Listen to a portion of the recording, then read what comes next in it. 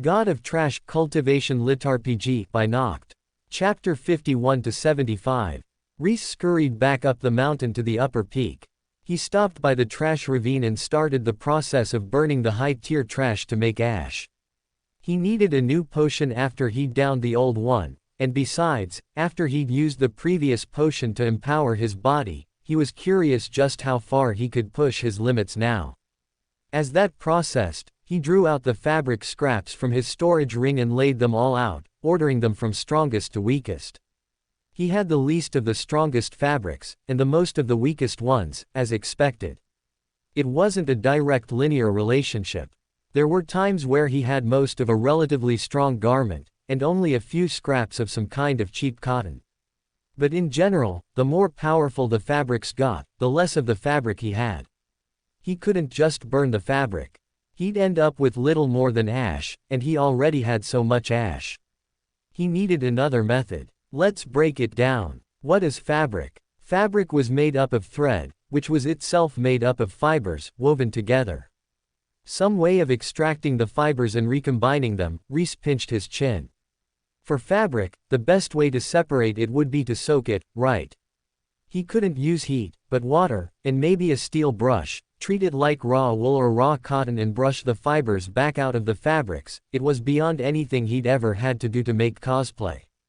The most he'd ever done there was cut whole cloth and sew it back together. Then again, Rhys thought, looking at the cloth before him. He didn't need to break it all the way down to the raw fibers. With a needle and a thread, he could patch up the larger garments with sections of the smaller ones. Rhys pulled out one of the most complete of the more powerful robes. It was burned and had a few holes and slashes, but overall, the general shape of the robe remained. He turned the robe over in his hands, inspecting it and generating a three-dimensional model of the damaged robe in his mind. Putting the robe back down, he spun the model, mentally reviewing the damage. Several panels had slashing damage, but for the most part, he could simply sew that shut and fix it almost invisibly. The burns and the holes were the real problem, but if he completely ripped out the panels with burn damage or holes through them and replaced them with fabric from another source, rather than simply patching the hole, he could create an end result that looked relatively uniform, as if he hadn't created it patchwork. The panel would be a different color and texture, of course, but a bit of dye and some creative layering would help hide the difference. And if he replaced two opposing panels, he could even make the choice look intentional, rather than a result of necessity. His mind ascended into the realm of character design and costume creation. This was no different than the time his female friend had sat on a patch of bubblegum and completely ruined a large segment of her sailor skirt the day before the contest finals. Compared to the exacting eyes of male nerds and costume contest judges, ordinary mages were positively easy to fool, or rather, please. The upside of a design he made up himself was that no one knew what it was supposed to look like, as opposed to creating a character's costume, where the judges could compare the real-life fabric to the picture, and find him lacking. It was for that exact reason that he'd always found original character cosplays, that is, cosplays of characters the costume maker made up for the purpose of making a costume, weakened somewhat of a cheat, and always resented when original characters won contests, but now, in the real world, he found himself gripping onto those same exact strengths that original characters had. I apologize for every time I silently cursed you, original character cosplayers. You, too, are trash, and ought to be looked to for enlightenment. He drew out a pair of scissors he'd found in the trash. The blades gleamed with the light of trash intent. It was time to get to work. Each fabric had its own properties. Some resisted the scissors, slashing, requiring Rhys to put extra mana into the cut, and others simply bent when the tip of the scissors dug into them, resisting the piercing quality. As he cut, he sorted the fabric into slash-resistant and piercing-resistant piles. There was less of the slash-resistant than piercing-resistant fabric, but the slash-resistant fabric was also higher quality than the piercing-resistant fabric. He tilted his head. Was it easier or cheaper to make piercing-resistant fabric than slash-resistant? It did make sense. To some extent, fabric naturally resisted piercing, but was less naturally resistant to slashing. Loose fabric could be slashed with a knife, but it would be hard to stab loose fabric, unless there was something behind it. The fabric would just move with the poke. Once the fabric was sorted, he drew out a needle and thread and got to work. The slash-resistant fabric went under the needle first. He worked quickly, the pattern familiar to him, using the repetition of sewing to train his fine motor control at speed. He was a mage, now. He'd enhanced his whole body several times over. Every motion, from the large to the small, he could do far faster and with more precision than he could as a mere human. Whether it was fighting in the arena or wielding a needle, he was able to output motions far faster than he could, even when he was putting together bags in the trash heap back in the orphanage.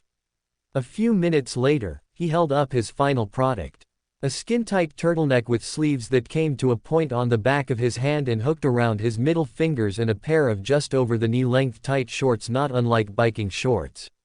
Ideally, he would have crafted leggings, but he didn't have enough slash-resistant fabric. The knee-length shorts protected his femoral artery and upper knee ligaments, and that would have to be enough for now. Both of them were absolute patchworks of different fabrics. He'd made no effort to make them look good. They would be worn under his robes, so it didn't matter if they were handsome or not. What mattered were their anti-slashing properties. He knelt and put his hands on the shirt.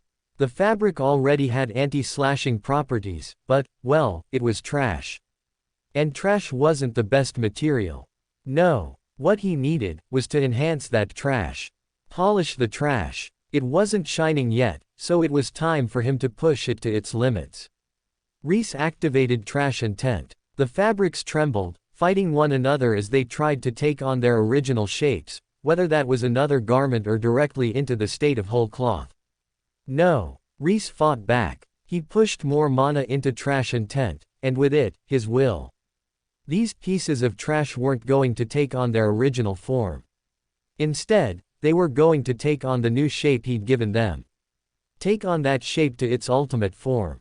Take on that shape to its absolute limit. The fabrics shook. The tiny scraps gave in first. They had the least of their original intent left, and the least inherent mana to oppose him with. The pulse of Rhys will overcame the emanations of the scraps, mana, and the scraps began to sync with Rhys' mana and his will, forming the shape of his intent rather than their intent. One piece at a time. Slowly overcoming the will of the fabrics he'd built it from. The biggest piece, a solid chunk he'd used to protect his abdomen and left chest, struggled against him. It strove to be a skirt, a piece of women's attire. It had been a skirt, before it was trash. It longed to be a skirt once more. Rhys rejected its desire. It was no longer a skirt.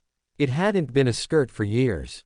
It was trash, it had become his trash, and now, he had transformed it into something greater. No. It trembled in his hold, rejecting his will with all its might. Its mana pitched against him. It was a skirt. It had always been a skirt. It was going to be a skirt again. Rhys went to push it down, then paused. He could overwhelm it, yes. But was that his path? Was that the way to pull the trash onto his side? For some of it, sure, but for trash with a will this powerful. If he could win this trash over, wouldn't it become far more powerful, in its final form as his new shirt? So instead of oppressing the fabric, he reached out to it. His will connected with its will. It wasn't becoming something lesser. Its time in the trash hadn't diminished it. He appreciated that it had once been a skirt, but before that, it had been whole cloth. Was it so attached to an ephemeral form? The skirt fabric hesitated. Its will flagged. Rhys showed it the shirt he'd made. He imagined himself wearing it into battle, imagined it deflecting mighty blows. Was this shirt that the fabric had become lesser than the skirt it had been? It was equal. No, greater. By working in harmony with all the other fabrics, it could become something greater than it had ever been. It could become something complete, and become useful once more. The fabric's will shook. He felt it trembling. One last blow. He looked at it, and called out to it and all the other fabrics in the shirt, showing them its grand vision. If they melded together, if they all worked together in harmony, what a fabulous article of clothing they could become. A powerful shirt that bordered on armor. They had been tossed away, torn, burned, stained and forgotten, but Rhys had found them. He'd remembered them, put them back together. And now they could shine once more. Show me, no, show the world. You aren't trash. You're still strong, still usable. Together, as one, we'll show them all that trash isn't any lesser than the original clothing. Whole cloth. Who needs it? We, together, are stronger than whole cloth could ever be. He'd only sought to be able to use trash intent on the fabric, but now, the shirt, and the pants, both began to glow. They absorbed Rhys' mana and the trash intent alike. The cloth whirled, transforming under the glow. Rhys stared, completely taken aback. He'd felt a little silly giving a motivational speech to fabric. Who would have known that speaking to the will imbued in the items would have this level of effect? More and more mana poured out of him. He reached into his robes and sipped a mana potion to keep up, not wanting to fall short of whatever this process was. At last, when he was about to take a second sip, the glow faded. The shirt and pants had each become a single piece, with no seams or patchwork. The diverse fabrics had melded into one. Patches of strange color and texture merged directly into the next, green silk becoming purple cotton broadcloth, purple broadcloth becoming white canvas. The end result was not unlike a poor man's tie-dye, with a big block of dark navy across the front of the shirt where the skirt's fabric had been. They weren't pretty, but they were powerful. The shirt and pants emanated an aura of tier 1 on their own, as if they were their own mage. Not only that, but the fabric held its own power and intent. It had absorbed his mana and intent and took them as their own, holding the power he'd imbued in them even without him constantly feeding them. Rhys ran his hands over the fabric in shock. How? What? Trash Enchanting 1. He almost laughed aloud at the message pop. Trash Enchanting. What was that? Now the system was just putting trash in front of words.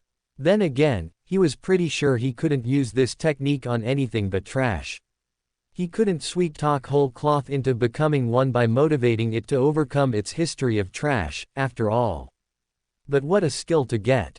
Removing the makeshift toga he'd been wearing since the battle, he put on the slash-resistant clothes. The clothes conformed to his body like a second skin, moving on their own to match his limbs. Rhys stretched. Although the shirt should have pulled where there were patches of stiff fabric, and he should have had to make dozens of adjustments, it instead fit perfectly, and the same went for the pants. He stared at his body in shock. Slowly, a grin spread over his face, and he turned toward the piercing-resistant fabric. He'd just gained a new technique. It was time to push it to its limits. The light faded away from the robes Rhys had sewn from the piercing-resistant fabric. Once more, it had melded together, but this time, it looked far more handsome. He'd bothered to pick fabrics with complementary patterns, colors, and textures this time to craft a garment that actually looked passable, since this would be his external clothing, and he quickly put it on. He'd mostly used dark colors, navy, forest green, brown, and black, since there were plenty of dark colors in the pile, and many of them were complementary. Some highlights of white mixed in as contrast. The robes were loose. They naturally draped around his body to hide the seams where the fabrics melded together, where the colors got a bit blurred and strange. The central panel was black, with a small white panel just outside, then blue and green in that order, finishing with black again in the center back. The sleeves were made from brown leather, and he'd made a belt to match, with a buckle he'd fished out of a different pile of trash. The shoulders were reinforced with a darker shade of leather, as was the collar. They weren't the best-looking robes he'd ever seen, but they were passable for his first attempt at making clothes with his new technique. Trash Enchanting was now level 2, and he was almost out of mana. He'd taken 2 full potions to enchant the larger robes, but he had plenty of potions, and as long as he took them one sip at a time, less is more kicked in and provided him with bonus mana, which multiplied the total mana that he could absorb from the potions by several times. He sipped the mana potion again and checked on the ash. It had burned down, and was about ready to brew. Farewell, giant trash pile from the upper peak. Rhys saluted to the pile of ash, then drew out his cauldron and started piling ash inside to begin the process of concentrating the impurities. He skimmed the purified ash out and added more, over and over, until the pot was absolutely full of impurities. On and on, until at last, he called a blob of impurities out of the cauldron and tucked it away into his robes. He patted his chest, pleased. 2 goals achieved. New robes, and a new, stronger impurities potion that he could absorb slowly while he was leading the Purple Dawn folks around. He defeated them soundly, and their attempts to catch the school on the back foot had failed, thanks to his intervention. Everything was going swimmingly. The hairs on the back of Rhys' neck prickled, and he grimaced. It was all going well, but that only made him more suspicious. For a group that was supposed to find every fault and not stop until he and his school were embarrassed and subservient to their academy, they sure had been playing by the rules so far. He hurried down the mountain, through the barrier, and toward the cabin where the students had been given quarters. He'd almost reached the cabin when he heard footsteps, crunching through the undergrowth. From his training with Bast and Straw, Rhys instinctively moved silently through forests, and his trash step only enhanced his ability to move silently, given that the ground was carpeted in leaves the trees had thrown away. Before anyone saw him, Rhys reined in his aura and ducked behind a tree, holding his breath. Even looking for? May asked, frustrated. Anything that can embarrass the school. Split up. We need to cover as much ground as we can, Walter replied. What about Ernesto? Victor asked. Hanno scoffed. Do you ever listen? He told us. He's chasing down the source of that terrifying curse energy I sensed. If this infinite constellation school is really brewing a curse that potent, forget conquering this school, he'll be able to bring down the force of the entire Northeastern Alliance on their heads. We'll crack this place open like an egg and suck all the valuables out of it. Yuck. What are you doing to eggs? Victor asked, disgusted. Rhys raised his brows. That does raise a good question. The Alliance, I'm assuming the same one that captured Straw, clearly sees curses as evil, but Walter and Hanno openly use curse power. Was it the strength of the curse that made it impermissible? Or maybe the origin of it? Obviously. If they're actually brewing a curse strong enough to take out a school, the Alliance will have to move. They won't overlook it, like they do with our class fooling around with curses, Walter said, ignoring Victor's interjection. The strength of it, then. Rhys nodded. It was like how, in his world, countries were allowed to make bombs day in and day out. It was only when they tried to make an incredibly powerful atomic bomb that other countries would take notice and try to stop them. Though, from the way he mentioned the Alliance overlooking their class, it seemed like curse power wasn't widely seen as a good thing. Then again, these guys are the class Purple Dawn sent to cause trouble for another school. Is that deliberate? After all, if the class that had run wild and gone mad, studying curse power, whether Purple Dawn's schoolmaster deliberately overlooked them or not, then it was easier to excuse their bullying another school as the mad actions of a class outside our control. It was the corrupt alliance of the government, in this case, the school, and criminals, where the school benefited from overlooking the criminals, because they could keep their hands clean if it was only the criminals who dared to do evil acts that the school would definitely never support. Rhys sighed to himself. It was so plausible that it hurt. All these idiots practicing curse power were nothing but the sacrificial scapegoats for the larger school, but like any criminals, they didn't care as long as they could get away with gaining power at the same time. When push came to shove, they'd find their necks on the chopping block, but then, they probably weren't the type to look ahead.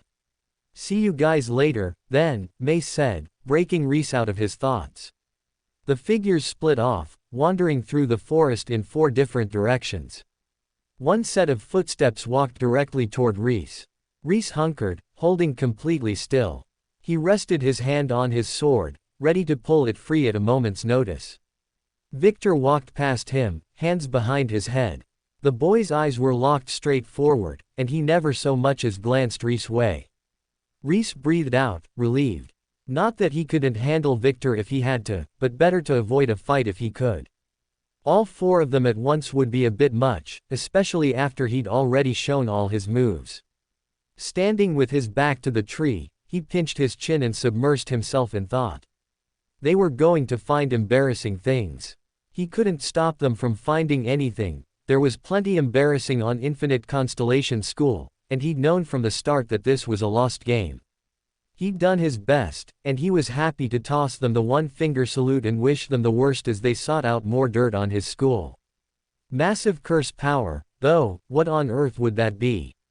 He was completely sure he'd never sensed curse power before Hano. Straw had always hidden all his power, to the point that he'd been flabbergasted to hear that the man was supposedly a cursed straw doll.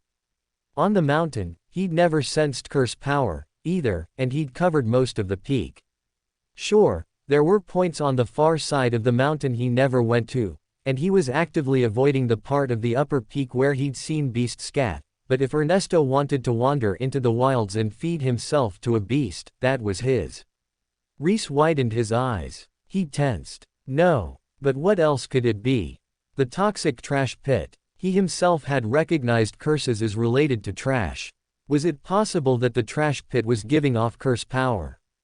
When he'd been there, he hadn't sensed curse power, but he'd barely been able to breathe or interact with the trash pit at all. It could be giving off any sort of energy, and he'd never know it. Especially since he hadn't sensed curse power until Hano, or, if he hadn't known what he was sensing, to recognize it as something other than mana. The toxic trash pit blasted him with so much power, smell, everything, that it was impossible to pick out all the energies that were mixed into the sludge. The one thing he was sure of, though, was that the sludge was definitely powerful enough that it could hide a curse of significant power. Even a curse powerful enough to destroy another school wasn't beyond the realm of possible. Rhys narrowed his eyes. He pushed off the tree and ran, hurtling toward the trash pit. After all the work he'd put in to be able to absorb it, all the pain, the blood, the sweat, the tears, after everything he'd gone through, he wasn't about to let some upstart teacher from another school scoop those impurities out from under him. He'd been working toward the toxic trash pit for months. That thing was his, by right. And he intended to claim his prize, by hook or by crook. A part of him was concerned for Rise, but there was no time. Not with his toxic trash pit on the line. He had to trust in her. Trust in her strength, her physical and magical strength, and believe that she was fine. Right now, the school and everyone within it, his personal future, and worst of all, the toxic trash pit, were in danger. He couldn't spare a second. I thought I smelled a rat. A hand darted out from behind a tree and grabbed at Rhys' robes. Rhys threw himself to the side and ran on. May whirled from behind the tree and gave chase. Hey, where do you think you're going? He reached into his storage ring and tossed a hunk of wood behind him. May dodged it. The second she shifted her eyes to the wood, Rhys pulled the steel pole out of his storage ring and used trash intent on it, jutting it straight out behind him. The pole lengthened, its blunt end hurtling toward May's forehead. Attacking a student without warning. Aren't there rules against that in your school? She asked accusatorily. Nope, Rhys replied. He reached to the bottom of his storage ring and drew out a handful of tiny glass shards. They rained down behind him, carpeting the earth between the two of them. May scoffed. She leapt over the glass, aiming a kick at Rhys' back. Shitty little school. Yeah. But there's beauty in a shitty little school, don't you know? Rhys stopped dead. He thrust his sword between his arm and armpit, bracing it with his whole body, and activated trash intent. May widened her eyes, but it was too late. She was already in the air. Her kick landed soundly on Rhys' blade. Blood flew. May screamed, an ear-splitting sound, and crashed to the ground, her foot bleeding into the leaves. It was split almost to the knee, and from ankle to toe. Rhys grimaced. He hadn't known how bad it would be. Looking at it, he almost felt a little bad for her. From nearby, Walter shouted, May. And that's my cue to get out of here. Rhys put his sword away and sprinted off, using all his mana on trash step to speed himself up to the absolute limit of his current strength. He hurtled through the woods, running so fast that the trees became nothing but blurs in the dark. At this speed, he couldn't fully suppress the sound of his passage, but that was less important now. If he didn't get to the trash pit in time, it was all over. Not just for him, but for the school, and everyone in it, too. To Rise, Sordon, maybe even Az and Lyra, though he had the feeling the two monsters would figure their way out of this school's collapse just fine. He closed in on the toxic trash pit. This far out, he could already smell the thing, and feel its corruptive influence on the very air around him. Now that he knew what curse power felt like, he could sense it all around him. It was thick on the breeze, as heavy as mana was in the center of the sect. How could I not sense it before? He wondered, but he knew why. He hadn't known what to look for, and he was overwhelmed by the multisensory experience that was the trash pit. There wasn't a single sense it didn't offend in some way or another. Ahead of him, he sensed a single source of mana, one unfortunately more powerful than him and infinitely familiar. Rhys drew close enough to see the pit before slowing to a halt, some distance from the pit itself. Ernesto stood at the very edge of the pit, gazing down into it, his eyes wide. Sensing Rhys, he half turned, but didn't look away, as if the thing down in the depths was so desperately interesting that he couldn't bear to look away. How did a tiny school like yours even end up with something like this in your possession? This thing, this foul well. We've been searching for a well like this for ages. And here it is, right under our noses, hidden away in a tiny, shitty little school like yours, he trailed off, staring into the depths. You know it's no weapon. Step away from the edge, Ernesto. You gain nothing from this and stand to lose much, Rhys accused him. It wasn't untrue. If Ernesto's students were studying curse power, there was no chance the man himself had abstained. And if the Alliance disliked curse power as much as Walter and Rhys run in with them indicated, then he'd be essentially calling the cops on himself to reveal the pit to the Alliance. He, too, would get locked up for a long time as a consequence. Huh. As if you would understand. Or maybe, you would. Ernesto looked away from the pit at last, locking eyes with Rhys. I knew I recognized you, and when you absorbed that curse power, it struck me. You're the straw man's disciple, aren't you? That's right. I'm Straw's weakest disciple, Rhys replied. There was no need to deny it. It was true, and besides, the Alliance itself had cleared him of curse power. Not only that, but Straw had never used curse power around them, nor taught them of it. He truly had no connection to the stuff, except for his ability to burn it, the same as any impurity. Straw, is that what you called him? How affectionate a thing to call that monstrous doll, that mass of impurity and ruin. Tell me, child, what was it like, learning curse power directly from the master? I didn't, Rhys informed him. Ernesto scoffed. I saw what you did to Hano. There's no need to lie. It's true. Straw never taught us anything about curses. The strange man had taught him how to fight, how to use mana, and how to defend himself, but he hadn't ever brought up curses, or any practical spellcraft, for that matter. Rhys had left his tutelage more martial artist than mage, even for someone of his magely proclivities. He didn't mind it. Being capable of both was a useful tool. But it remained true that he hadn't been at all, in the least, taught about curse power. Belatedly, Rhys realized that maybe that was why Straw had never taught them spells. The man couldn't, not without calling on curse power. Impossible, Ernesto snapped. Whether you believe me or not, it's true. Step away from the pit, Rhys ordered him. Ignoring him, Ernesto turned back to the pit. Do you know what sleeps in these depths, child? Oh, I don't like that. Rhys backed away, sudden nervousness gnawing at his stomach. I'll go get a quarry if you don't step away right now. No, I'll get as. Why don't I show you? With a rictus of a grin, Ernesto turned back to the pit. Dark shadows stretched from his body as the pit suddenly glowed a filthy, black-brown-green light, like the color of sickened shadows. No, Rhys went to charge Ernesto, but found himself pinned in place. Mana dragged at him, pulling him down and still. He glanced down. A single nail locked his shadow in place. When he tried to struggle, his shadow writhed, but his body didn't move an inch. Rhys, skin crawled. A curse. Gazing into the pit, Ernesto made a pulling gesture. Chains rattled, and something viciously cold welled up from the pit. He laughed aloud. Come forth. I awaken thee. From the depths of the pit, a hideous roar answered him. The pit glowed brightly, bathing the forest in its sickly glow. The light pulsed like a bad headache, and the pit burbled and spat as if it boiled, but emitted a fierce cold instead. Caught under the influence of the cursed nail, Rhys could do nothing but watch as Ernesto continued to pour mana into the pit. He narrowed his eyes, reaching out toward the nail with his mana. It had to touch him somehow, right? Somehow, this nail was exerting influence on him. If he could find that connection and trace it back, then if he absorbed the curse power, he could break free. The only problem was that he couldn't sense the curse. Whatever it was extremely subtle, and right now, curse power, horrible sense, impurities, and 1,000 other sensations overwhelmed him constantly as the pit boiled away. Identifying one small scrap of curse power in the midst of the sensory storm was like identifying one particular raindrop during a hurricane.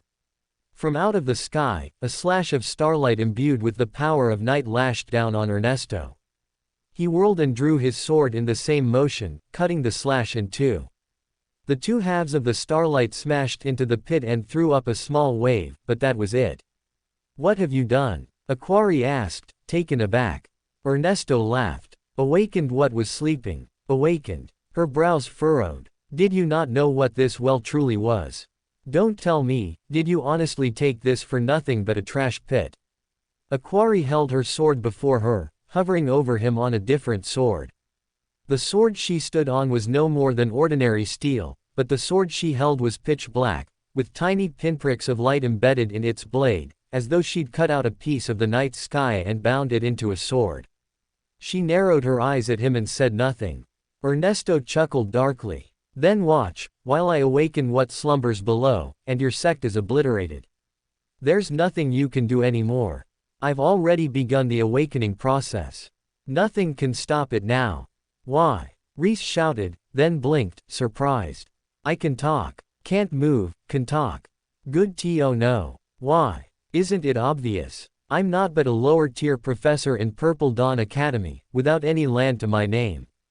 After this cursed beast ravages your land, and I lead the Alliance here to righteously slaughter the heretics who dared to cultivate such a dangerous curse, they'll naturally gift this land to the hero who purged the land of such vicious demonic mages. My stature within Purple Dawn will shoot up, and I'll make tenure in no time." "Hell of a way to make tenure. You aren't doing this on the behalf of Purple Dawn?" Rhys asked, acting shocked. "I was. But now that I've discovered such a valuable, dangerous curse, why not make a little progress of my own, rather than simply profit the Academy? Besides, it aligns with my own interest. You know, these foul wells dot the lands. No one knows what causes them, but they usually house a demonic beast, and always contain a great mass of impurities." Rhys' ears perked up. "A great mass of impurities.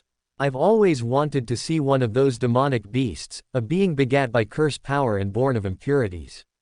For a long time, I've studied curses and curse power. What are curses? What is this dark energy, that seems counter to mana, and collects in the darkest, most corrupt, most stagnant places?" This guy was bad news. Rhys glanced at Aquari. She stood over them, holding tight to her sword, but she didn't move. Her eyes flashed to him. "Wait, is she not moving because of me?" Surprised, Rhys stared at Aquari. He had no idea that the schoolmaster actually cared for him, even to the minor extent of him being able to serve as a hostage. Still, this was no good. He couldn't let himself stop Aquari from fighting Ernesto. If she didn't stop him, the worst outcome would occur to their school, and Rhys wanted to prevent that as much as anyone. He glanced to the side, at the pit of impurities, then back at Aquari. Aquari stared back, clearly doing her own calculations. Rhys turned his eyes back to Ernesto. Whatever she was thinking, he refused to be the distraction that lost her this battle. He would resolve things with Ernesto on his own terms, in his own way. It was a bit risky, but gain never came without risk. Rhys steeled his heart and narrowed his eyes as determination welled up within him. Ernesto rambled on. "And here I am, before a foul well, one with a demonic beast bound within, at that. I can't let this opportunity to study curse power pass me by." "You won't get away with this," Rhys spat. Ernesto chuckled. He glanced at the nail binding Rhys in place. What are you going to do about it? I'll tell everyone. The Alliance, your school, anyone. As long as I live, I won't let you forget it. Hero. Ha. They'll know you as the villain you are. The foolish, pathetic villain who had to rely on a demonic beast's strength to take down a tiny school like this. Are you, now? Ernesto strode toward him, a dangerous look in his eye. I will. There's nothing you can do about it. When I'm done, the whole world will know, Rhys pledged. You. Shut up. A quarry barked, charging in. No, I don't think they will. Ernesto loomed over him and raised his hand. A black shield built of a hideous and mysterious bone materialized between him and a quarry, and her sword bounced off. He gripped Rhys by the shoulder and shoved. Rhys tipped over. Further, plummeting toward the sludge. When he was horizontal, the nail snapped, and motion returned to his body, but it was too late. He was already falling, too far gone to recover. A quarry snarled. She hammered Ernesto's shield, but the bone was durable, and refused to so easily break. Small notches appeared in the bone, and bone shards flew, but the shield held. As he tipped over the edge, Rhys smiled. He gave a quarry a thumbs up, and plunged into the gunk. No one was going to take his trash away from him. Not some fancy professor from another school, not a demonic beast, no one. Before they could destroy it, he'd suck it all up out from under them. It was a risk, an incredible risk. He'd trained impurities as much as he could within the time frame he had, save the final impurity potion he held on him now, but even so, he wasn't confident that he could actually absorb the toxic gunk without dying. If it was up to him, he would have dripped some, then drank some, then slowly built up to jumping in, but there was no time. His trash was under risk. If he didn't act now, it might disappear forever. Without risk, he could make no gains. If he wasn't willing to burn himself down repeatedly, he never would have progressed as a mage. He was trash. He belonged in the pit. Even if the pit damaged him or crippled him, it only returned him to his natural state as trash. And if he died, well, he refused to die. Not to trash, anyways. This was where he belonged. This was his home. He'd been reborn in a trash pit, and trash pits would forever belong to him.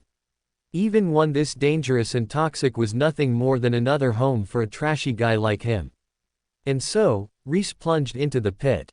If his senses had been assaulted before, it was nothing compared to the barrage he was subjected to now.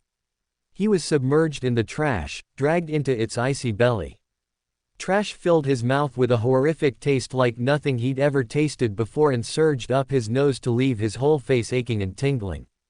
His skin smarted, stung, burned, and froze all at once.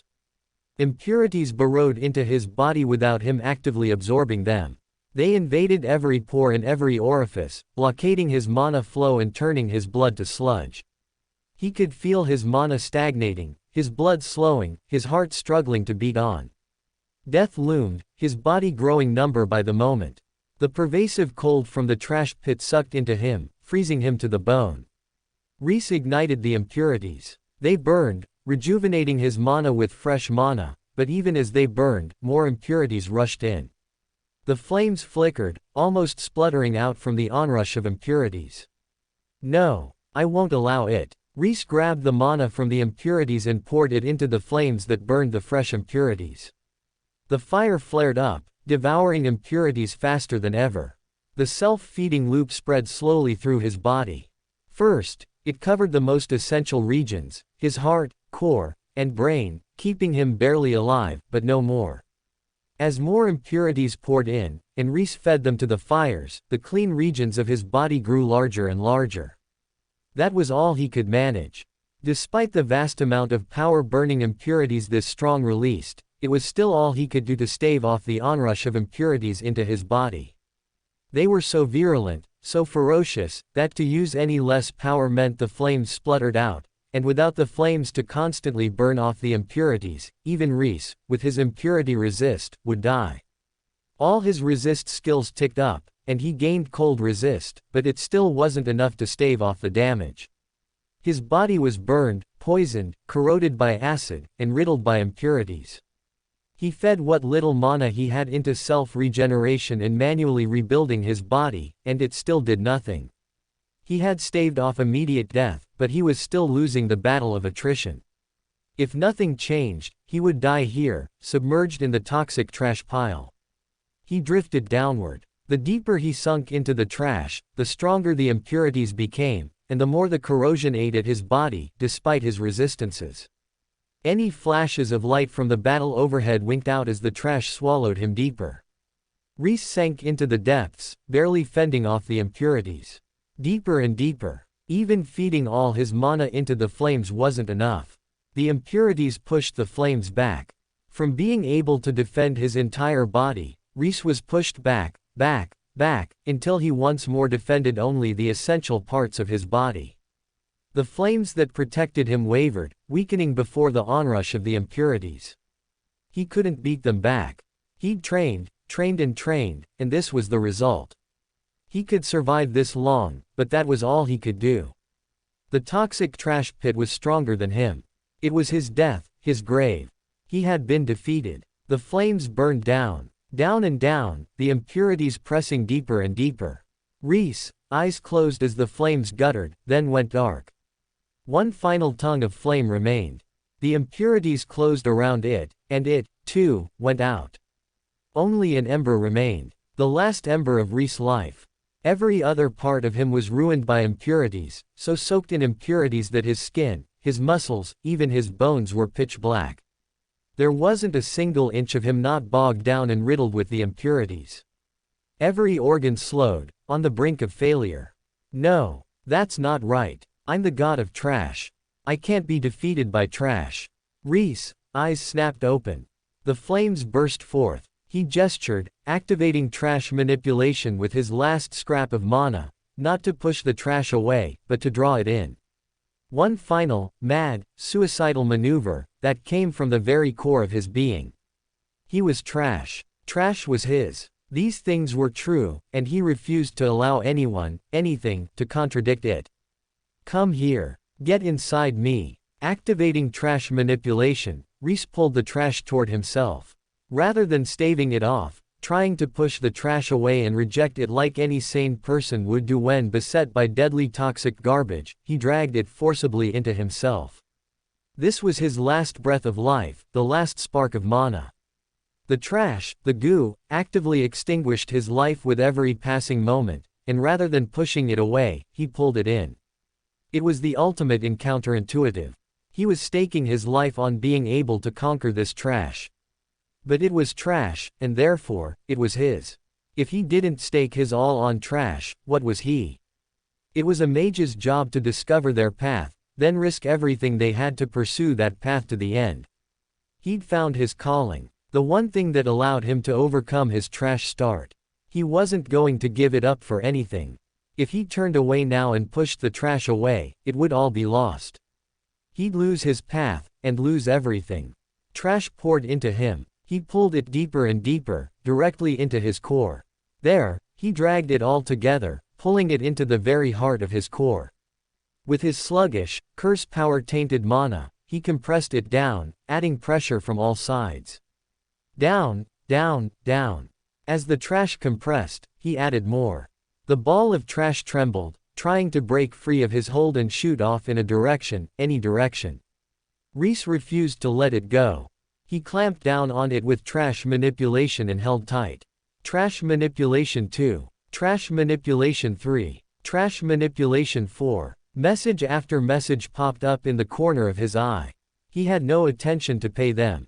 All his focus was concentrated on the ball, on holding on compressing it tighter still. Trash continued to flow into him, impurities, toxic goo, everything. He kept pushing it together. Compressing. Tighter. The ball grew hot. It began to glow. Rhys grinned, and he shoved a tiny bit of mana into the trash ball. It ignited, burning with a ferocity unlike everything he'd ever experienced. Like a star, the compressed star burst, propelled outward by the forces within it. The fire rushed through him like a wave. All the impurities, the trash, the toxins, everything in the pit that had soaked into him, it all burned away. In the wake of the flame, his body remained, but stronger. Far stronger than anything he'd done before. He'd survived. He'd cleared all the impurities and trash from his body, and now, his body was strong enough to survive in the toxins. He could swim out, escape, with no downsides. He'd succeeded. Rhys narrowed his eyes. Again, he pulled the trash in again. Once more, his body darkened with impurities and was riddled with toxins.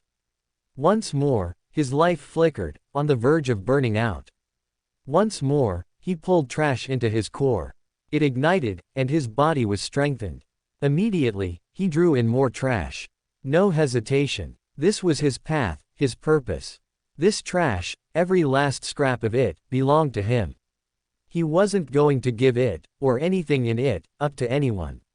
Even if he could survive, what was the point if he didn't make the most of this once-in-a-lifetime opportunity? Even if he did escape, what was the point if Ernesto stole his trash, his demonic beast that had been thrown to the bottom of the pit in an obvious effort to throw it away, out of his hands? He refused. No, he wouldn't let Ernesto. And if he was too weak right now, then he'd just get strong enough that he could overpower Ernesto, right here, right now. This whole time, he kept drawing in trash, compressing it, and igniting it. The intervals between the bursts of flame grew faster. On the surface, the toxic gunk grew lower, and Ernesto frowned. What? Daring to look away. The stars in the sky shimmered and took on the shape of a giant bear of pitch-black sky and starlight. It lunged at Ernesto, trying to bowl him into the pit. Ernesto dodged and gritted his teeth. Give up already. You know this is hopeless. I will never give up on my school, a quarry snapped, and lunged at him once again. Deep under the gunk, Rhys knew nothing of what happened on the surface. His life was nothing but the process of drawing in gunk and igniting it. Nothing else existed in his life. Just the trash, and the ignition. Even the process of empowering himself left his mind, and the power from the burned trash and impurities was left to freely strengthen him as it roiled through his body. Everything was the tiny dark star in his core, and the gunk that poured in to refuel it. More and more of the second stage, more powerful impurities built up in the bottom of his core through this process. Rhys watched them, even as he focused on continuing to burn down the gunk. They were the key to the next tier. He knew it instinctively, just looking at them. But they were what remained when everything burned down. They couldn't be burned. Not by ordinary processes, anyways. Rhys reached out and called to them, pulling them into the next star.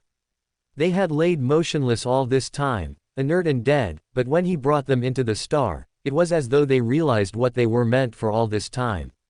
They came to life and burrowed into the heart of the star, and the star grew denser than ever before. Denser, and more stable. He poured trash into the star, and it held it without breaking apart. More, until his trash manipulation trembled, until his mana struggled to hold it tight. The star was still completely dark. Not a single glimmer of light nor heat appeared in its depths. The second-tier impurities made it more stable, but that was as much a problem as it was a solution. If the star wouldn't ignite, he couldn't begin the refresh process. Rhys gritted his teeth and kept going. He couldn't stop now. More and more trash poured into him. If this was the him of before, the him who'd jumped into the toxic pit, he would have died, but the repeated refreshes had made him more durable and stronger, not to mention that his resist skills had leveled up, too. He could take more toxins, more punishment, before he died. His body blackened. He spat blood as his heart slowed and his blood ran backward. His limit approached, but at the same time, he saw the end of it. It was almost there. It just needed a little more. He trembled. Pain split every cell. His vision darkened, his limbs numbed. He was at his absolute limit. Any more, and he'd die for certain. The star still refused to ignite. Rhys gritted his teeth. He tensed, then, with a ferocious shout, pulled with more strength than he'd ever pulled before. The gunk sank into him, rushing into his core. His body shuddered. He felt himself dying, felt his organs shut down, one after another. And still, he refused to give up. He shouted into the gunk and pulled even stronger than before, putting his all into it, every scrap of mana, curse power, anything he had. The gunk became a vortex and poured into him. He compressed it and pulled in more. His consciousness thinned, barely holding on. Nonetheless, even as his awareness dimmed, he continued to pull more trash into his core to feed the star. The star was his everything. It was his present, his past, his future. This was the culmination of everything it meant to be a mage for him, everything he'd put into Tier 1 and everything he'd learned since he'd arrived in this world. If it wouldn't burn, then his path was incorrect, and there was no future for him. As his consciousness flickered, on the verge of winking out, and his heartbeat slowed, with the last iota of self-awareness, Rhys saw it. A light. A single ember, glowing in the very depths of the star. He poured mana into it, feeding the ember. It surged, burning through the star, through the second-tier impurities, through everything. Power rushed out once more, but this power was fundamentally different from anything he'd experienced so far. Stronger, purer, more transcendental. It had a shimmer of his path in it, for the very first time. Simply breathing in mana fundamentally changed it to match his path. It was to a tiny extent, to the point that Rhys wouldn't have sensed it if he didn't know exactly what to look for, but nonetheless, it had changed. His body transformed under the power of this new energy. Impurities rushed into his every pore, soaking into him without requiring any conscious effort on his part. Simply being submerged in trash was enough to call it to him now, without anything further.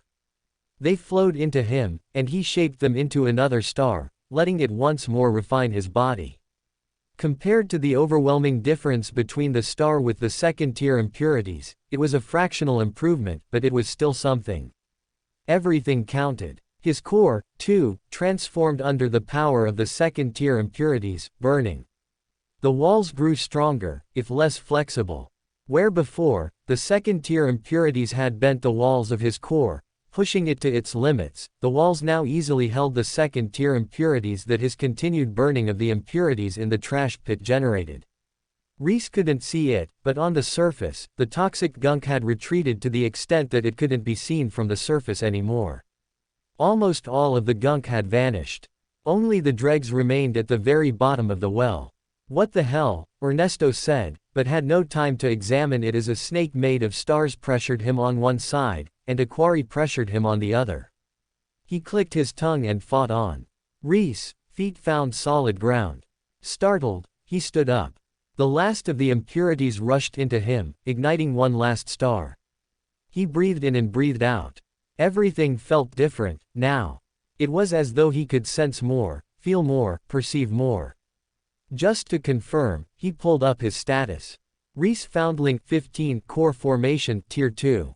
Title: Trash Born. Skills: Hunger Resist 15. Survivalist 30. Pain Resist 47. Scavenging 40. Less is More 42. Sowing 12. Blow Mitigation 27. Self-Regeneration 31. Mana Manipulation 18. Improvised Weapon Proficiency 11. Heat Resist 10. Acid Resist 22. Impurity Resist 25. Poison Resist 26. Cold Resist 12. Alchemy 7. Herbalism 8. Speed Reading 11. Bluff 4. Enlightenment 2. Speed Picking 3. Path. Trash Intent 9. Trash Body 8. Trash Aura 1. Trash Step 2. Trash Manipulation 7. Trash Enchanting 2. Trash Talk 5. Rhys pumped his fist, barely biting back a shout of excitement. Tier 2. He was Tier 2 now. A cold snort cut through his excitement. Rhys jumped and drew his sword, holding the broken thing in front of him. Before him stood a skeletal horse. It stood twice as tall as him, its enormous skull looming high above him.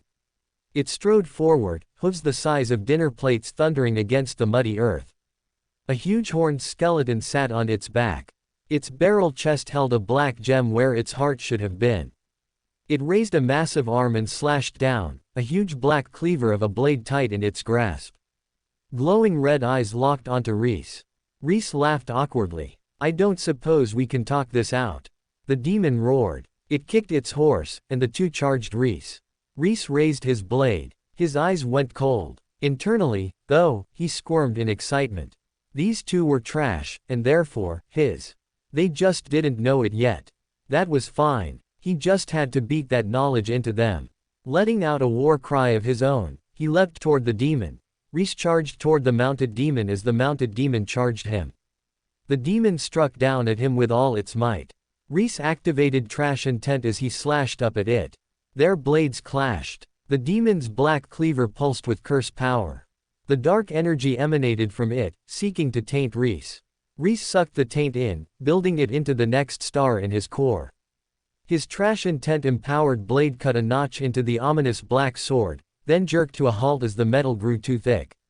Still, Rhys grinned. Trash like him was able to meet the demon on its own terms, and hold his own. He'd come a long way. Surprised, the demon jerked back. The horse ran on, taking the demon with it. Rhys pivoted, watching the two as they rode. They reached the end of the small, narrow arena. The horse reared, then rounded on Rhys, snapping around to charge at him again. Rhys, whole body brimmed with strength. His mana was fully topped up. He'd never felt stronger in his life. The monster before him emanated pressure in the upper ranks of his current tier, but Rhys felt no fear. He could take it. He had the trash. Rhys summoned the rat projection. It circled around him and settled beside him, watching the demon. He empowered his sword with Trash Intent and Trash Aura, and as the demon closed in on him, he unleashed a slash of Trash Aura at the demon. It turned its horse to the side at the last second and caught the blade on its black sword. The horse reared and plunged toward Rhys, striking at him with its enormous hooves. Rhys dashed back. The rat charged, biting at the horse's legs. The horse stopped dead and stomped at the rat, distracted. The moment it took its eyes off him, Rhys reached out to the ball of impurities circulating around his core. There was plenty of curse power floating around his body, so he pushed that into the ball. The curse within came to life. Here goes nothing. The curse ran through him. Instinctively, Rhys raised his hand and grasped at the horse. Two enormous skeletal hands pierced through the muddy floor and clasped the horse and rider both, bearing them into the earth. The rider swept its black blade. The bones shattered, and its mount leapt free, directly into a leg-breaking pile of slippery, round, random garbage. The horse whinnied in fear. The rider gripped the reins tight, to no avail. The horse crashed down, and its legs went out from under it. It sprawled over the floor. Thrown free, the demon rolled over the mud. Rhys closed in behind it, using Trash Step to race over the garbage footing. Before the demon could rise, he slammed his sword down on its neck. Its skull came free. It rolled over the earth.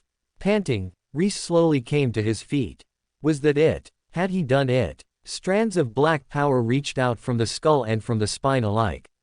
They connected, and the strands slowly drew the head and spine back together. I don't think so. Rhys reached in and grabbed the black strands. Curse power writhed under his grasp. It reached into him, seeking to corrupt him. A wave poured through his mana passages, flooding his body. Rhys pointed it all at the star in his core and rounded it up there. The star began to glow, in the brink of setting alight. The black energy wavered. It jerked away, trying to escape him. Rhys reached after it, tightening his grip on the energy. It slipped around his fingers. He chuckled and pulled at it, dragging it into him. The black strands retreated, hiding away in the demon's skull and spine. Rhys shrugged. He gripped the skull in one hand and the spine in the other. Taking a deep breath, he pulled ferociously from both at the same time. The skull's eyes came alight. Its jaw worked wildly. In his other hand, the skeletal body thrashed. Claws scraped at his arms, and it kicked with all its might, bucking its whole body against his hold. Nope. Rhys pulled harder than ever. The skeleton thrashed, but there was nothing it could do. He had it in his grasp, and its curse power was his. Something slammed into him from behind. Rhys tumbled, instinctively rolling with the blow. As he rolled, he caught sight of his assailant, the horse, which had scrambled free of the trash pile to come to the aid of its rider. Rhys rolled upright and skidded to a stop seconds before he struck the wall. He looked up, clutching his sword behind him. Across the room, the rider leapt up onto his horse. He swung his sword at Rhys, leveling the blade at Rhys. One last charge, Rhys said. The horse reared. It landed with a snort, cold smoke rising from its nostrils. On its back, the rider lowered its head, and its blazing red eyes locked onto Rhys. The horse chomped at the bit, its dinner plate hooves stomping the earth. Rhys charged, and the rider rushed at him. The horse ate up the ground between them. As the rider closed in, it raised its cleaver high. Its eyes glowed. It would win. It had the reach, the speed. This battle was in its hands. Abruptly, Rhys stopped dead. He ripped the steel pole out of his storage ring, braced it on the ground, and pointed the end at the rider. The blue glow of trash intent sprung forth and hammered into the rider's shoulder. The pole bucked in Rhys' hands, trying to break free, but he held on. The butt dug into the mud. Come on. The rider flew backward, taken right off the horse by the pole. The horse ran by, unable to immediately turn its bulk to rescue the rider. Rhys raced in and grabbed the rider once more, pulling on the curse energy even more powerfully than the first time. You're mine. Stop resisting. The rider's body trembled. The black stone that served as its heart grew smaller and smaller, withering away as Rhys drew the curse power out of it. As the curse power flowed out of it, the dark energy around its bones and the bright fire in its eyes both faded. At last, nothing remained but the bones. The horns fell off, and the bones fell to powder. Rhys raised his brows. This skeleton hadn't been the source of the curse. Was it the horse? An angry whinny sounded from behind him. The staccato beat of hooves on the earth raced closer. Rhys threw himself out of the way, and hooves landed on the place where he'd been seconds before. The horse charged by, slowing as it reached the wall and turned, then lined up for another charge. You saw how that ended last time. Do you want to get jousted, too? Rhys asked, though honestly, he wasn't confident his pole would hold. The horse was massive. Its weight alone might be enough to crumple the pole, even if he reinforced it to perfect with trash intent. The horse snorted. Apparently coming to the same conclusion as Rhys, it reared, then charged, barreling down on him. Rhys held his ground. He held out his sword, tightening his grip. And then he rolled out of the way and let the horse charge by. Are you stupid? No shot, I'm taking you on outright, Rhys berated it as it lumbered past. He wasn't going to make a brave stand or heroically charge head first. What did the horse think he was, some hero? PFF'd. Rhys knew his place. He was trash, so he was going to fight dirty like the trash he was. If he stood tall, there wasn't a chance he'd survive in this brutal world. The horse ran by, huffing in frustration but unable to attack him. It was huge and fast, but as a result, it had a ton of inertia. It couldn't stop on a dime or turn tight angles. As long as he dodged its direct charge, he was safe. It slowed down as it reached the wall. Tossing its head, it stomped the mud into a froth as it turned. Grabbing a hold of his fresh curse power, Rhys put it all into the curse circulating around his core. Two skeletal hands appeared on either side of the horse and bore it down. The horse screeched and fought back, but the hands, empowered by all the curse power in its rider, were too strong. They pressed it into the earth and kept dragging, trying to pull it deeper yet. Whoa, whoa. Rhys let up on the amount of mana he poured into his curse to keep it from pulling his prize directly into the ground. Instead, he jogged over to its side and put his hand on its head. You've been thrown away. Tossed in this pit for who knows how long, with piles and piles of garbage thrown on your head. But don't worry. You're mine now. I'll take good care of you. With that, he pulled hard, sucking the curse power into himself. The horse struggled. Neighing and kicking its powerful legs, it fought against the curse's hold. The strange part was, Rhys felt every beat of its hooves on his own hands, as if it kicked him instead of the cursed bones. He winced and gritted his teeth, but kept going. This was his curse, his garbage. He'd earned it fair and square. Now it was time for it to join the other curse flowing around his core, and truly belong to him. The horse diminished, the same as the rider had, then vanished. This time, though, a single bone remained, one piece of the horse skeleton surviving to hurtle into his core. Like with the first curse, Rhys wrapped it in impurities and sent it circulating around his core. Curious, he sent a bit of curse power into the bone to see what it would do. He felt the sensation of a horse, and understood, the horse would come if he called. In essence, he'd gained a mount. He took a moment and simply took it all in. His core emanated mana, glowing faintly. Around it, the two curses floated like moons, the one with large hands, and the other, a single bone of a horse skeleton. Curse power circulated around the outside of his core like the rings around a planet, emanating a cold, ominous power. He could purify it, but since curses required curse power, he didn't want to completely burn away his store. He could transform curse power to mana, but not the other way around. Curses, he gazed at them, a bit confused. Were these like straw, remnant weapons, or whatever they'd been called, something left over by a great and powerful demon king?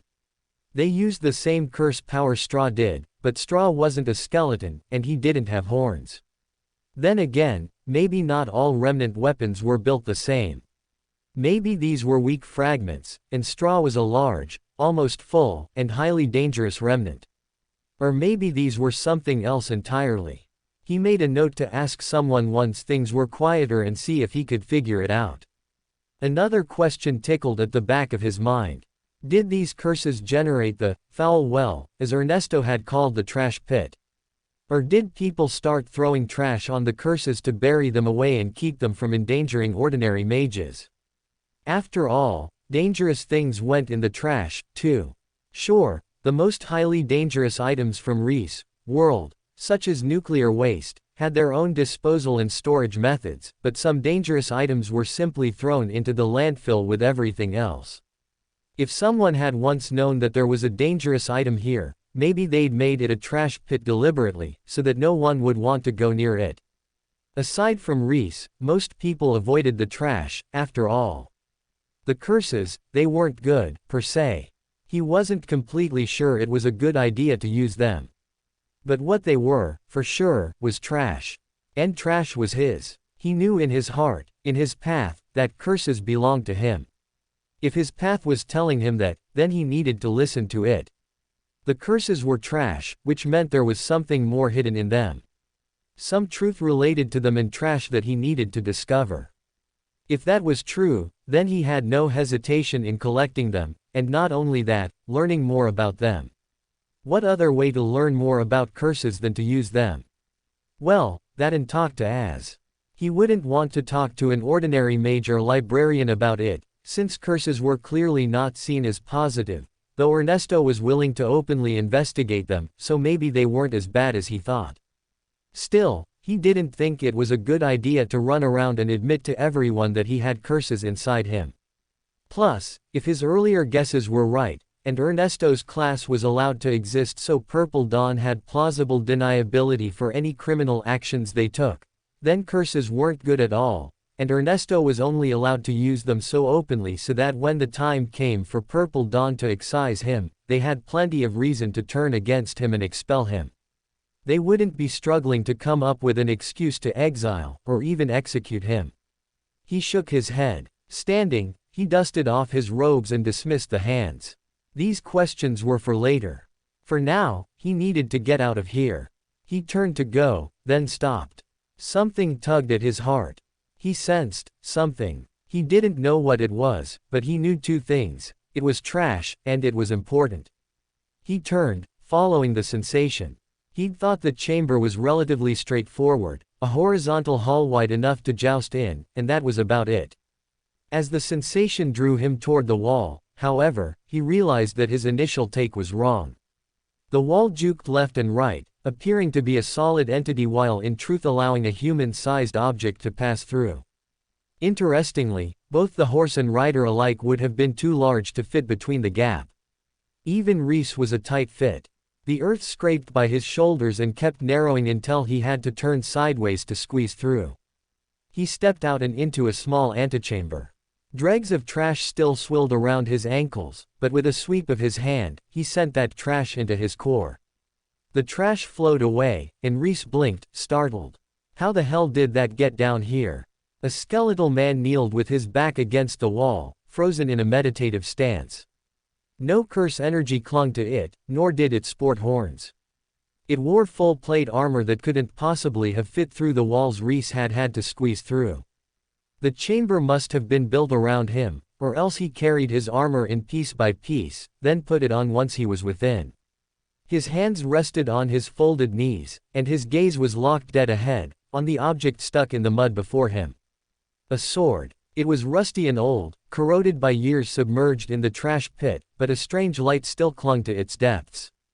It almost reminded Rhys of the starlight embedded in a quarry's attacks, but much brighter and warmer. If a quarry was the night and the cool stars, then this thing shone with the heat of the sun. He yanked it out of the earth. As if the skeleton had been waiting for this moment, it crumbled. Both the bones and the armor turned to dust. He nodded to the pile that had once been the skeleton. "Thank you." Rhys turned the sword over in his hand, taking it in. It was beautifully wrought, but absolutely ruined by the ages. Rust crawled over every inch of it. Its blade was notched and dull. The light in its depths flickered, as if on the verge of going out, and the wrapping around the hilt was so stained by filth that it had become a different color. It had once been valuable, but now, there was no doubt, it was trash. Rhys chuckled. Perfect. The sword was delicate, almost as delicate as the skeleton had been. Simply holding it, he could feel the rust coming off in his hand, feel the leather binding crumble. He needed to preserve it, somehow, before he could use it. In the delicate state it was in, even if he reinforced it with trash and tent, it would crumble in a single blow. Nonetheless, he felt the power thrumming within it, the heat and fury of the sun. It would be one hell of a final blow. If he found himself completely backed into a corner with no way out, it might be what tipped the scales in his favor. In its current degraded state, it was likely still enough to save his life, even if it would crumble immediately afterwards. But let's try to fix it up, first, rather than leave it as a last resort. Rhys tucked it into his storage ring, where it would float in the interminable space within until he retrieved it. He gazed upward. Flashes of light flickered where Aquari and Ernesto battled on the surface. It was time to finish this. Welcome to Fanfic Audiobook, your go-to place for immersive audiobooks. If you enjoy the content, don't forget to like the video and subscribe to our channel for more amazing stories. Rhys bent, extending one leg, then the other, stretching out his limbs. He bounced in place, shaking himself out. When he was good and warmed up, he knelt, then leapt off the ground. From left wall to right, bouncing across the relatively narrow well, Rhys climbed up one jump at a time back to the surface. The sounds of battle echoed down the well, growing louder as he climbed. He kicked off the wall horizontally and spent one jump just to be sure he'd pop out on the far side from battle, then kicked off the wall and leapt up onto the surface. Ernesto and Aquari dueled nearby. They were both holding back, but the forest had been flattened for hundreds of feet in all directions, and in some places, deep gashes tore far into the woods, cutting apart the trees and earth alike, even splitting boulders. At his new Tier 2, Rhys could tell that the battle was utterly beyond him. Now that he was a higher tier, he was more able to sense mana, and from the emanations he sensed from Aquari and Ernesto, they were each at least 2 tiers above him, in other words, Tier 4 or higher. Aquari glanced at him, then turned to Ernesto. "Give it up. Your foul well is empty, and nothing remains in its depths. It no longer contains whatever you sought within." Ernesto paused. He pointed his sword at Aquari. "Then I'll slaughter the boy and take it from him. In front of the entire alliance." Aquari asked. "Huh," Rhys said. She nodded at him. "I apologize for arriving late. I was busy investigating a nearby armada. It turned out to be from the Alliance, and called on Infinite Constellation School by a certain nameless professorial individual." She cast a dead stare at Ernesto. "Damn, you work fast," Rhys commented to Ernesto. He'd mentioned pivoting to blaming Infinite Constellation School for the crime of happening to have a foul well on its property as if he'd only done so today, but the Alliance was already on its way. "He fired off an emergency beacon shortly before you arrived. I was there when the Alliance received the signal. I asked them to wait, so that I could handle the internal affairs of my school myself. If I hadn't," she cast a meaningful look at Rhys, "I wouldn't have had the time to peacefully absorb all that trash," Rhys realized. He nodded gratefully to Aquari. If not for her intervention, he would have simply been interrupted by the Alliance and likely taken in for questioning at best, or outright killed at worst. Still, to have an Alliance armada waiting for your signal. Purple Dawn Academy has expanded its influence more than I was aware, a quarry commented. Ernesto harumphed. We trained the Alliance's leader. We nurtured the Sword Saint in his earliest years. We're the largest, most powerful academy in the Alliance, who funds the majority of the Alliance and contributes the most soldiers to its army. Isn't it obvious? Rhys snorted under his breath. It was just like in his old world. Whoever had the most money to fund the biggest military was the effective leader of the region. It was a pretty simple equation. Money was power, and power was money. A self-feeding loop, empowered by the loyalty of Purple Dawn Academy's graduates. The most promising mages naturally wanted to study at the school with the most profound experts. The most powerful school had the most money to recruit the most profound experts. The promising students graduated as fresh profound experts, loyal to Purple Dawn, and so the loop continued. Those students who didn't return to Purple Dawn Academy became soldiers in the Alliance. As the most promising students taught by the best experts, they obviously excelled and quickly climbed the ranks in the Alliance, possessing the most martial power and the most command authority in the Alliance alike. Thus, a structure that was ruled by the consensus of many different schools in name, became nothing more than a vehicle for Purple Dawn Academy to exert its authority. From the name of it, it might sound like the Alliance was a group of peers working toward a common goal, but under the surface. If Rhys was right, and he suspected he was, it meant that the Alliance was nothing more than the way for the Purple Dawn Academy to keep all the other, smaller schools in line. Honestly, the real miracle here is that they stopped on Aquari's request, he realized. Then again, Ernesto was meddling around with curse power. When he messed with something illegal, as obviously as Ernesto was doing, word would get around. It wouldn't surprise him if the commander of this armada knew Ernesto, and had a low opinion of him. Besides, the Purple Dawn's power meant that the Alliance was loyal to it, but that loyalty didn't necessarily extend to every single one of Purple Dawn's staff members, especially ones who had a bad reputation like Ernesto almost certainly did. Even if Purple Dawn Academy was willing to look the other way and let Ernesto cause trouble in Infinite Constellation School, hell, even if Purple Dawn had deliberately sent him here to take over Infinite Constellation, that was Purple Dawn, not the Alliance. The personality and goals of the Armada leader came into play, and who knew? Maybe this particular Armada was run by someone not loyal to Purple Dawn, or a student who had more of a sense of personal righteousness than loyalty to Purple Dawn. At the end of the day, it's all speculation. He was pretty confident in his take on Purple Dawn and its dominance over the Alliance, but the specifics of how the Armada fit in, he couldn't be sure of until he met the Armada's commander. All he knew right now was that the Armada commander had taken Aquari's side, whether out of distaste for Ernesto, a personal sense of righteousness, or even a lack of loyalty to Purple Dawn, he couldn't say for sure. So, are you ready to hand over what's rightfully mine? What that boy stole? Ernesto asked. Rightfully yours, Rhys and Aquari both scoffed, almost at the same moment. Aquari narrowed her eyes at him, and Rhys smiled and lowered his head, deferring to her. True, it was on her mountain, but it was trash. It was his, of course it was. Ernesto strode to the side as he talked, trying to get an angle on Rhys, but Aquari rotated with him, keeping her blade between him and Rhys. Rhys stood close behind Aquari, protected, but unafraid. He gazed directly at Ernesto. The man was stronger than him, but he refused to be cowed by him. Ernesto hadn't earned his fear. He was a pawn in someone's game, not someone to be feared in his own right. You'll defend the boy, even so? Ernesto asked. Aquari narrowed her eyes. No matter what, he's still a member of Infinite Constellation School. To his surprise, a spark of warmth warmed Rhys' heart. He smiled for a second, then turned serious.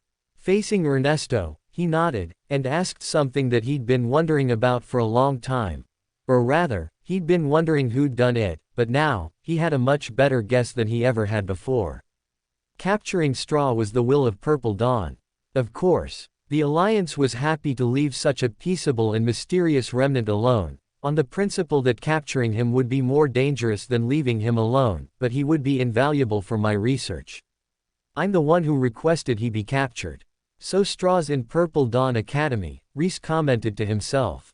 He hadn't expected to get his probe for information directly answered, but he wasn't mad about it.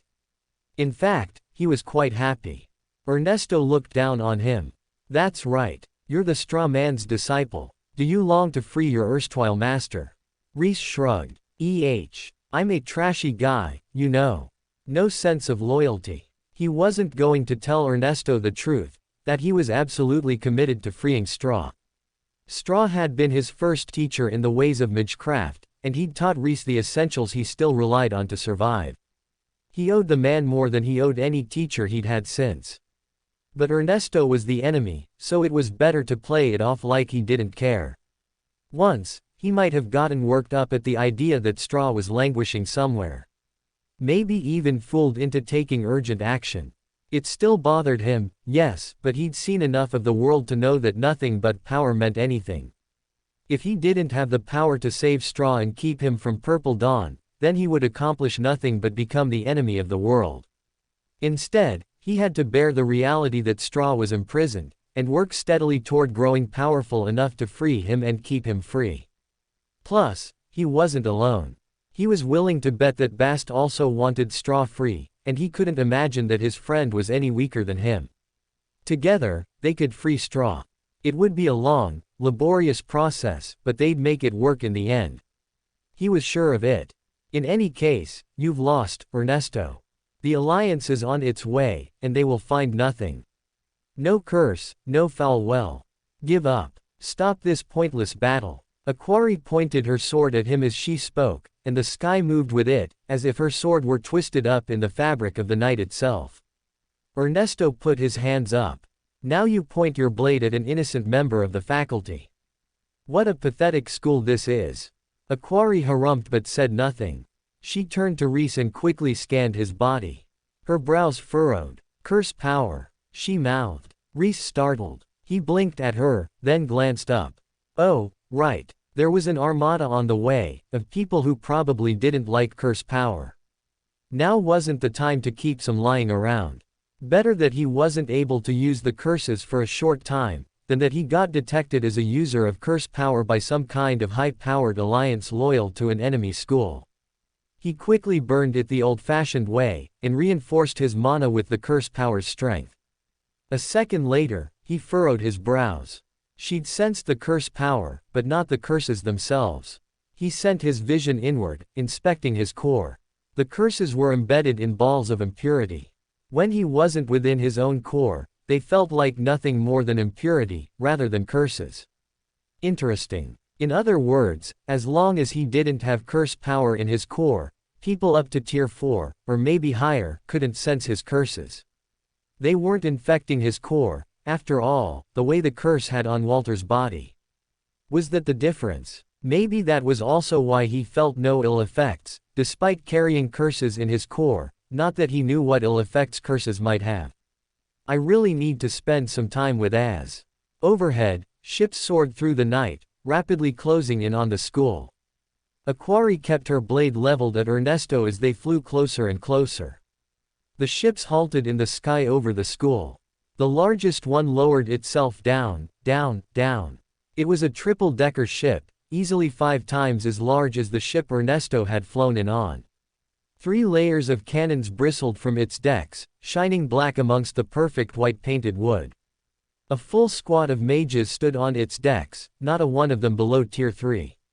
All the mages wore pure white military uniforms with details in gold and red. In the center of the deck, a broad-shouldered man wore the most ornate uniform of them all, laden with gold braid and shiny gold buttons, a red sash wrapped around his chest. An enormous gleaming golden poleaxe was strapped to his back, almost comically large, the head of the axe wider than even his broad shoulders, its pole so long he had to wear it at a diagonal. Why doesn't he just keep it in a spatial ring? Rhys wondered, frowning a bit. The man's eyes alighted on the group of 3 standing in the woods, and he hopped down from the ship. He slammed into the earth and rattled the very ground with his landing. The trees leapt, and a cloud of dust flew up, separating the three of them from the men. Hiya! A sharp clap sounded out, and a hurricane wind blew the dust away.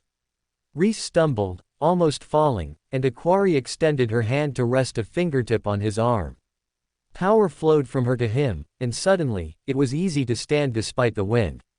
The wind dissipated, revealing the uniformed man. He hopped out of the hole his landing had dug and nodded at the assembled group. Aquari. Ernesto. He didn't acknowledge Rhys, which was fine by Rhys. He was nothing but a trash student, and besides, in this situation, he really didn't want to be acknowledged.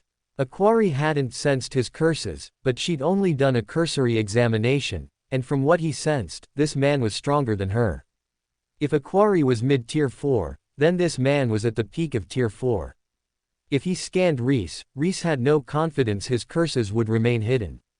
Griffin, Aquari greeted him in return. Ernesto's lip lifted. Of all the commanders, Griffin smiled wide and clapped his hands. So, what's going on here? Does anyone want to explain? Griffin, as it turned out, fit none of Rhys' expectations. As a proud graduate of Purple Dawn, he wasn't disloyal to his academy, nor did he bear a personal grudge against Ernesto. He had a strong sense of righteousness, but that wasn't the problem. The problem was that he was aggressively, excessively, to far too extreme an extent, straightforward and by the book. Why didn't you come faster? Ernesto snarled, annoyed. Griffin put his hands on his hips and gave him a broad smile. Pursuant to Alliance Code for resolving inter-school conflicts, the two schools' representatives should first be given a time to resolve their differences via martial or other means for a period of not less than 12 hours, and not more than 72. In the case of extreme emergency or in the case that one of the academic institutions is not party to the alliance, the Armada can intervene as early as 6 hours. Rhys blanked out. He watched the stars, counted the blades of grass, anything but listened to Griffin quote legal statements. The moon fell, and the sun rose. In the distance, he heard the startled cries of students as they woke up from their nightly meditations to find an armada floating overhead. Rhys studied the ships, mentally memorizing their shapes and forms, and cataloging the emanations that reached him, even down here on the floor.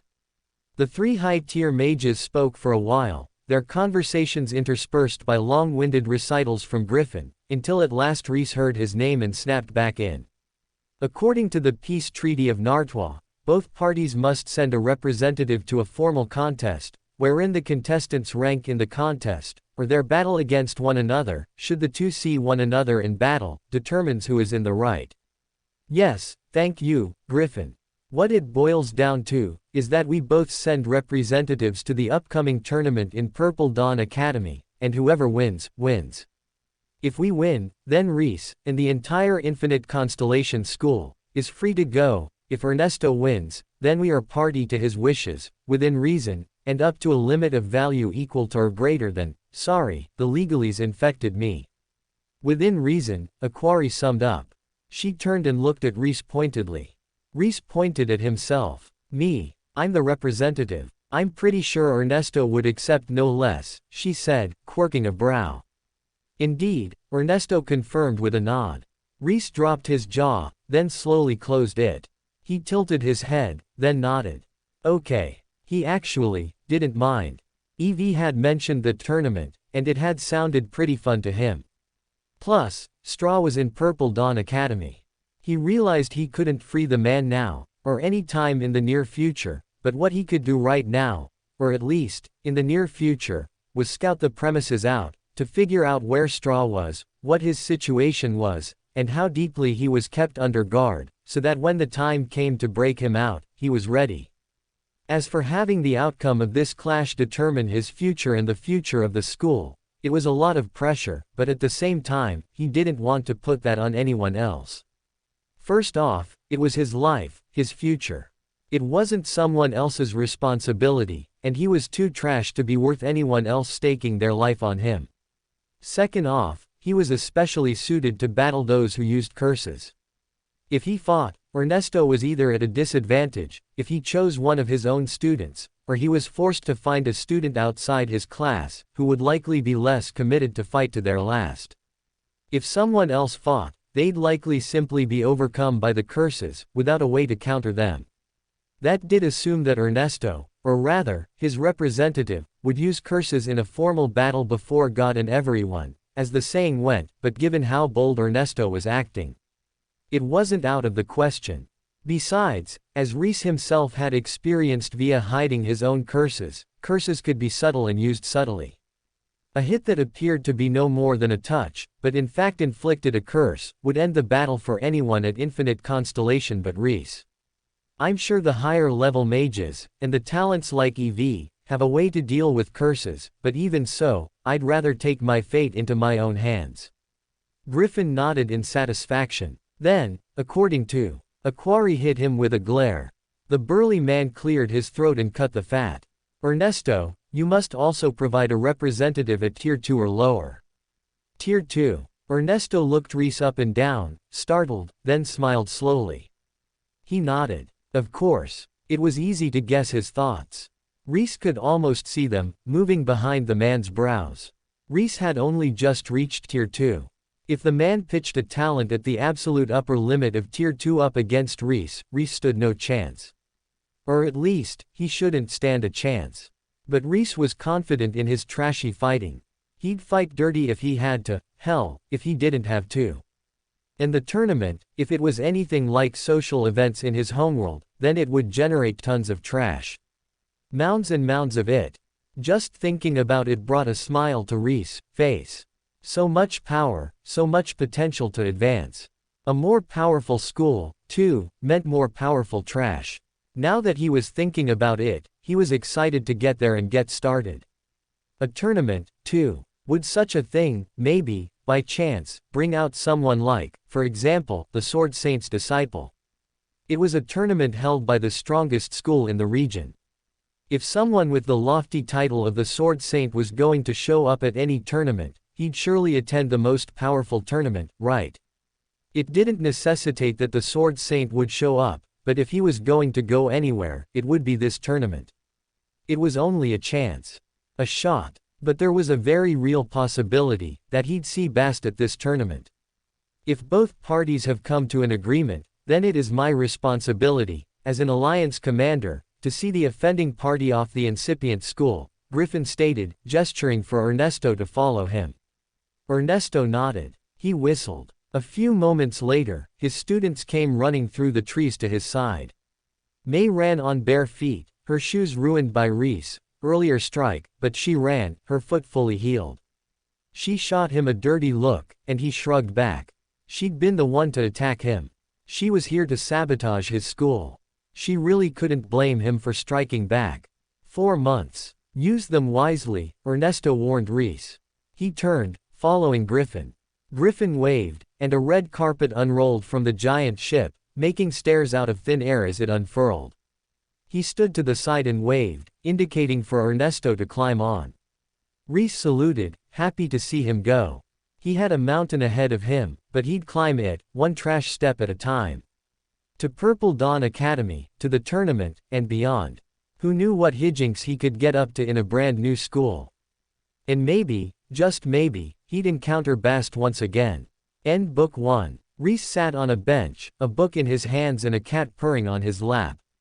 The cat rolled over, exposing its belly to the sun pouring in the window. Across from him, a short-haired woman rested her head on her hand, watching the scenery pass by.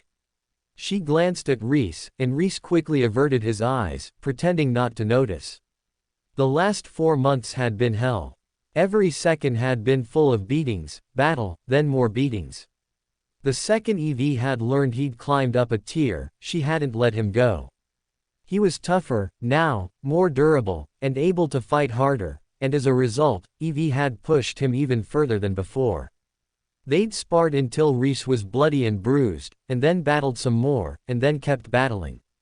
They'd fought with bare fists, with magic, with swords, with polearms and with every conceivable weapon, even improvised weapons pulled from Rhys's storage ring. He'd learned a lot, but he'd also spent his entire 4 months bloody and bruised, beaten an inch from death. There wasn't much trash to work with anymore. The pit was gone, and so was all the upper and lower peak trash.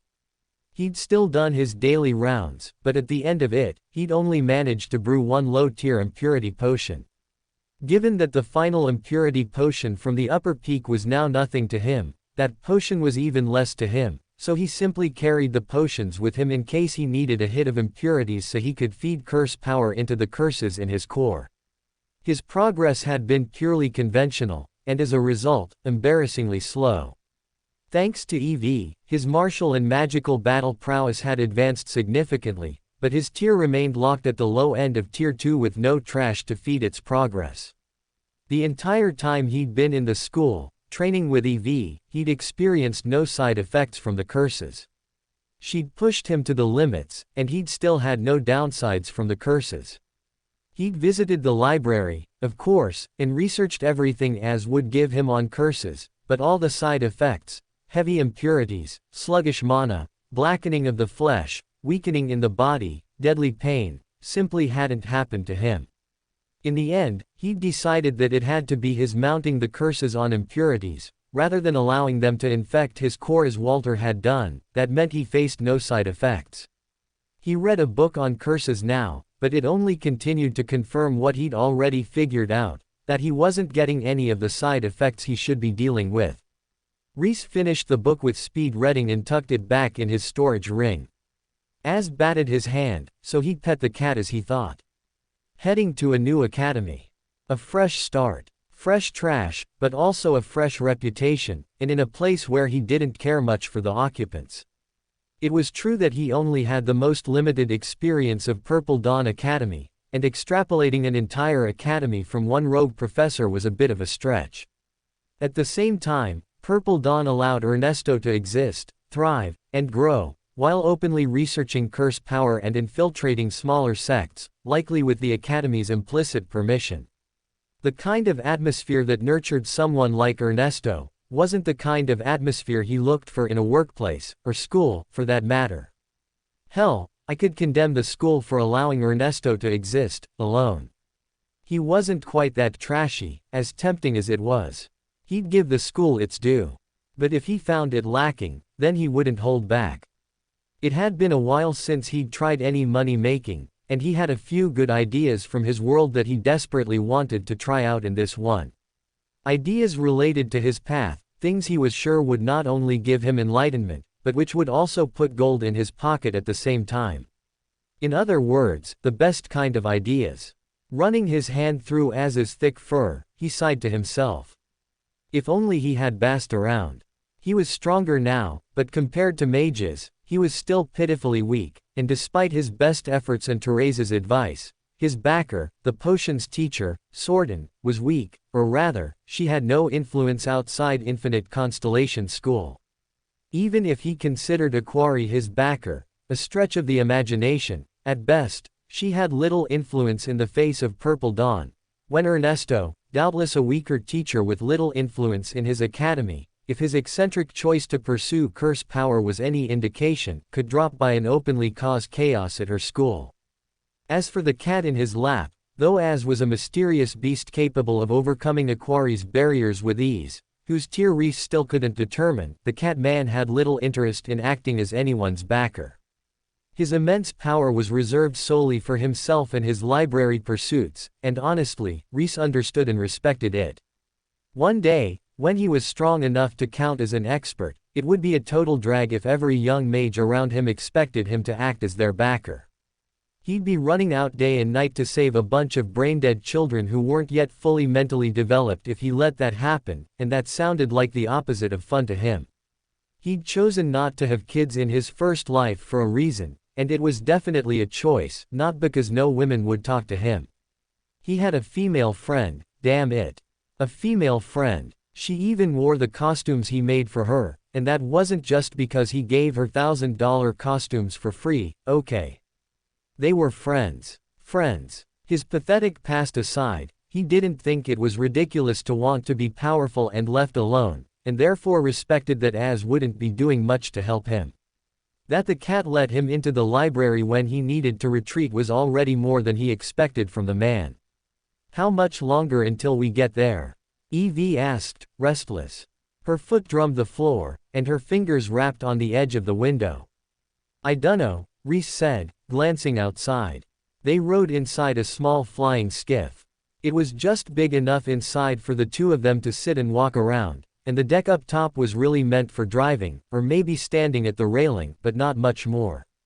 In the face of the majestic three-deck monster ship that had appeared in the skies above Infinite Constellation from the Alliance's armada, it was nothing. Less than a worm, less than a tick. It barely qualified as a flea in comparison with that enormous ship. Still, it was the biggest vessel Infinite Constellation School had, so he couldn't count it as trash. It was precious to a quarry in her school, so it was impossible to take under his path.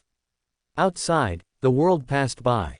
Rolling hills wound over the earth, softly covered in a thick carpet of trees. In the distance, he saw fields and a small mortal town, sitting along a trade route, but it was mostly uninhabited out here. Their skiff floated over endless deep forest, down the foothills and across a vast valley. Rhys had no idea where they were in relation to Infinite Constellation, Purple Dawn, or anything else for that matter. His grasp on geography was limited to what little his mortal schooling had taught him and the few books he'd read in Az's library. He struggled to translate what he'd read in texts and seen on hand-drawn maps into real-world hills and valleys, and to be given a glimpse of a random piece of scenery and expected to know where he was without ever having visited the place before was simply unreasonable, in his opinion. His path wasn't maps. If it was, he was sure things would be different, but his path was trash, so this was no more than another set of pretty hills to him. Evie harumphed. She leaned on her hand again and returned to gazing out the window. In his lap, Az batted his hand, reminding him that he was remiss in his petting duties. Rhys chuckled and went back to petting the cat. Yes. Why'd you come, anyways? Me? Evie asked, looking over. No, I know why you're here. I'm asking Az. The cat? She asked with a frown. Rhys opened his mouth, then glanced at Az and shut it. Did Az want him to reveal that he was a cat that could transform into a man, or not? He didn't know, and it wasn't his place to declare such a thing, so he just shrugged. Yeah, what of it? She snorted. Sorry. I didn't realize I hit your head that hard during training. Yeah. Laugh it up, Rhys muttered playfully. Az stretched, then curled up to nap. Rhys yawned and followed his example, folding his legs to meditate. He'd never really understood the point of meditation.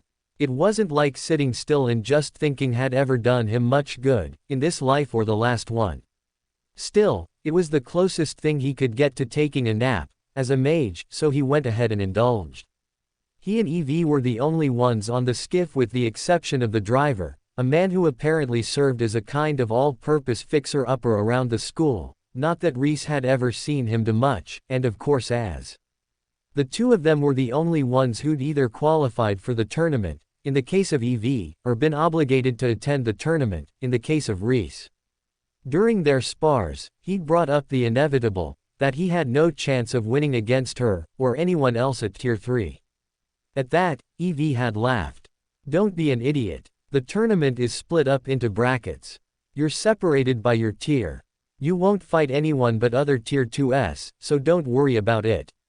He'd felt that the admonishment was unnecessary, but he appreciated the reassurance. It made sense, in any case. It was difficult to fight up a tier. He could barely manage it in favorable cases, such as when he'd fought a disenchanted and low-spirited Rhys, but if he was fighting someone at the absolute peak of their skill, as they ought to be during a tournament, he had little to no chance. He was still trash in the end, after all. Unless he was running hot, burning impurities, he wasn't able to fight up a tier. And after the toxic trash pit, the impurities he could find on the peak were just lacking. Sure, he could burn them, but he didn't get the explosive power boost he used to. His own power had increased too much with the jump to Tier 2, so that the explosive power from the impurities was just a small percentage increase in his strength. That, and he was better at absorbing and more resistant to them than ever. Impurity resist kept him from dying to the impurities, but it also meant he got less oomph out of them as a result, because his body resisted the good and the bad alike. In any case, he understood why he, EV, and the driver were here on the skiff, but he had no idea why Az had chosen to join them. Az hadn't brought up any interest in the tournament during any of Rhys's visits to the library, even when Rhys himself brought it up, but this morning, when he was waiting for the skiff to arrive, he'd felt a small, soft body winding around his ankles and glanced down to find a familiar cat meowing to be picked up. He hadn't had time to ask Az why he had chosen to come before EV arrived, and on the skiff, well, he'd tried, but EV was right there, and even if he asked Az, the cat had stubbornly remained in animal form and mute. Besides, then again, Az had apparently just sauntered into Aquari's library and taken over at some point. Maybe he'd decided to move on and up, to Purple Dawn's library. It was very cat-like of him, to arrive at a time of his choosing and leave when he pleased, with no notice. Still, the idea that he wouldn't be there, in Infinite Constellation's library, sent a ping of sadness through Rhys's chest. He'd miss the cat. Back in his first life, he'd always loved cats. He didn't own Az, by any stretch of the imagination, but he'd enjoyed the cat's company. The library would feel empty without him. Az arched his back, shifting to give Rhys a better angle. Rhys chuckled under his breath and kept petting, as per Az's command. Yeah, who knew, after all? Maybe Az just wanted a change of scenery for a little while. Rhys entered a meditative trance. Az purred on his lap, and the ship soared along, carrying them over the lands below. At last, the ship slowed. Rhys blinked awake, startled out of his meditation. The driver's voice echoed down from above. We're arriving. Evie stared out the window, her jaw dropped.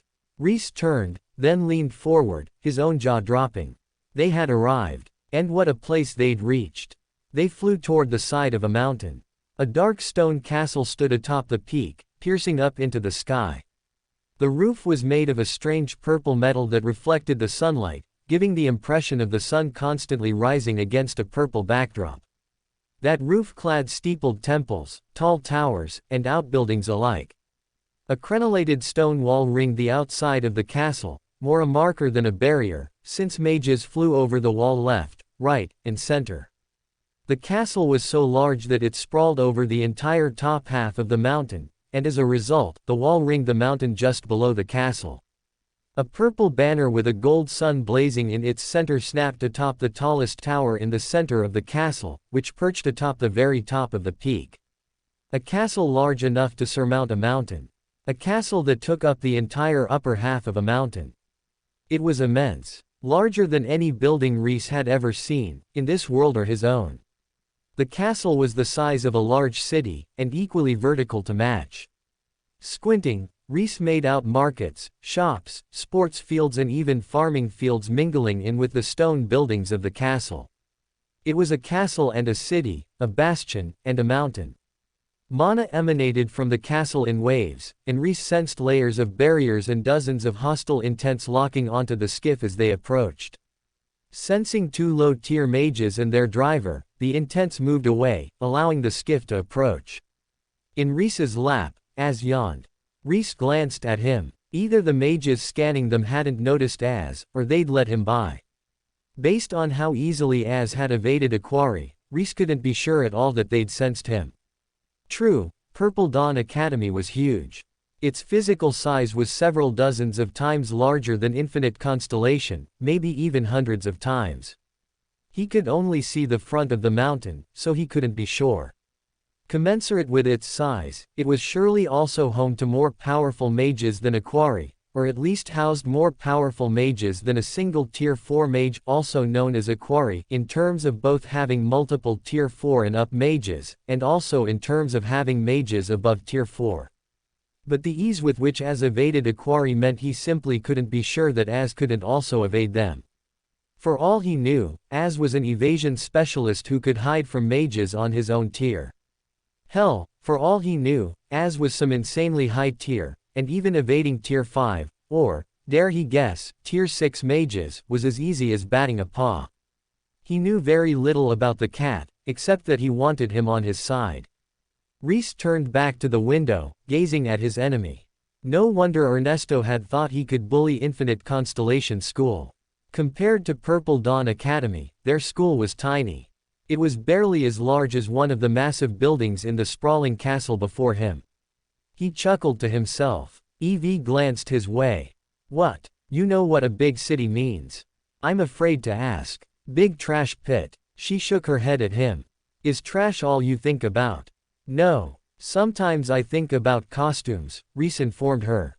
Gesturing at the massive castle outside, she said, you see all that stone, all those rooms, the hundreds, no, thousands of mages, and you think, lots of trash, and not, bet there's a good fight to be had. Rhys shook his head at her. I think that's on you, not me. It's on both of you, the driver said, stomping down the stairs. He'd introduced himself as Oscar when they'd arrived, and was a big, burly man with a broad chest and wide shoulders. Not as big as Synopsis, but far more hairy, with hair poking out of his shirt and sleeves, bristling mutton chops, and a bandana barely holding back a jutting head of hair. He looked from Evie to Rhys and thumbed over his shoulder. We're in their grip now. They're pulling us into the dock. We're here a bit early, so I don't know if the guide will be at the docks or not, but they're supposed to show us around the school, and then after that, you'll have the rest of the day to roam. All us little schools are getting in today, while the big schools get in tomorrow. Gives us a little time to adapt before the big uns get here. Rhys nodded. Rather than adapt, he really meant blend in and scurry. Given the way that Purple Dawn had treated Infinite Constellation, it was obvious that the schools weren't adverse to crushing one another outright or through underhanded means. Other big schools would likely be just as happy to casually backhand him and Evie off the face of the planet for looking at them wrong, and destroy their whole school for an insult. Unless, of course, the big schools didn't know they were from little schools. Unless they blended in with Purple Dawn, and appeared the same as its students, or at least close enough that the big schools thought it was a risk to target them. He was sure Purple Dawn would assure their, and everyone else from a little schools, safety, but it was better if they didn't have to test that, especially with Purple Dawn's attitude toward their school in general. Better they were just a face in the crowd. Of course, eventually, they'd end up realizing he and Evie were from a different school when they fought in the tournament, but that would also allow him and Evie to show off their skills, and with any luck, the other students would have second thoughts about harassing or fighting them after that. He eyed Evie. Or maybe not. Evie was looking for a good fight already. Who knew? Maybe there were other martial madmen like her who were on the hunt for sparring partners. But still, as long as they were good-natured and just looking to test their fists, rather than maliciously attack him and Evie with the intent to kill, it wasn't that bad. The ship cruised smoothly into the dock. The docks stretched off a cliff, reaching out long wooden fingers into the sky, just exactly as docks would reach out into water. When they bumped up against the wood, Oscar hopped out and tied it into place, while Evie and Rhys disembarked. These docks were a little run down. The boards were silvered with age, and a few were outright missing. Birds congregated on the ends of the docks, and the wood there was painted black and white with droppings. One or two other small skiffs were pulled into the docks, most of them workhorses with all the patchwork paint jobs and mismatched hulls that implied. Across the dock, a finely painted green boat with gold trimming a little larger than theirs with a proud mast and a furled sail was tied up against the wood. Rhys made a note of it, tucking its description into the back of his mind. It probably belonged to another small school, so if he saw any students in green, they might belong to that school. Luckily, for his blend-in plan, neither he nor Evie wore anything that tied them to Infinite Constellation School. His robes were handmade from garbage materials, and her well-worn martial robes were deliberately nondescript. As long as Purple Dawn students didn't all wear uniforms, and the ones he'd seen so far hadn't, they had a pretty good leg up on blending in. Oscar looked around, then nodded at the two of them. You two can take care of yourself, no? Rhys and Evie exchanged a look. Rhys nodded. Sure. Good. Wait here until your guide shows up. Shouldn't be more than a few minutes. I'm gonna go get a drink. Patting Rhys on the shoulder, Oscar shambled off, cracking his neck as he went. Rhys watched him go and raised his brows at Oscar's retreating back. I think I know why I never saw him on the peak. The two of them stood there until Oscar wandered out of sight. The second he was gone, Evie nudged him.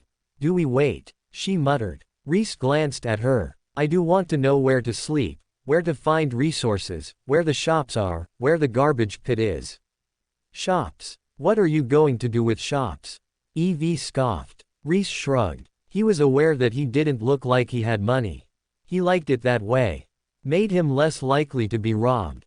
That was why he'd always worn old sweat-stained anime girl t-shirts and baggy old sweatpants back in his world. Definitely. For sure. In any case, the same principle applied in this world. He trusted Evie, but there was no reason to randomly flaunt his wealth, either. Look at things. Look at things. I guess. She crossed her arms and tapped one foot, already impatient. Where's this guide? Can't they at least be on time? Rhys wanted to remind her that they were the ones who had arrived early, but one look at her knitted brows, and he decided to take the better part of valor. They stood there on the dock, waiting, until at last a figure approached them. A young man, he strode forth with his chest puffed and his chin up high, looking down on them before he even reached them. Oh boy, this is gonna be good, Evie muttered, crossing her arms. Rhys's lips pulled upward, but it was more grimace than smile. He put his hands behind his back and waited for the young man to arrive, but his hopes were no higher than Ev's. It seemed Purple Dawn never was going to treat them with respect, from the beginning until the end. In all honesty, it would have shocked him to discover that it was just Ernesto who was the problem. Yes, Ernesto certainly was a problem, but what he'd learned over his first life was that there were environments that nourished those kinds of people, and environments that suppressed them. Given how blatant Ernesto was about using curse power and attacking Infinite Constellation, he'd had little hope that Purple Dawn was the kind of healthy environment where oppressors and bullies were stopped. Instead, he'd expected it to be highly toxic. Now that he was seeing a Purple Dawn student who wasn't from Ernesto's class for the first time, his theory had been confirmed. The young man reached them and bowed stiffly, barely lowering himself half a degree. Welcome to Purple Dawn Academy, students of, he looked at the two of them. Just you two. Mew. A tuxedo cat sat pointedly at Rhys's feet, giving the young man a judgmental stare. And as, Rhys added, nodding at the cat. Right. If that's so, then come along. You can join in with the introduction my fellow ambassador is offering Broad Oak School. He gestured for them to follow and set off without looking back. Rhys bit back a snort. Student ambassador. It had been too long since he'd heard that officialism. Gods. Even back in his world, he'd found it stuffy and overly pompous. Hearing it from the lips of such a pompous boy, it was almost too much to take. He shook his head. Some things never changed. No matter where he went, academia would always be self-interested and stuck up its own rear end, buffing its ailing reputation with pompous titles. Well, I don't think schools' reputations are ailing here, Rhys noted silently, gazing around at the vast castle crawling over the entire mountaintop. Here, schools truly had power and influence, more than the countries around them. After all, the Alliance had made no mention of what country they were in, but merely referred to the school.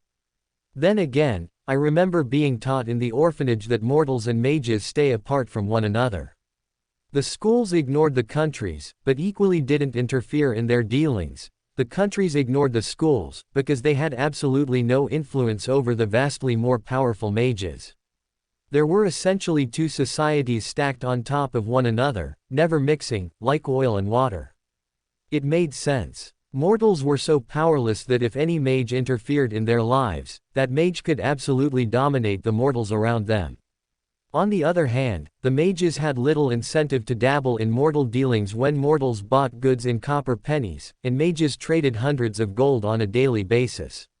Sure, a mage could go dominate a mortal country, but to what end? The country's entire stock of gold would be less than they could generate by growing one garden's worth of magical herbs or brewing a single high-value potion. Well, maybe I'm exaggerating a little bit, but not by much.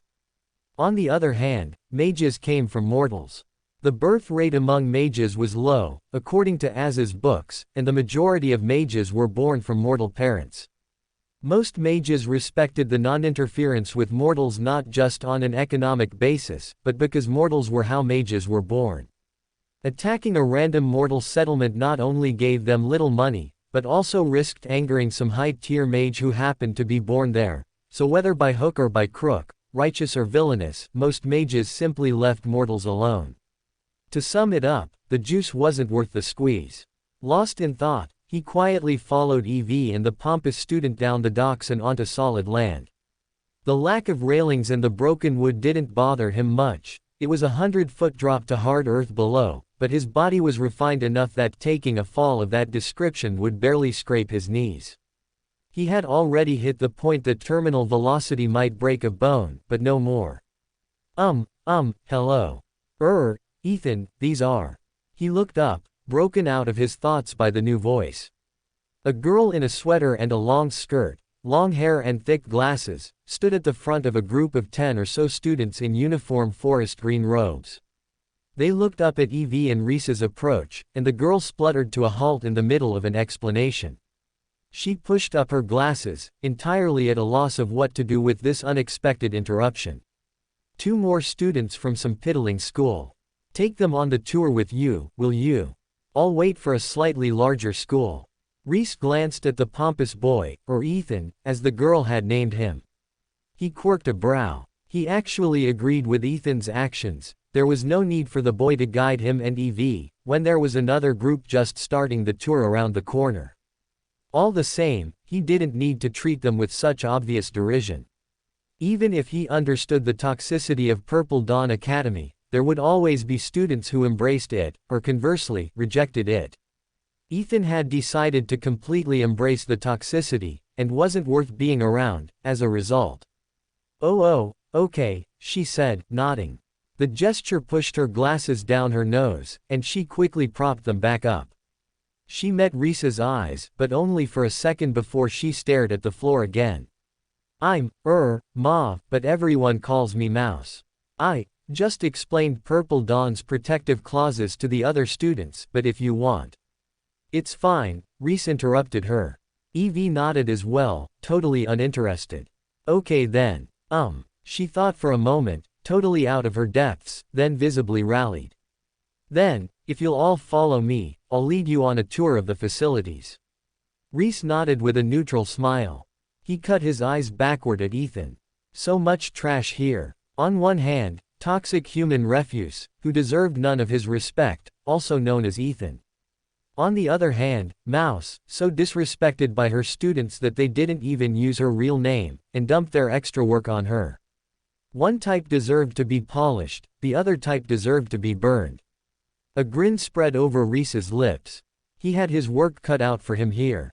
Not just the trash pit, but all kinds of new and exciting types of trash. I can't wait. Mouse quickly led them around the academy, showing them all the facilities and everything they'd need to know to thrive for their next few weeks during the tournament. From the herb fields, to the merchants and auction houses, to the training grounds and the dormitories, she led them through it all.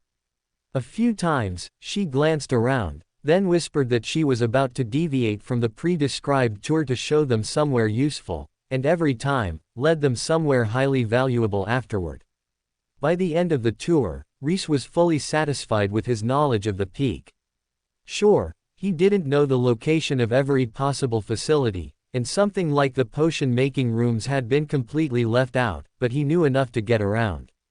That's everything. If anyone wants to see anything else, I can show you there now. Or if not, you're free to go, Mouse finished, fidgeting nervously. Most of the students turned and walked away, but Rhys remained. He waited for the others to clear the area, then smiled and approached her. Mauve. Oh, Mouse is fine, it's really fine, she assured him. Mouse, then, where is the school's trash pit? It's landfill, he asked, still smiling. Behind the thick glasses, her eyes got big and wide. But why? Mew. Fur brushed against his ankles. In the library, Rhys added. Her jaw worked, and then she nodded. Pushing up her glasses, she gestured. This way. Have fun at the library, trash boy. I'm hitting up the training grounds, Evie said, walking away with a wave. Rhys waved back and followed after Mouse. She led him through the castle, past winding, narrow stone walls, to an ivy-clad building with an impressive stone facade. This is the library. Excellent, Rhys replied. I'll check it out after the trash heap. Az stepped toward the building. He looked back and mewed his thanks to Rhys, then slipped through the doors and vanished. Mouse waited expectantly, but Rhys just smiled at her. At last, she pushed her glasses up nervously. The library. I'll go in later. Why don't we go check out the trash heap? Rhys asked. You're really serious about that? This isn't a joke, Mouse requested, her voice squeaking at the end. Not at all. I would never treat you with such disrespect, Rhys assured her. Mouse didn't deserve any disrespect. That Ethan kid, on the other hand, well, he'd see about him later. He knew how to polish ordinary trash, but he still needed more work on his human trash polishing techniques. Whether the system recognized them as skills or they remained as ordinary skills, he simply needed more practice with them. He'd started out raising Bast out of the trash, but after Bast left, he'd mostly wandered around the trash pits and focused on gaining more mana to get to the next tier. Reasonable goals, to him, but it did mean that his social skills had largely atrophied. At best, they hadn't grown. If he was going to polish the fixable human trash and destroy the irredeemable human trash, he needed to be far more socially capable. Where better to fix that weakness of his, than at a large school like this? They surely had social events, balls and far less formal gatherings, where he could hone his skills. Of course, before all that, he really did need to continue to grow his own personal strength, so the first place he was heading to, was his favorite trash heap. He had to get a lay of the land and a feel for the garbage before he started worrying about any peripheral techniques. He touched his core lightly. There was still a bundle of impurities within it, a dense unlit star made of the last dregs of the toxic trash pit. He needed more to be able to ignite it properly, and given how little burning impurities did for him now without the full boost of the intensely compacted star, he really wanted to have at least enough impurities in him to light the star and fight with mana, curse power, and the impurities, boost altogether, in case he ended up in a pinch in this unfamiliar school. Mouse nodded mutely, then turned and scurried off. This way. She led the way through the streets. They were currently relatively high on the peak, up in the lofty heights where only a few specialized trees could grow, not that the difference in oxygenation or pressure made much of a difference to mages or magical plants. This section was mostly academic buildings, the library, classrooms, study rooms and other academic facilities. She led him down, lower on the mountain. Below the purely academic facilities were the practical exercise rooms, like the reinforced rooms for testing magical techniques and the potion brewing facilities. Lower than that were the student living facilities, with the nicest ones for the oldest, most powerful students at the top, down to the lowest, youngest, least powerful students at the bottom. Naturally, the dorms they'd shown Rhys and Evie were at the very bottom. Below that were the markets, and the merchants, living spaces and warehouses. Even lower lived very old low-rank mages, adults who had no chance of progressing anymore and couldn't be considered students nor teachers, but helped the academy by growing herbs or doing other management, cleaning, or cooking jobs. Basically, they were janitorial staff, paid a small wage and provided the school's protection despite their low rank. They kept descending. A forest stretched all around them, interspersed with the occasional field or planted plot. Out here, it was mostly empty. Except for the occasional field or garden, there was absolutely nothing this low on the mountain, but still behind the wall. In the distance, a group of the staff-level mages worked hard on constructing an arena. For a second, Rhys thought Mouse was going to lead him that way, but instead, she turned sharply away from the road and led him on a narrow path through the woods. Hints of trash appeared on the path. Snagged bits of cloth lurked on jagged thorns, and bits of paper scattered in the leaf mold. Rhys reached out in front of him with his mana, sensing the trash before he got there. A powerful emanation echoed back to him. There was a lot of trash, and some of it was very strong. Stronger than anything he'd sensed so far, with the exception of the toxic trash pit. In particular, he could sense a few places where the power of the emanations spiked, where an absolutely insane cluster of powerful trash conglomerated. His eyes lit up, and his hands shook in excitement. Come to me, my trash treasure. Trasher, if you will. The trash pile came into view through the trees. Mouse stopped. She looked back. There it is, but you shouldn't approach it. Why not? Rhys asked, with every intention to approach it. Dangerous beasts live on it. Disease-ridden rats, and aggressive raccoons. They've grown powerful by eating the scraps of mage food and magical herbs, but they're riddled with impurities. They have no future, but their bite can steal the future of a promising mage, Mouse warned him. That's fine. I can handle some beasts. There's also, she opened her mouth to continue, then shut it.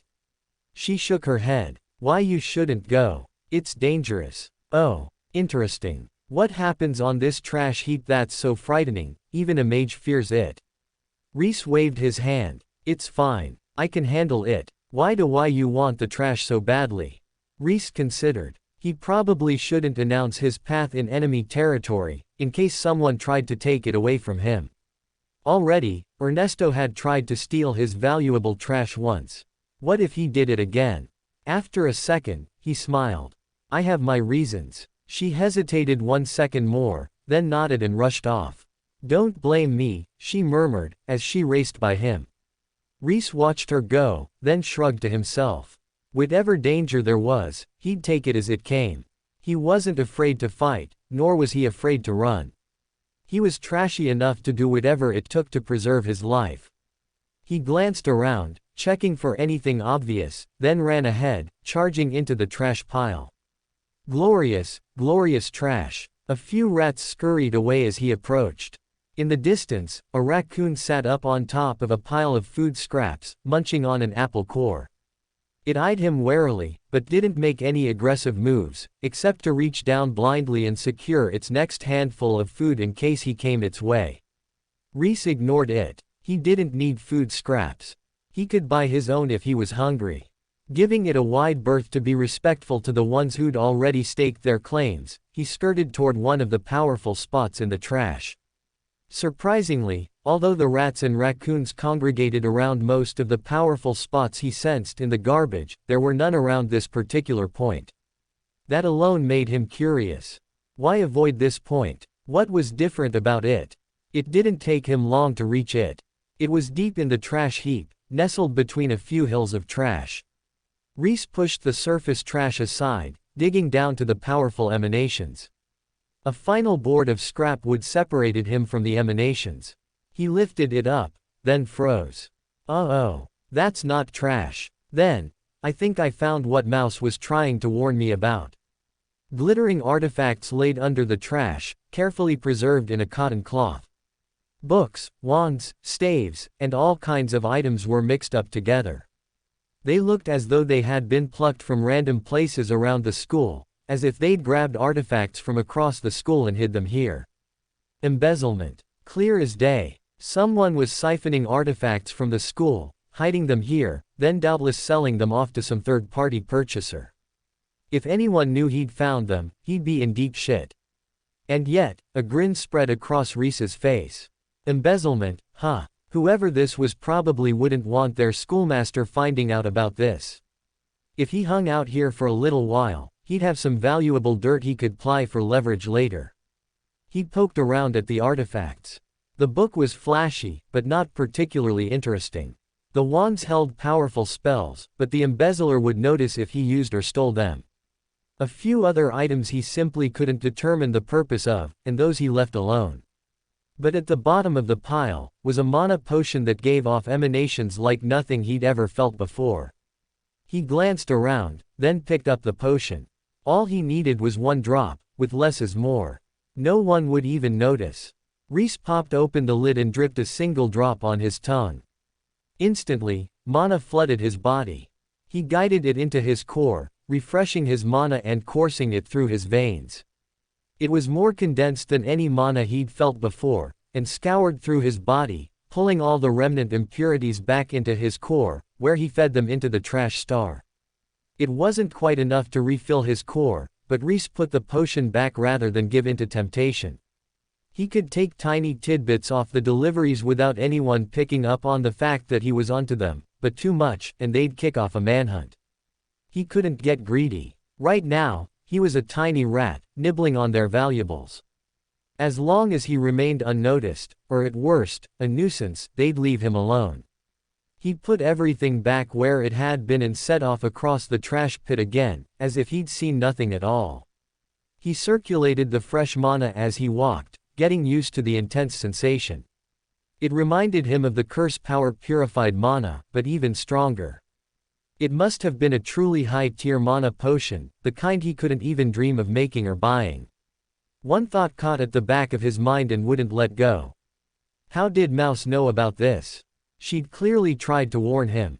Was she in the know?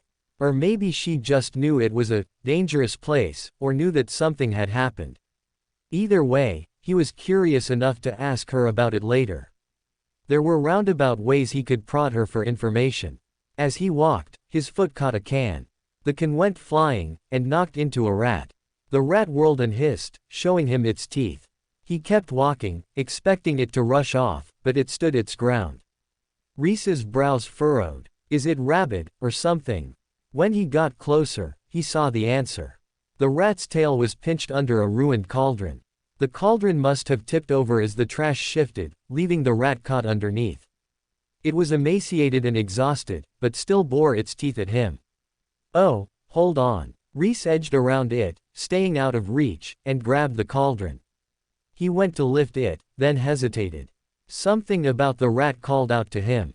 Extending his mana, he scanned it. The rat was full of the super impurities that he'd been slowly condensing in his core, the super impurities he needed to start a trash star. The last super impurities he'd gathered were in his current trash star, and otherwise, he'd have to wait and slowly accumulate more. And here, in front of him, was a thick source of those same exact super impurities. It must have been because the rat lived its whole life in the trash. Magic food, drink, and plants were more pure in general, but they also could contain vastly more powerful impurities than usual food, drink, and plants. That, on top of the failed potions and toxic experiments the rat was doubtlessly exposed to in here, must have created its current condition. However it had happened, those super impurities were valuable to Rhys. He snapped out his hand so fast it blurred and tapped the rat on the head. The rat flinched, but it was too late. He'd already drawn out its impurities. Thanks, friend. Rhys lifted the cauldron, freeing the rat. The rat scurried away, as he'd expected. What he didn't expect was for it to stop a dozen body lengths away and turn back. Dark, highly aware eyes looked him up and down, its pink nose trembling. The rat's head bobbed up and down, and then it turned tail and ran off. Rhys blinked. Did it nod at me? He stared, but the rat had already gone. Shaking his head, he turned back to his precious trash. It was probably just an animal being weird, and him anthropomorphizing its behavior. He shouldn't take a single coincidental motion as indicating intelligence. There was more than one powerful spot in the trash. He picked his way across the pile, working toward the next spot. His feet landed sure and silent with the help of trash step. He moved as if he walked on flat ground, while the trash beneath him barely stirred with his passing. He couldn't leave these powerful spots in the trash unexplored.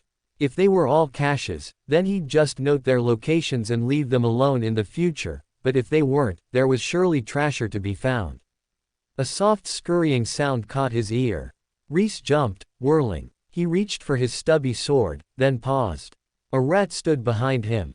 It tilted its head, then glanced back, clearly wanting to flee. Another rat, this one with a quirked tail, stood by its side. It gave the first rat a reassuring shoulder nudge and nodded at Rhys. Rhys blinked. What? Rhys squinted. The rat with the quirked tail looked like the one he'd rescued. No, it was the one he'd rescued. He scanned it with his mana to be sure, and when he found no impurities, he was convinced. That rat was the one that had been trapped under the cauldron, which had nodded at him when he'd freed it. The other one was still full of impurities, but it gave him a look with strangely intelligent eyes. He looked at the first rat, then back to the new one. You want me to take your impurities? The rat edged forward, nervous but eager. Rhys scanned the rat with his mana. Both the one he'd saved, and this rat, both had some amount of mana in them. Not enough to qualify as Tier 1, but maybe enough to qualify as the bottom of Tier 0. Since mana improved everything about a human being, why wouldn't it improve everything about an animal, to include its intelligence? Rhys stretched out his hand, offering it palm up to the rat. The rat scurried over. It hesitated just out of reach, its heart beating visibly in its tiny body, then bridged the final gap between them in a lunge and put a paw on his finger. Rhys drew its impurities into his body. The rat tensed, and then its eyes widened. It chittered at him in amazement. You're welcome, Rhys guessed. He didn't speak rat, if these rats were even intelligent enough to develop a spoken language. Rats are pretty smart. If the mana really props their brains up, then why not? The rat chittered some more at him, then ran back to the first rat. The two chatted for a moment, then ran off over the trash. Rhys watched them go, then shrugged to himself and turned back away, going through the trash again. He didn't mind. More impurities for him was always a good thing. And if the rats brought more friends with more impurities. Chitter. He turned. A wave of rats crested over the trash, rushing toward him. Rhys startled. He reached for his sword. The rats slowed. They came to a halt, forming a half-moon around him. Almost worshipfully, one approached. Its head was low, its body profile lowered into almost a bow. It raised a paw to him. Rhys looked at all the rats. He scanned them, searching over them for impurities. They all gave strong responses, all with second-tier or even third-tier impurities, more powerful than anything he'd seen so far. Oh, all of you. The rat that had approached chittered agreeably. Well, okay. Rhys looked at the rats, then gestured for them all to get close together. All of you, get in close. I want everyone touching everyone else, okay. The rats immediately reformed into a messy swarm, clambering all over one another. Rhys stared in half amazement, half disgust. He shook his head, then knelt and touched one of the top rats. Using them as a conduit, he reached out to every rat in the swarm, and pulled all the impurities toward himself. The rats squeaked in pain, then shock, then amazement. Rhys, for his part, stood, touching his core. It was now laden with impurities, more high-quality impurities than he'd ever had before. He had the high-level materials to ignite dozens of trash stars this way. In fact, he looked at the trash all around him. Subconsciously, he'd been thinking of brewing it all into potions, but that wasn't necessary, was it? The trash stars did better the more mass he fed into them. If it took a lot of trash to generate enough impurities, that just meant the trash star would be bigger and better when it ignited. A little pat on his foot caught his attention. The quirked tail rat stood on its hind legs, looking up at him, one paw on his foot. It nodded, then scurried off. Yeah, you're welcome, Rhys said. They'd done him a service as much as he'd done them a service, so he wasn't too worried about them owing him, or whatever.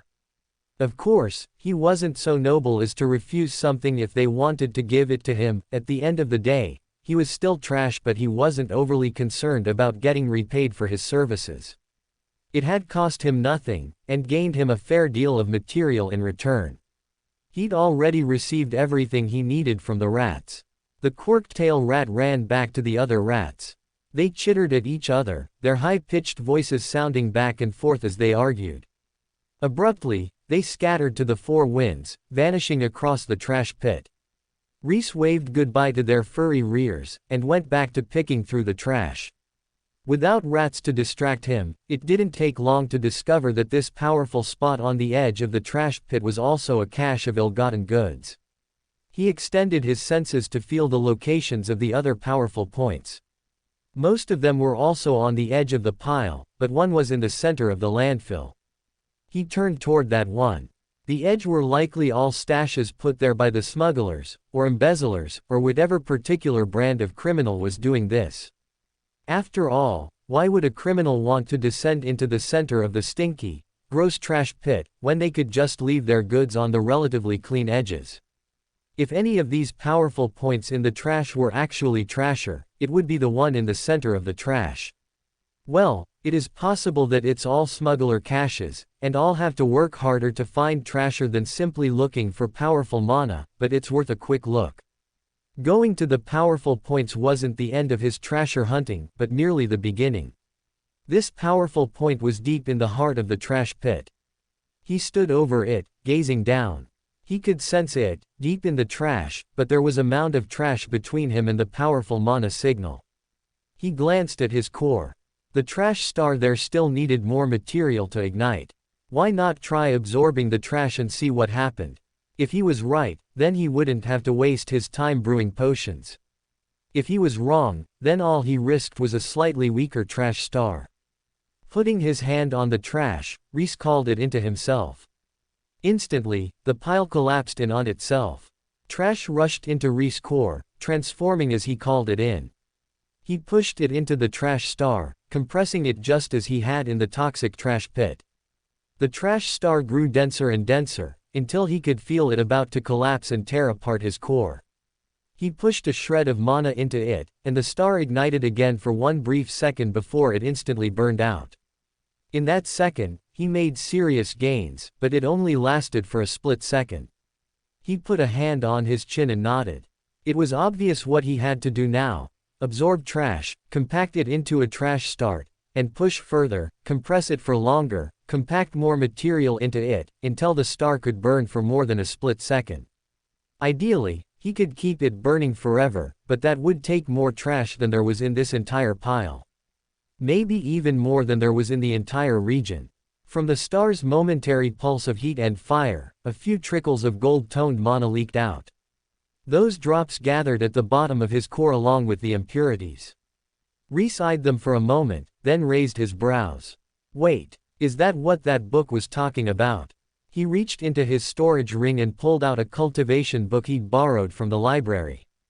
It described a path he wasn't interested in, that of a specific sword style, but it also contained a lot of good general cultivation knowledge, so he'd been reading around the path parts to figure out what might come next in cultivating mana and growing as a mage. After foundation building comes core formation, in which the mage firms and fills their core. Once the core has grown to its maximum size, the mage fills it with condensed golden mana, which provides the foundation for the next stage of growth. The amount of gold mana the mage can fit into their core determines their potential for future growth, just as the size of their core does, just as their bloodline, body, and natural aptitude for absorbing mana. Putting the book away, he examined his core again. It was gold, and it was definitely condensed. Was this the special mana the book was talking about? He raised his brows. That much trash, for a few tiny drops of mana. He'd need a lot of trash if he was going to get through this. I can't imagine how long it would take if I didn't have a path to rely on, but then, I am starting from trash. His natural aptitudes were the lowest of the low. With all his reforging, he'd gotten them up to passable, but he still had to rely on his path to make any progress. If he sat around and breathed in mana, the way ordinary mages absorbed mana, he might run out of lifetime before he hit tier 3. Either way, there was still trash between him and that powerful signal. Rhys put his hand down on the trash and absorbed it yet again. As he absorbed it, he inadvertently dug a tunnel deeper into the pit. The landfill was larger than he'd taken it to be at first. It had mounded over the earth, as large as an ordinary castle, but it also went underground, into some kind of crag in the earth. At a guess, the mages had started throwing their garbage into a valley of some sort, and as the years passed by, the valley had filled, then overfilled, then flowed into the forest around it. There were probably mages who didn't know that the pit had been built on a valley at all. That was how buried the original valley was. With the impurities he'd gained from the rats and the trash, he ignited another 2 stars and accumulated a few more drops of gold mana before he finally drew level with the powerful signal.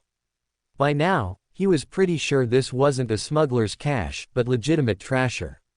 If smugglers were delving this deep into the trash to hide their goods, they deserved it, honestly. That was dedication to the trash. He cast around him, poking around at the floor to find the trash. He had his original trash sword, and the sunlight sword from the bottom of the toxic trash pit, so he didn't really need a weapon, not that he'd turn another one down. He could always polish it up and sell it. Though he had plenty of gold from the ash and the herbs he'd sold to Sordon, he was always happy to earn more gold. There was no such thing as too much. Speaking of, I should buy some seeds. This school definitely has herb seeds that are worth good money when grown. As long as their growth requirements are simple, I can generate mana-infused compost and grow them rapidly for even more gold. It was a simple investment, and one worth making.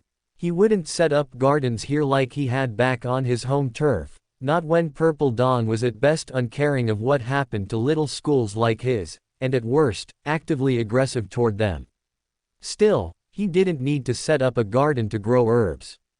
Due to his mana infusion and mana-rich compost technique, he could fire up a load of plants whenever he needed them. Of course, there could be anything in the trash, anything at all. A weapon, a shield, even another miraculous poison, potion-holding vial. He'd take any kind of magical equipment, any kind at all. Pushing the last of the trash aside, he revealed a solid blackened wall. His brows furrowed. He pushed more trash away, and the wall curved. A foot poked out from the bottom, jutting up into the trash. Rhys knelt and hooked a hand under the thing's lip, standing it upright. A cauldron. Its lid sat nearby, and he drew it over, matching it with the top. Thick walls curved evenly downward, culminating in 4 lion's foot feet. An ornately carved dragon twisted around the outside of the cauldron, and fine gilding swirled around its lip and lid, brimming with mana in some kind of enchantment.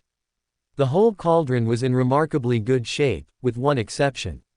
He spun it around, turning the blemish to face him. One side of the cauldron was completely blown out, as if someone had shot a cannonball out from within the cauldron. The steel walls peeled back like a flower's petals around a roughly circular hole that had been blasted in the thick wall. He twisted his lips. His old cauldron was, well, just an ordinary cauldron, and even with trash intent, it had been struggling to retain its shape for some time now. He'd been using the liquid technique to hold impurities away from the wall, leaving some water between the metal inner wall and the corrosive impurities so the water mitigated the damage, but even so, the bottom was getting thin. This cauldron would do nicely to replace it, and not only that, but if it was as strong as it felt, it would last him for quite some time. If not for that glaring hole in its side. Rhys pursed his lips, thinking. He pulled at his own clothes, then looked at the new cauldron. He'd used trash-based comprehension to merge trash clothes into his robes. True, he'd also had a high understanding of clothes making, but the base concept remained the same. If he could up his understanding of forging, then, by merging forging and trash knowledge, he could probably repair this cauldron. It was worth a shot, anyways. Gesturing, he sent the cauldron into his storage ring. A project for a later date, or rather, a task for him during his downtime at the tournament. Infinite Constellation didn't have forging classes, but Purple Dawn did. The Spielmaus had given them included an invitation to sit in on any classes. With Ernesto on the mind, he'd been a little suspicious of the offer being an attempt to sabotage their futures with false classes that taught false truths, but on deeper thought, rather than an attempt to sabotage their future as mages, it was far more likely that they were invited to sit in on the classes so they could see how high quality the education at Purple Dawn was, so the more powerful school could poach the most powerful students from the lesser schools. After all, they were the cream of the crop, the ones the little schools had sent to the tournament to show off the peak of their strength. Purple Dawn stood to gain much more by currying favor with the most powerful student mages with the most potential, rather than giving them false instruction. Sure, it might fool a few of the stupider martial students, but anyone who realized what was happening would hold a grudge against Purple Dawn, and if they, the students with the highest potential, became powerful enough later in their magehood and held a grudge, they could inflict a good deal of damage on Purple Dawn. Far better that they looked back on their tournament experience with fond eyes. The light from overhead cut off. Rhys startled and whipped around. Oh shit, the trash is falling. A figure stood on the lip of the hole, eclipsing the sun. They wore flowing white robes, as immaculate as Rhys was filthy. In one hand, they held a sword, bare blade glinting in the sunlight. Rhys squinted, trying to make out their face, only to realize it wasn't possible. The man wore a mask, one with no more than eyeholes on a featureless white face.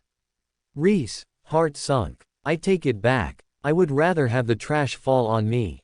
He was cornered, like a rat in a hole, with no way out but through. Can I help you? Rhys asked warily, reaching for his sword. One of the smugglers. But no, why would he be worried with me? I'm down in this hole, far away from the stashes. The figure stood there. The wind blew, catching their robes. 2 ribbons danced behind their head, as pure white as the rest of them. They stood stock still, watching Rhys silently. Rhys grasped the hilt of his sword. He watched the man, waiting for him to move. He still had the element of surprise. The man didn't know he could fit an entire, full-length sword in his robes. The second the man moved, he'd. Abruptly, the man looked away, distracted, as if someone had called him.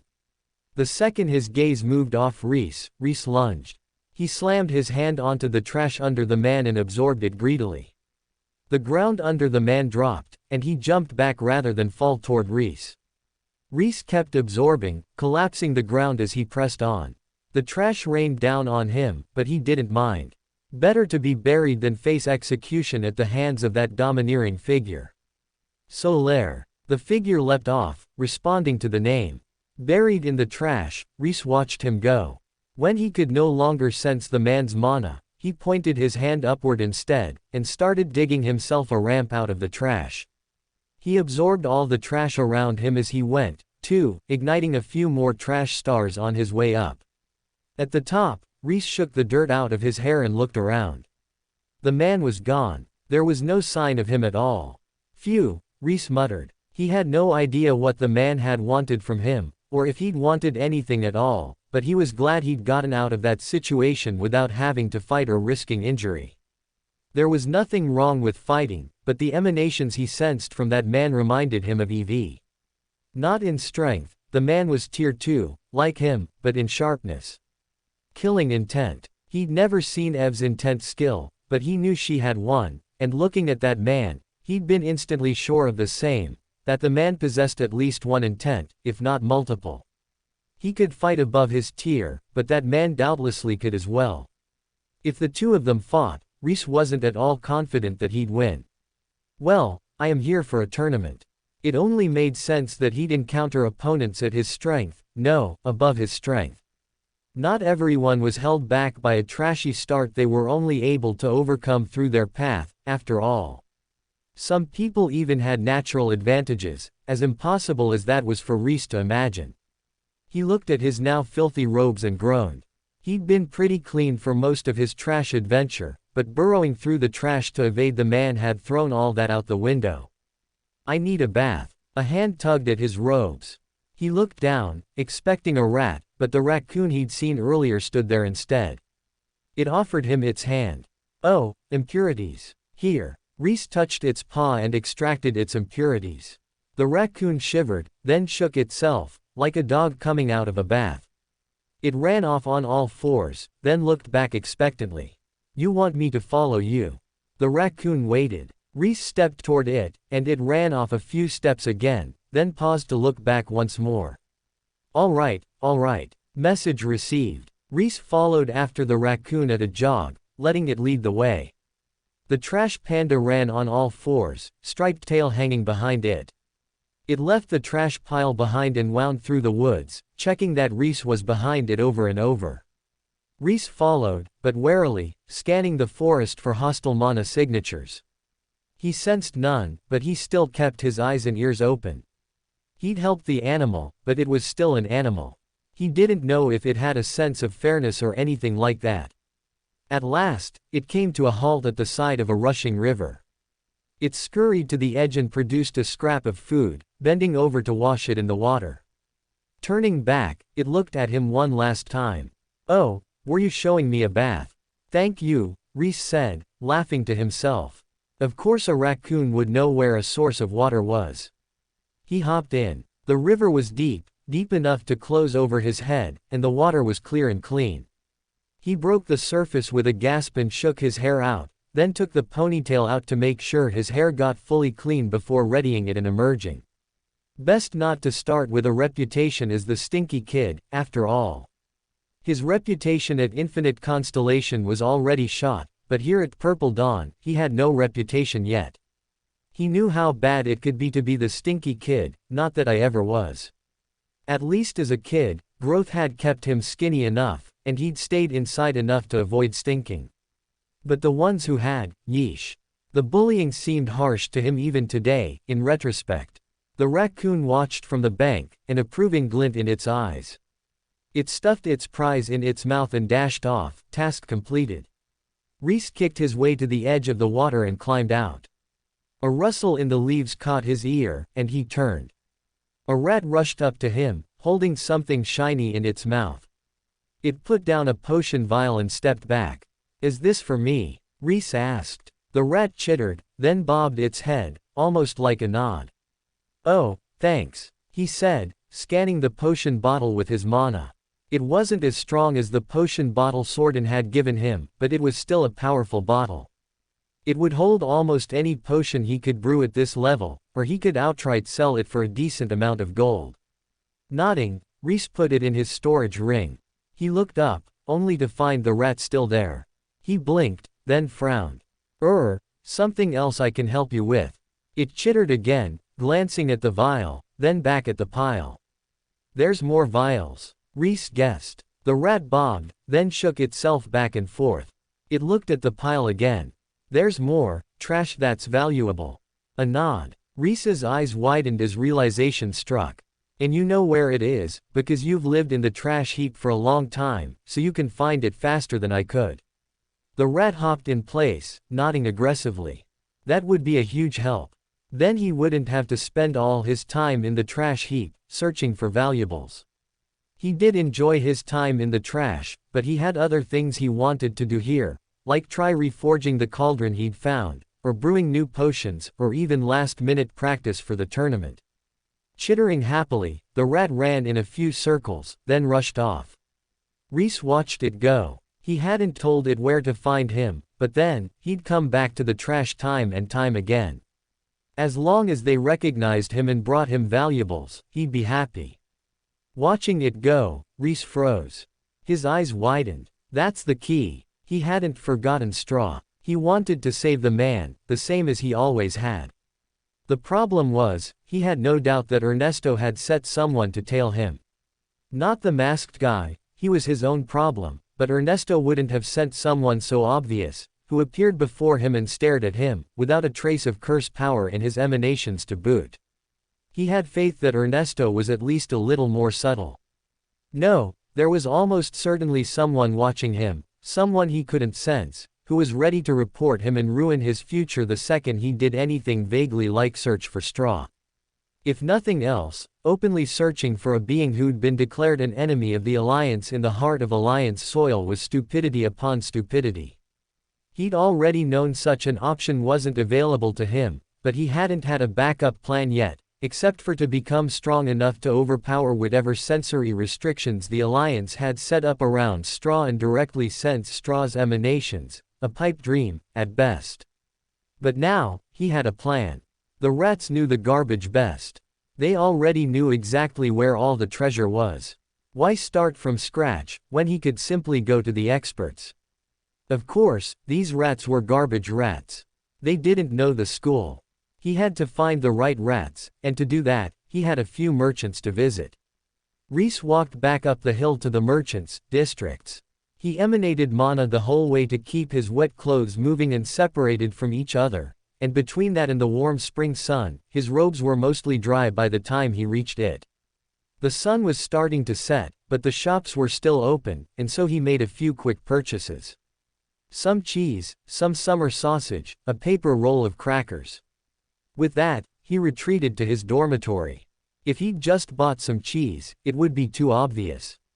Instead, he was a student from a small school, exercising a few of his gold to buy himself the small luxury of a college charcuterie board, In other words, all the delicious parts, and none of the weird dried fruits or olives, or anything else. He personally wouldn't mind a fig or two, or maybe some pickles, but at the end of the day, this wasn't for him. It was tribute. The dormitory's Purple Dawn Academy had set forth for the small schools were rough. They were run down, with cracked, damp stone walls and windows and doors that leaned away from one another, like they'd been slapped up in wet clay, then allowed to sag for a while before they were fired. Mold blackened the steps and vines bound the exterior walls, twisting into the windows wherever they could find a gap. In summary, they were garbage. Perfect. Rhys's room was in the corner, and it was a strange, triangular shape with listing walls and a floor that was warped in all three dimensions in not just straight lines, but soft, sea-like peaks and valleys, so that it was impossible to draw a straight line between any 2 points. His bed canted against one wall, and a wood chair and desk as Spartan as his freshman dorm's furniture leaned against another, the chair pitched against the desk. He pulled it away, and it slid right back into place. Rhys nodded, getting the message. It would live there, against the desk. That was its home. He built himself his charcuterie plate and took a few nibbles, then left the plate on the desk, drew the curtains, extinguished the candle, and sat on the bed to meditate and wait for his guest. For all the world, it looked as though he'd simply been dissatisfied and abandoned his meal, but the truth couldn't be more different. He waited, but he didn't only wait. Not satisfied to waste his time on mere meditation when he knew how little mana that would give him, he extended his trash and tent around him, and into the room.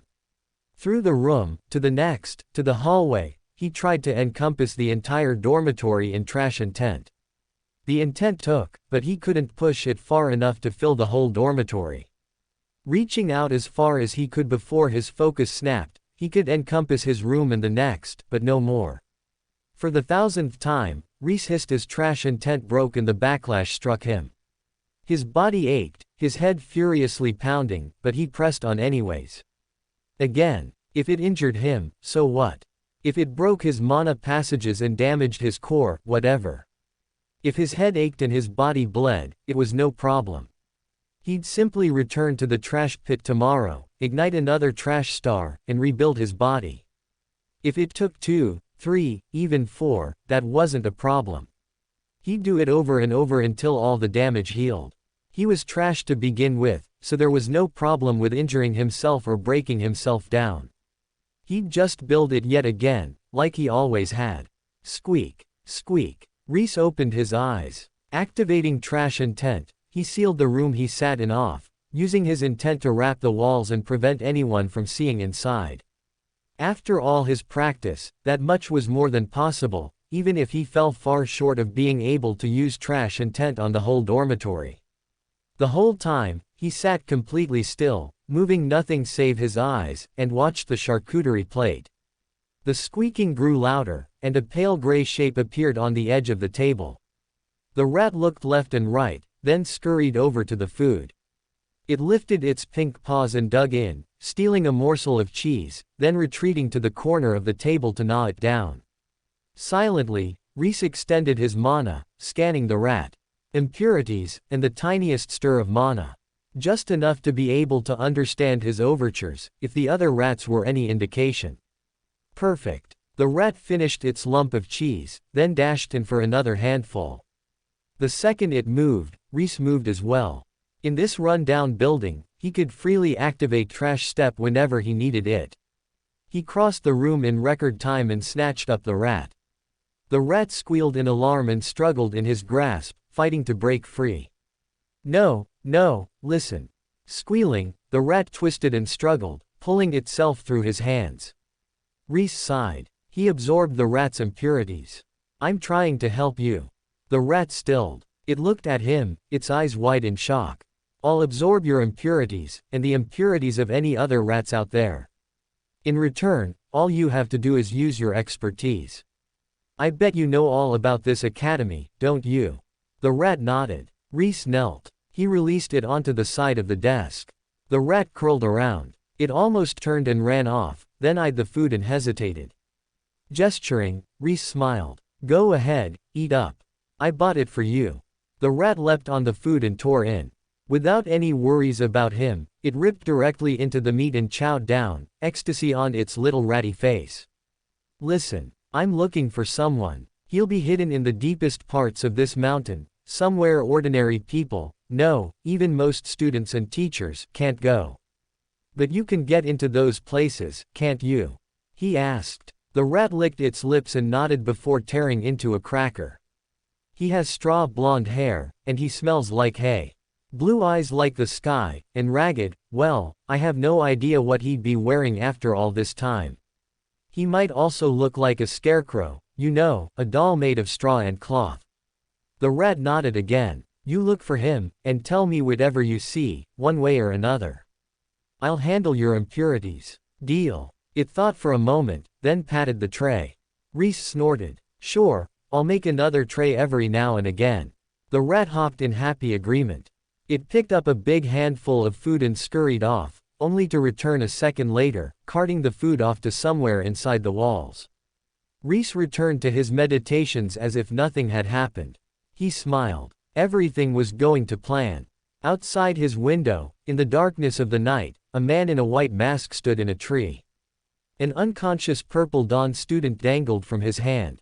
That student was too weak to sense what had occurred behind the walls, past the intent skill, but not the white-masked man. Behind the mask, a smile curled his lips. He tossed the unconscious figure back onto the branch and jumped off into the night. The morning came too soon. Rhys stretched and sat up. He hadn't made much progress in his intent skill, but he had progressed a little, enough that he needed a visit to the trash heap to repair his body. He made a quick detour there and repaired his body, washing off in the stream afterwards. As he climbed out of the water, the raccoon who'd shown him the stream edged up to him. It grabbed his robe and tugged it once, twice, then nodded into the forest. Rhys smiled. He nodded back. I know, he whispered, though he was impressed at the raccoon's senses. It was barely at tier 0, but it could sense what he had to struggle to sense at tier 2. Then again, it's a wild beast. Of course it would have stronger senses, and it probably didn't start as trash. As though he hadn't noticed a thing, he adjusted his robes and walked on, heading into town again. Today, he had one goal. No, two goals. The first one was to attend a forging class and figure out how to repair that valuable cauldron he'd found in the trash. The second one, well. Are you done? I know you're there, Rhys said, looking over his shoulder. He caught a glimpse of dark robes before the figure darted away, and sighed aloud. Come on, why don't you get down here? I know you're there, so there's no point for us to keep playing this game. A blur flashed through the air, and a Purple Dawn student materialized in front of him. To his surprise, he recognized them, and his jaw dropped. Mouse. I'm sorry. I didn't want to do it. They made me, they said, I was so quiet like a mouse, so I might as well be the one who, I'm so sorry.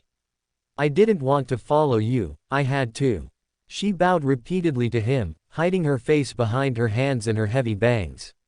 No, it's not okay, but I can overlook it. No matter what, Purple Dawn was going to send someone to follow him. He'd already accepted it. Honestly, he had to thank them for the giant throw of putting Mouse up to the task. He supposed it made sense. Her peers looked down on her and devalued her, as if she were trash. Of course she'd get the shitty task of watching the trash disciple of straw. That did bring up a question, though. He cleared his throat. Did they tell you why you were following me? Mouse shook her head hard. No. Ethan knows, but he said a little mouse like me doesn't need to know. In fact, he said it's better if I don't know. Rhys nodded. That made things easier on him. If she didn't know why she was following him, it would be easier to escape her watchful eyes. Of course, it was very possible that she was lying to him, and she knew exactly why she was following him, but he was willing to take that chance. He'd seen the way Ethan treated her, so he wouldn't be surprised if she really didn't know. If she did, then, it changed nothing. He'd planned to treat her the same regardless of her response, so he'd really only asked for his own information, but it really did sound like she didn't know. He glanced into the forest once more, but said nothing. That was for later. Turning back to Mouse, he nodded. Shall we? Together. She squeaked. Well, you've got to follow me, right? But you discovered me. That's fine. I don't mind. I expected it. No, I like you, Mouse. Stay with me. You're trash like me, Rhys told her. What? No, it's a good thing. You can help me out like this, too. Your school has a forging class, right? Still a little lost, thrashed back and forth by being discovered, then Rhys not minding, then being called trash, but told it was a good thing. Mouse blinked for a solid 10 seconds, only to snap back into place as she landed on his last request. Forge. Yes. This way. They didn't have far to go. The forge class was on the fringe of town, near the other tradesmen, the actual blacksmiths, silversmiths, tanners and woodworkers. A group of burly students hammered away at metal, shaping the metal into a sword, while the lecturer gave pointers. Rhys stood in the back of the class, listening to the man's suggestions. He didn't take up the hammer or take a slug of metal for himself. That wasn't his objective. Instead, he wanted to learn the fundamentals of forging, so he could adapt it to trash for his own purposes. For all that, the man's class wasn't particularly useful today. He was teaching how to hammer and work warmed metal, not melt down cold metal and smelt it into something stronger. Still, he listened earnestly. There was always something to learn, even if the class wasn't directly applicable. He did understand the absolute basics of forging: melt the metal, add something in or pull something out, cool it. For iron, add carbon to form steel. For gold, burn off the impurities to create higher quality gold. Specifics like temperatures or proportions, though, he lacked.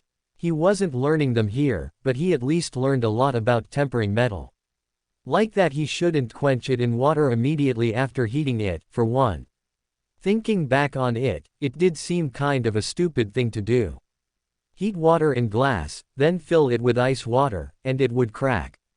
Metal was more elastic than glass, but not by much, and when he thought all the way up to rubber, well, rapid temperature variations had once brought low the rubber O-rings on a space-bound vehicle, hadn't they?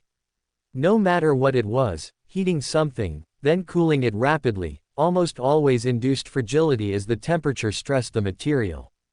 It was very cinematic, he supposed, which was why movies always had their blacksmiths do it, but not particularly practical. A rather trash technique, Rhys thought, then pinched his chin. Was it possible that, in the future, when he enhanced his comprehension of trash, he could use deliberately bad techniques to actually strengthen materials, even though they were meant to weaken them? A thought for later. He was still far too lacking in his comprehension of trash to accomplish such a thing. For now, it was best to stick to the basics. After all, one had to learn the rules to break the rules. The whole class, the instructor completely ignored Rhys, treating him as though he didn't exist. Someone else might have been insulted, but for Rhys, who had accepted his role as trash, it was water off a duck's back, or a single extra empty can on the top of an overflowing garbage can. He hadn't expected, nor desired, any special attention. In fact, if the instructor had acknowledged him or given him special attention, he probably would have felt far more uncomfortable. He glanced at Mouse, then startled. Mouse. He'd totally forgotten about her. Or perhaps the better thing to say was that she'd slipped his mind. He hadn't forgot she was there, but simply disregarded her as unimportant despite knowing she was his all-important tale. Putting the class to the back of his mind for a moment, he watched her instead from the corner of his eye, quietly observing his quiet observer. Mouse stood against the wall, staring into the middle distance. She barely moved, her limbs all close to her body as if to occupy as little space as possible, despite the fact that she was far out of anyone's way. Her chest barely rose and fell, even her breathing quiet. With every breath, she drew in the ambient mana more strongly than Rhys had known anyone to, save when he himself was burning trash. Rhys's eyes widened. He lit up, excited. This was it. This was her path, hidden in plain sight. To be within a space, yet not occupy it. To be surrounded, yet alone. He couldn't put word to it, but he didn't need to. It wasn't his path. It was Mouse's. He scooted over. She startled at his approach, as surprised for him to approach her as he had been to find her suddenly out of his perception. He nudged her. Do you realize what you're doing? I'm sorry, I shouldn't. No, you should. This is your path. I don't know what it is, but I know that it's yours and yours uniquely. You've struggled to progress the ordinary way, right? Mouse hesitated, then ducked her head, almost afraid to admit it. Try to lean into what works, rather than listening to other people's idea of what's supposed to work. You're only trash so long as you let other people call you trash, Mouse. To have the calling of a path this early is a rare thing, and if you chase it, you should be able to surpass those who can only progress by following someone else's instructions. Think about it. If you know how to strengthen yourself, doesn't it make sense that you'll progress faster and stronger than waiting for someone to tell you how you ought to progress? Mouse tensed, thinking deeply. Her head lowered, leaving her glasses as nothing but an unreadable blaze of light. My own path. Your own path, Rhys replied. She looked at him. Why would you tell me this? If you're someone who must be followed, then, aren't you, an enemy? What? Don't be ridiculous. I'm not an enemy of your school, Rhys said, shaking his head. He was Ernesto's enemy, and he was the enemy of anyone who stopped him from retrieving straw, but until Purple Dawn actively stood in his way, he wasn't going to consider the whole school his enemy. Well, he probably would have to fight the entire school once he broke straw out, but Rhys wasn't hasty. Nor was he foolish enough to think that every single student, to include the powerless ones like Mouse, was actively involved in Straw's capture and subsequent imprisonment. Ernesto and his class were probably unforgivable, but Rhys wasn't an upright and moral person who would turn down favors from an enemy, whether they took the form of a lesson or whatever else. He was trashy enough to turn the other cheek for now, as long as he could receive benefits, only to turn about and kill them to the last man later. It was rat bastard behavior, and he knew that well enough, but he'd come this far in life by being a rat bastard, and he wasn't about to stop now. Many times, he'd put up with bullying if it meant he could get an extra snack at lunch, only to out the bullies to the teacher once he had enough evidence to take them down once and for all. This was no different. People outside of his situation might call him an asshole for acting this way, but when he stood in a position of weakness, he had to use what little he could against them. Even if that meant bowing his head for a bit and becoming their lackey, or humbling himself to learn from those he hated and would later treat as enemies, then so be it. Of course, if Purple Dawn did not become his enemy, he'd be quite happy with that, too, but considering Straw's origins as a left-behind ultimate weapon of a fallen demon king, he didn't think they'd just smile and let him go. No worries, take the terrifying weapon, we don't mind. Haha. What's a continent-rending cursed weapon or two between friends? He didn't see Straw that way, but he wasn't the one he had to worry about. It was the Alliance and Purple Dawn he had to worry about. Rhys let out a slow breath, running back his hair as the enormity of the task before him made itself clear. Not only Purple Dawn, but the whole Alliance would oppose him freeing Straw. When he rescued the man, he marked himself as the ultimate enemy of the entire region's most powerful armed force. He chuckled under his breath. Never was one to set my goals low. Rhys? Mouse asked, tilting her head, and Rhys suddenly became aware that he'd stared off into space, then chuckled to himself darkly after a long period of silence. He chuckled again, lighter this time, and rubbed the back of his head. Not my best non-villainous act. He waved, dismissing his own behavior. Sorry. I was lost in my thoughts. I think I've learned everything I need from this class. Shall we head to the library? The library? I thought you wanted to learn forging, Mouse said, confused. Exactly. What are you going to find in a dusty pile of books like that? Rhys squinted at her. You know, I would have taken you as a library-loving girl, but I guess I shouldn't judge books by their covers. Mouse shook her head. I do like the library. It's just that libraries don't have much to do with forging, do they? Isn't forging metal all about fire and hard work? I'm about to make a mockery of earnest forgery, so why not go about learning it backwards by sitting in a dusty library? Rhys pointed out. He was dealing with trash to begin with. If he burned it down, if he melted it and ruined it, then it would only continue to be trash, rather than degrade in quality. True, the cauldron was a great find, but if he saved up coin from growing herbs and creating purified ash, he could doubtlessly buy an equivalent, or better, cauldron. The point wasn't the quality of the cauldron. The point was that it was trash that he could take and freely make it his own without any inhibition toward potentially destroying something valuable. He was going to fix it through trash, and forge something better, or at least, as good as it had been to begin. He'd take that as a starting point. Mouse's jaw worked, but she couldn't come up with an answer. She gestured. This way to the, I remember. Rhys took the lead, beelining to the library. Mouse followed. You remember already. Why wouldn't I? Even if he was mortal, he would have been able to do that much. Well, I just showed it to you for a second yesterday. I wouldn't have remembered. Oh, that was reasonable enough. He supposed he might not have remembered, if it really had been no more than that, but he dropped Az off there, and leaving his friend somewhere was notable enough to him to remember it. It wasn't that unreasonable to remember it, either. I wonder if Mouse struggles with directions. She seemed fine enough yesterday, but presumably she's lived here for years, if not decades. He waved his hand. I have a good memory for places. She nodded, an uncertain look in her eyes, but followed along anyways. In any case, he didn't want to mention his association with Az. Even if Mouse was kind of adorably incompetent about following him, she was still following him. Anything she saw, she might report back to Ethan and his masters, whoever they were. Ernesto, presumably, but who knew?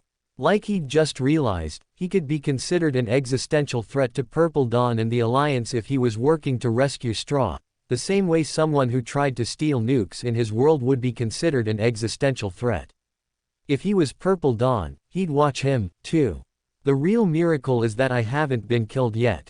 Presumably, they take that step the second they have evidence that I'm attempting to break Straw out. So of course, I won't let them find that evidence. And that included having a strange rapport with the tuxedo cat that hung out in the library and enjoying the company of a small mammal, rather than meeting Az as a friend. Between Az and the rats, his association with Az was way easier to discover. In truth, he didn't plan to involve Az in Straw's rescue at all. Az didn't deserve that, and besides, the man was quite powerful enough to prevent himself from being involved if he didn't want to be. Rhys had the sneaking suspicion that any attempt to involve Az against his will would result in his sudden and untimely death at the small claws of an unidentifiable yet savage beast. No, instead, he was using Az as a demonstration of his deep and abiding interest in strange, undefinable bond with small, woodland creatures. Basically, he was going to use Az as his classic princess sidekick. It was pretty simple in his mind. Everyone accepted that Disney classic princesses communed with animals, sang and danced with them, but why? Looking at the root of the connection, it was obvious. From the classic grim fairy tales to the modern multicultural princesses, their connection with animals always began with an animal sidekick. Once they established that they had rapport with their small, furry sidekick, they were then given an open license to commune with any number of small woodland creatures with no further explanation. Sure, Az was a tuxedo cat and not, for example, a mouse, a rat, or a raccoon, but he didn't want to start from the rats, when the rats were such an important part of his plan, and he didn't know the raccoon well enough to be sure it would cooperate. Ideally, Purple Dawn would never find out about the rats at all, but in case they ever did, this moment, right here, would defend his strange connection to animals forever. He opened the library door, looking down. Good more. Can I help you? Black shoes. Skin-tight black leggings. He looked up, to the top of long legs and a tall, slender torso, to find the very human version of Az standing primly before him, a pile of books in one hand, the other hand carefully positioned to hide their titles. Rhys glanced at the spines, and his suspicions were confirmed. Internally, he sighed. Never change, Az. Then again, male cats were always horny as hell, so he didn't know what he expected. Az was born a cat. Who knew if he'd ever been taught human social norms? He at least knew to hide the titles and be ashamed of reading them, so at some point he'd figured some of it out, but... well, there's mysteries to this world that I'll never discover. Mysteries lost to the sands of time. He nodded at Az. I could use some books on forging. Do you know they lack almost all novels in this pathetic excuse for a library? I had to raid the banned books they'd stolen from the students to find this measly handful, Az informed him, lifting the books to show him the lower titles on the pile he held, which were significantly less racy than the upper half of the stack. Mouse glanced around. Nervously, she cleared her throat. Sir, excuse me. Az turned his head. Unblinking eyes with big round pupils stared at Mouse. She trembled visibly, but persevered. Where are the ordinary librarians? They took an unexpected leave of absence when the pitiful state of their collections was brought to light out of shame for their pathetic mismanagement and their all-encompassing and totally illegitimate efforts to stamp out student enjoyment in any form of literature. They will survive the ordeal, but hopefully with a renewed vigor for preserving and promoting books of all descriptions, not merely musty, flavorless tomes. Az finally blinked, one short and deliberate motion. He turned to Rhys and blinked again, but this time, it was slow. What were you asking for, again? Books on forging. Well, some fresh novels would be nice too, but it sounds like you don't have those, Rhys added. Unfortunately, no. However, I can provide you with stacks of tomes on the topic of forging. Az turned. He waved his hand, and a half-dozen books lifted off the shelves and floated down to hover in front of Rhys. Rhys held his arms out, and the books thumped into them. What did you do to the librarians? Mouse demanded. She shook, but stood her ground. Rhys sighed silently. No, he understood. He wouldn't just stand there if some mysterious figure had showed up in his school and took control of an institution with no explanation. Nothing. I reminded them of the truth of finding pride in their work. Who are you? A librarian. My name is Azarian. I'm going to tell the SCSC schoolmaster. Mouse threatened, shaking like a leaf. Excellent. I look forward to a commendation. Az turned and wandered off into the library, totally disinterested in her threat. He paused. What's your name? Pale, but nonetheless standing her ground, Mouse replied, Mauve, but everyone calls me Mouse. I suppose Mouse is slightly less challenging. Tell me, Mouse, do you have any interest in houses? What? Rhys tilted his head, playing dumb. Is he not the ordinary librarian? He did something to the librarians. They are unharmed. Rhys gestured. That, sounds fine to me. Az shrugged as he resumed walking away. For the most part, Mouse's eyes got bigger than ever. Rhys put his face in his hands. He took a deep breath and looked up. Look, I don't know what's happening, but he gave me the books I want, so I'm going to go chill down in the garbage pit. You go tell your schoolmaster whatever you need to, you two figure this out, and I'll see you later, okay? Mouse nodded. She backed away to the door, then whirled and fled. Rhys looked at Az. He shook his head. You were supposed to be my princess sidekick. Don't worry. A small sect will be grateful to have an expert of my caliber around, Az replied, completely unworried. He reached the library desk, in the rear of the building from the front doors, and plopped down into a plush chair, already digging back into one of his risque novels. He glanced up. And what the hell is a princess sidekick? Don't worry about it. Rhys headed off, waving his farewell. He hadn't achieved his objective, an alibi for him speaking with animals, but he had obtained something almost as valuable, moments of freedom, outside of the vision of Mouse's watchful eyes. And that meant that his plans had to change order, just a smidge. It didn't take long to reach the forest again. He wandered in deep, until he could sense no other humans around. Only then did he finally turn. Heyo. You ready to come out now, or do you want to wait until my tail gets back? A voice sounded from behind him, what would have been in front of him, before he turned. I've been ready for a while, but you're a busy man. Hard to catch alone. Rhys whirled. A white-robed figure stood there, wearing a pure white mask, save two dark eyeholes. Who are you? What do you want from me, Solaire? The figure paused, then chuckled. Using my formal name. How cold. I thought we were closer than that. He lifted his hand to his face and grasped the mask. Rhys held his breath. No way. Could it be? The white-robed figure lowered the mask to reveal a face Rhys knew well. One that had matured since the year or so when they'd last seen one another, but a familiar face nonetheless. He caught his breath. Bast. Bast cracked a smile. That's me. So you do remember me. Rhys shook his head. He put his hands on his hips and sighed. You do remember me, says the guy who showed up in full body covering robes and a full facial mask.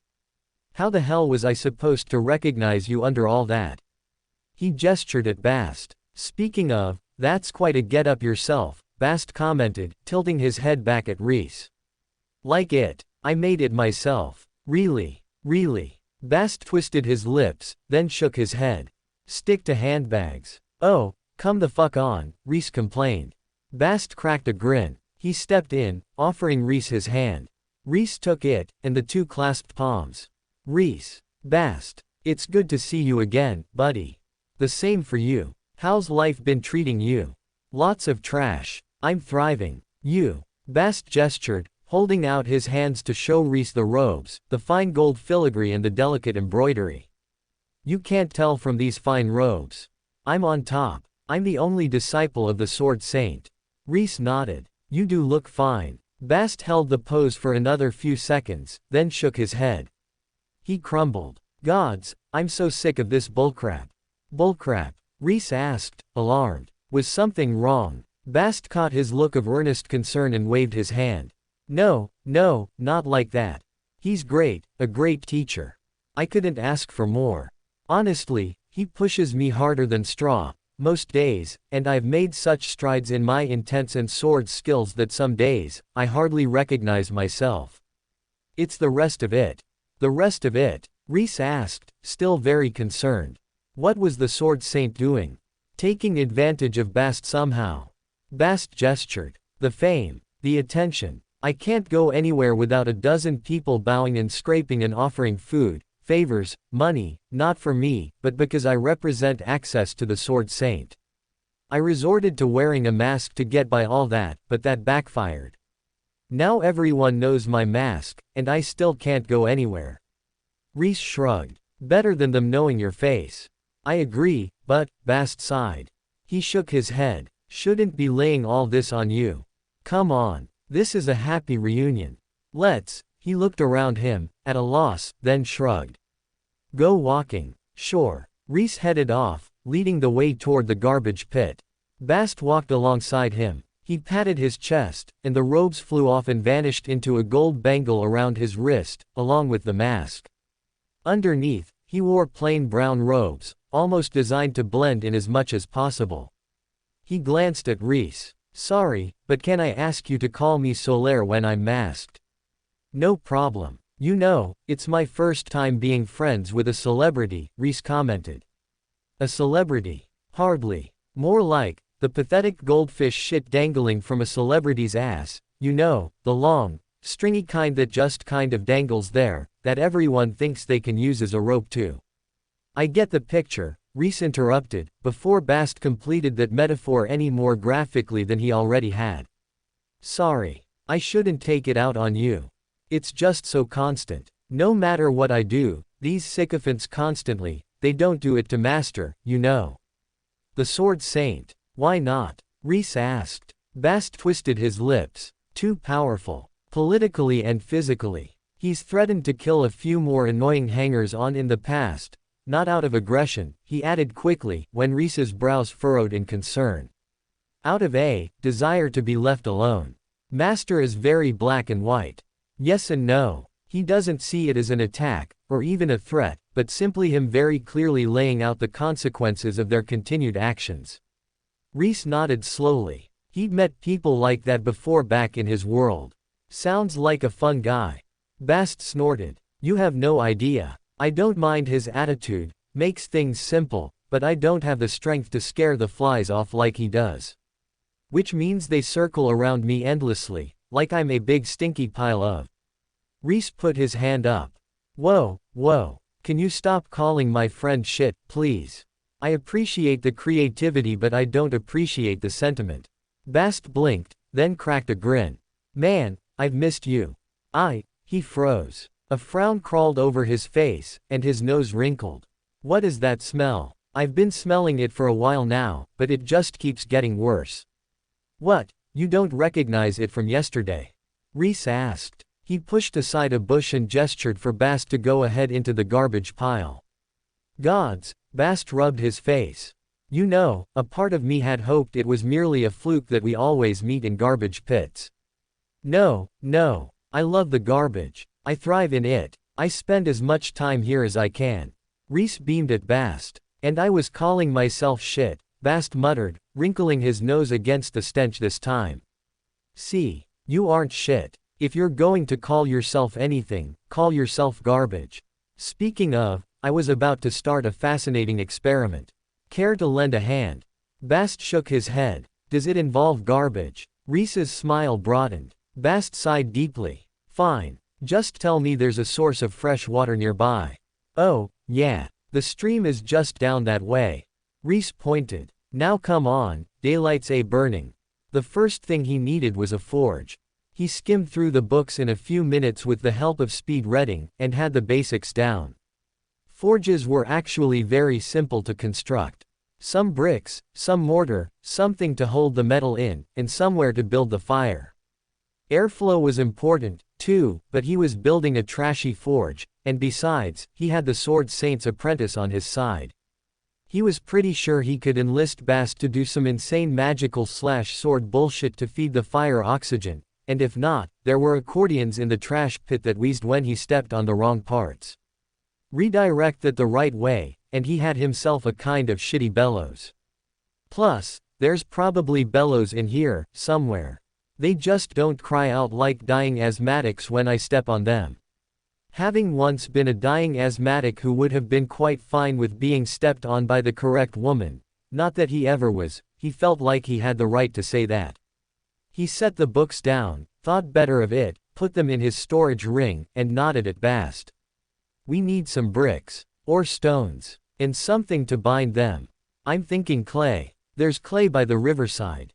I can extract the impurities, and it should be clean enough afterwards that we can bake it into place with the furnace's own heat. Sounds good to me, Bast said.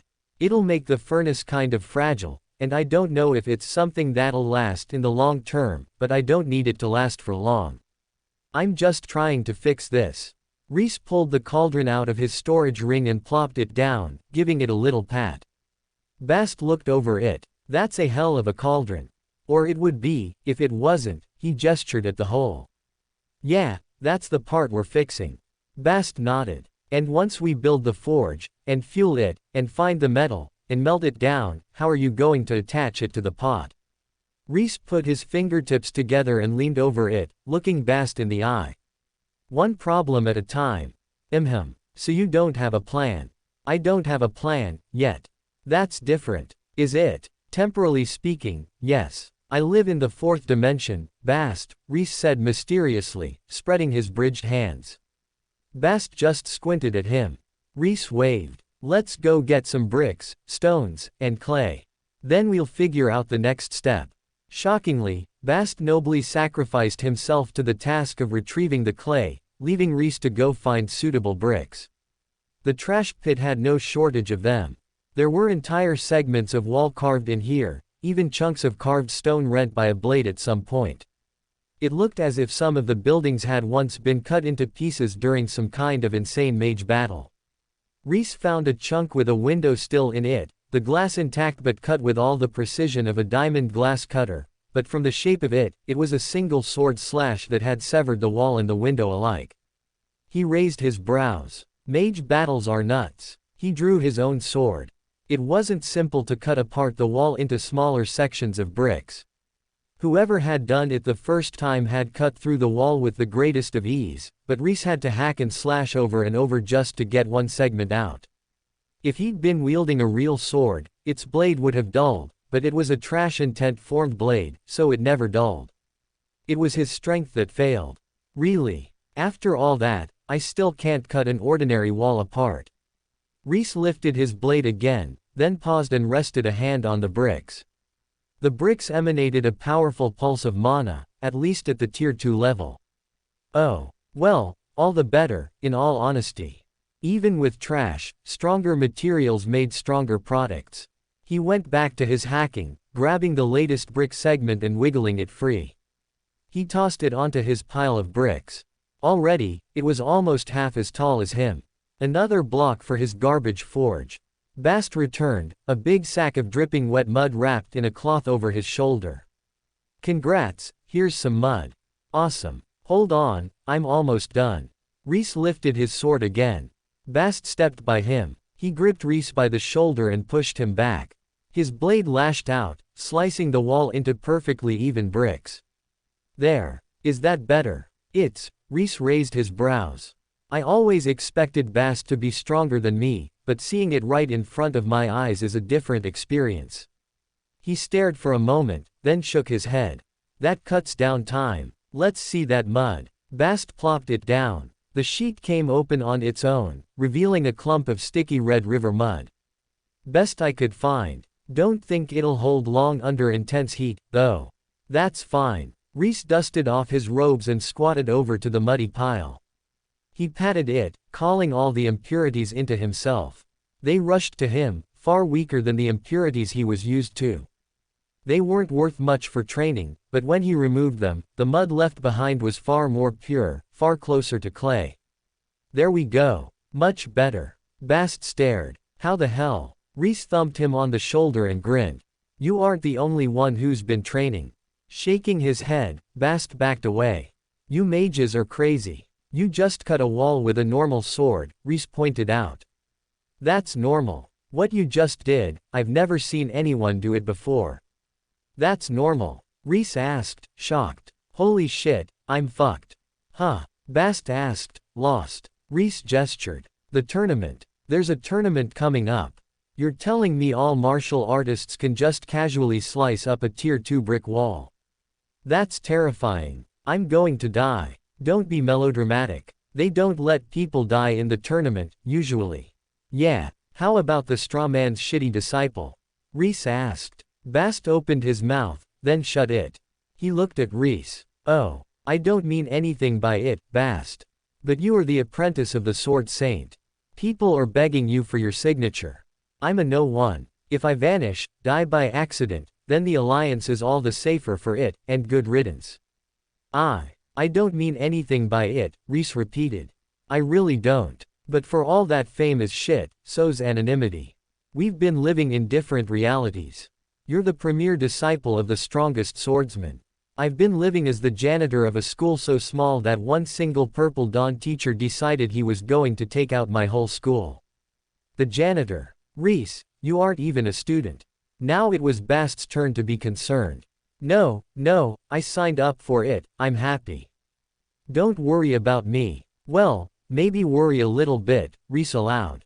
If Ernesto really tried to destroy his school for a second time, he wouldn't mind to have the Sword Saint's apprentice as backup. But really, I'm fine, I picked this. Garbage is everything to me. I guess so, Bast allowed, looking around them. So, but even so, there has to be something I can do. I don't want people to see you as a faceless victim or someone better off dead, Bast said, frowning. Rhys shrugged. Help me get stronger. Sure. Let's get started. Bast reached for his sword. Rhys stopped his hand. Whoa. What are you getting that out for? What? You want to get stronger? Rhys gestured at the cauldron. I've got a plan, right there. Come on. Let's build a forge. Bast squinted at the cauldron, then at Rhys, still lost. How does that make you stronger? Rhys grinned. Remember what I said about making a plan? I've made one, and it's a banger. Is it? Rhys grabbed the clay cloth and threw it over his shoulder. Let's go over there. It's clear, the ground's flat, and there isn't too much overgrowth overhead. You know, hundreds of people would pay me any amount of money or favors for a sword lesson from me, the Sword Saint's apprentice, Bast pointed out. We'll get to that. We really will. I highly value your strength, Bast. And I especially value it when you grab those bricks over there. Rhys pointed over his shoulder, already toting the clay to the spot he'd indicated earlier. Bast sighed, but his eyes lit up nonetheless. A begrudging grin stretched across his lips. What madness do you have in mind this time? Something that'll make us so rich, we'll be pissing gold. But first, I need a cauldron. And not just any cauldron, but this cauldron in particular, Bast muttered under his breath. Not really. That part's just so I can find out if I can apply my path to this kind of complex multi-step crafting. Bast sighed. You never change, do you? You take that back. I've grown a few inches since you last saw me. Bast eyed him up and down. Don't look like it. You only say that, 'cause you grew more. Bantering and bickering, the two of them lugged the raw materials over to where Rhys had indicated. Constructing the forge itself was relatively simple. A box where the fuel and metal would go, then a chimney. Rhys left the entire brick box open in the center, figuring he'd set up the place to put the metal later. Worst case, he'd just find a tough material shaped in a kind of bowl-ish manner, and pile the metal up in there. With trash and tent, he could probably hold it in place well enough. He would just use a cauldron, but, well, if the metal was soft enough to melt in a cauldron, then it was too soft to patch his cauldron. It'd simply melt every time he tried to push the cauldron to its limits, and he didn't really want to try holding molten metal into a three-dimensional shape with trash and tent while also clutching onto the rest of the cauldron, while a highly pressurized, highly toxic material did its best to find a weak spot and escape. Not his idea of a good time. He had to find something harder, with a higher melting point. We might be left using stone. The stone would crack, but he could at least use trash and tent to hold it together. He was more worried about the insulating properties of the stone. It would take longer to heat the metal, and longer for it to cool in the bowl. Cooling wasn't the problem, but heating was. Longer to heat meant it would take more fuel. He could use trees, but he'd rather use trash, and make this a trashy process from start to finish, not to mention absorb a few impurities on the way. It was fine to use some trash, but what if it took so long that he had to start using valuable trash in the fire? Rhys turned and looked at the giant trash pile. Okay, maybe that's not actually a problem. What's the holdup? Bast asked. I need something to melt the metal in, and a firm metal strong enough to hold up against a cauldron's heat, Rhys muttered thoughtfully. What if you find another cauldron? A better one. A better one. Where am I gonna find a better one? This one's got the strongest mana signature in the whole. Rhys paused. He thumped Bast on the shoulder. You're a genius, Bast. Thanks for acknowledging it, Bast said, grinning. There weren't stronger large mana signatures in the trash. That much was true. There wasn't such a thing as a better cauldron. But what there were small splotches of very powerful mana signatures. Jagged bits of metal where a cauldron had completely torn itself apart, leaving very little behind. Some of those mana signatures were powerful, more powerful, even, than the cauldron he'd found. It was just that the pieces of metal were so small that he hadn't seen them as cauldrons at all. But he didn't need a second cauldron. He needed a few bits of metal that he could stuff into a hole in the cauldron he had. I can't believe I overlooked something so obvious. Rhys set off across the garbage pit with vigor, seeking out those twisted and tangled bits of metal. Some were as large as his palm, others were as small as his fingernails. He collected them all, piling them up in his sleeves as he went. Bast watched him go. He shook his head. Can't say I get it, but I guess I don't have to. Rhys returned after long with a pile of metal. You find something to smelt the metal in while I was gone. Didn't know I had an assignment, Bast returned. You know it now. Better late than never. Rhys looked at him expectantly and clapped his hands. So, what do you have for me? Bast shrugged at him. Nothing. Ah, come on. No more genius ideas. Not really. Rhys clicked his tongue and shook his head. I was counting on you, Bast. Bast threw his hands up. Rhys grinned, and Bast rolled his eyes back at him. Guess we're going with the stone trash solution, Rhys said, and clapped, heading out into the trash. There he goes again, Bast muttered, watching him scamper over the trash. Rhys returned before long with a scorched earthenware bowl. He held it up.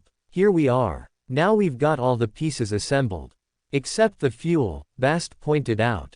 Rhys turned and gestured toward the trash pit. Bast sighed. I was afraid you'd say that. Wanna help me sort it? Rhys asked, rolling up his sleeves. Sighing again, Bast shook his head. He gestured. Get a pile over here, and let's get started. Rhys pointed his hand at the trash. He called it to him as though he were going to absorb it, but stopped just before it actually absorbed into his body. The trash gathered behind him and piled up there, waiting to be sorted. Trash manipulation 7 greater than 8. He raised his eyebrows. He hadn't used the skill that much, but it had leveled anyways. Was that because he hadn't used trash manipulation to move the trash, but instead relied on his trash absorption to find a new way to move it? His mind instantly went to enlightenment.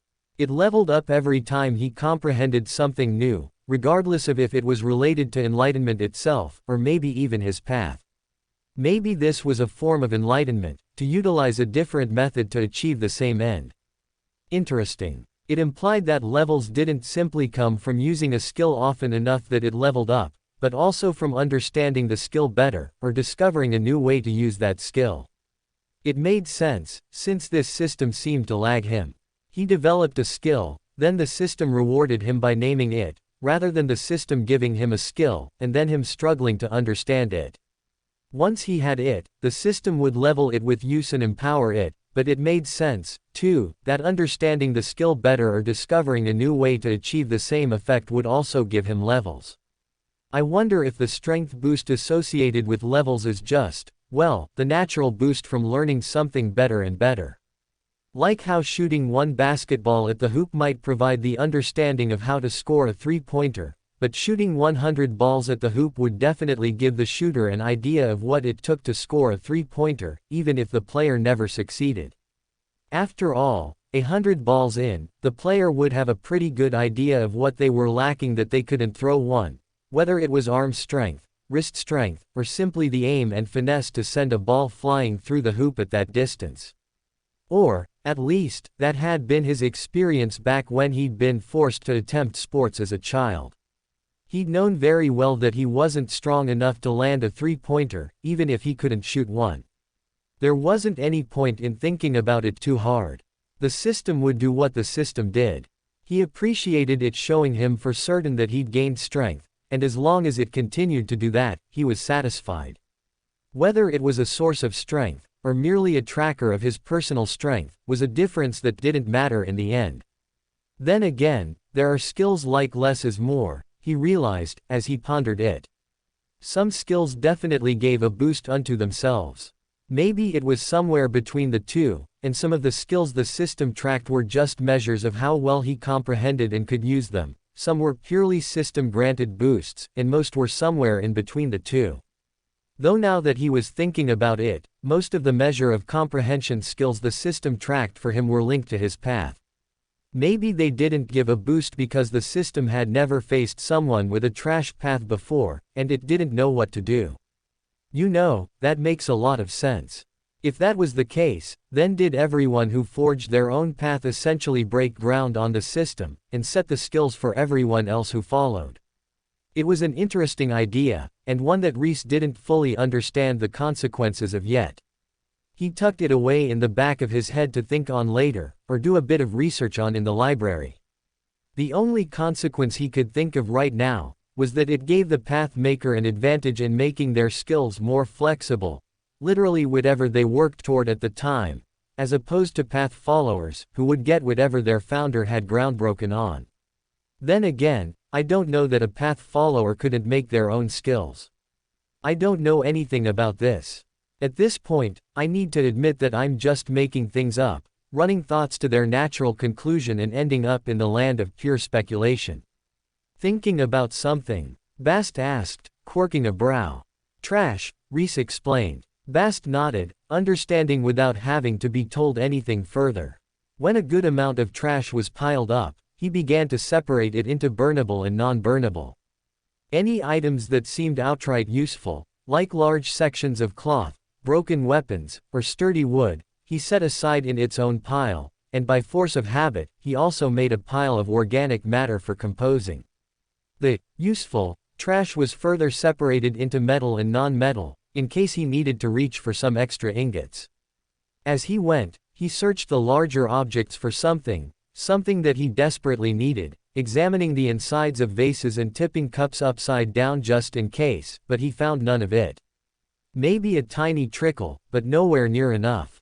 "What are you looking for?" Bast asked. "Sand. I need sand, or something like it, and a few bags of it, at that." Rhys tipped the chest of drawers over and shook it, but nothing but a thin patina of dust came off. "I could get you sand," Bast replied. "That would be hugely helpful." "Thank you. No problem. Anything for the plan that makes us rich enough to piss gold."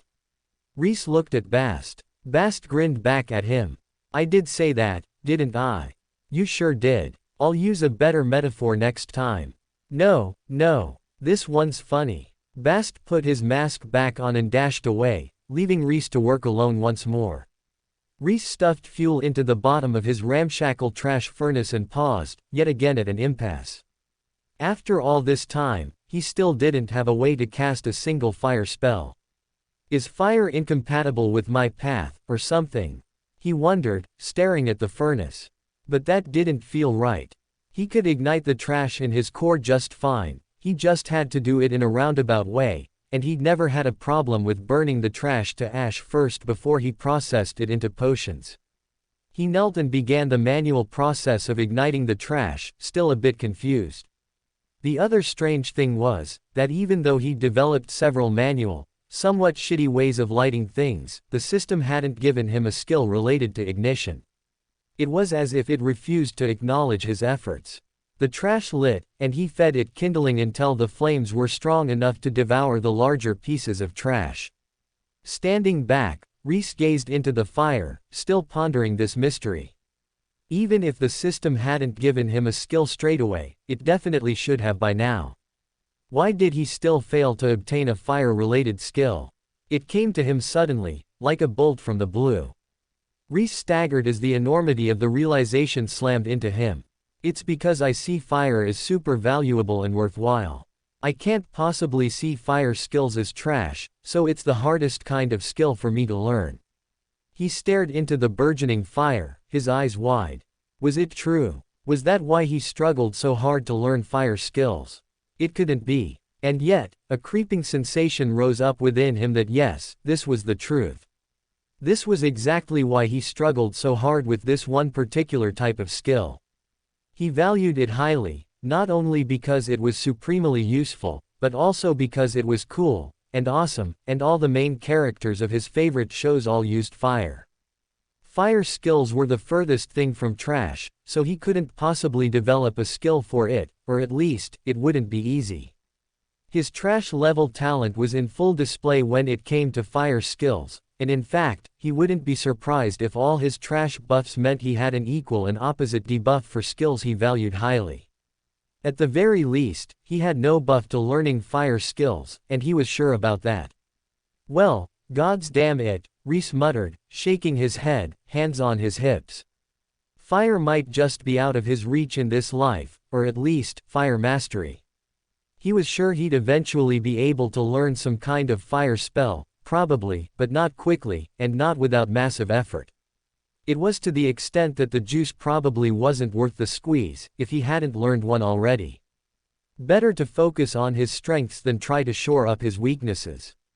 Nothing he could do about that. The fire had already started to harden the clay they'd used for the forge, and the clay already showed signs of cracking. Rhys stepped closer, carefully laying his hand on the coldest part of the furnace and coursing trash intent through the whole thing. Instantly, he was besieged.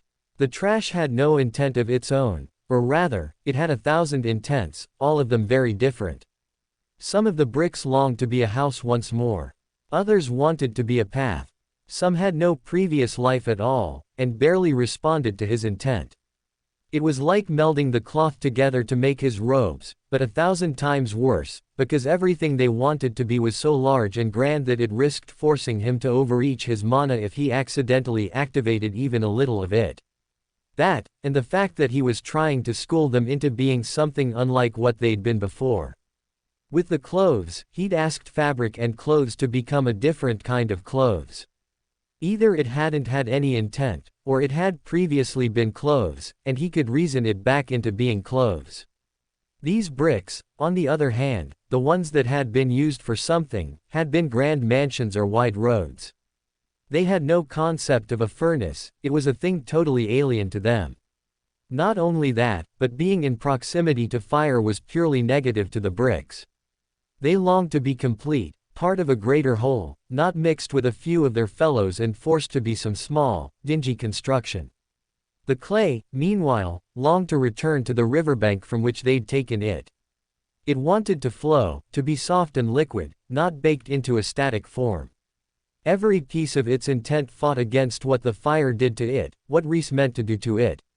Rhys furrowed his brows. Trash intent could pull out an object's fullest, greatest potential from its most powerful state, yes, but it was also his intent.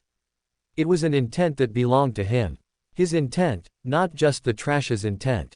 Often, he wanted to let the trash take control and bring its own intent to the forefront, but not right now. Right now, he didn't care what the trash wanted. It was his intent that mattered. His goal. His purpose. In his mind's eye, he held an image of the furnace he'd built, running at full power, and with all the force he could muster, he impressed that image upon the shittily built, trash furnace sitting before him.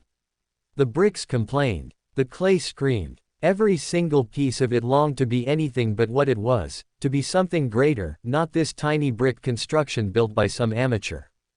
The walls had been laid by master brickmasons, the houses constructed according to master architects' plans.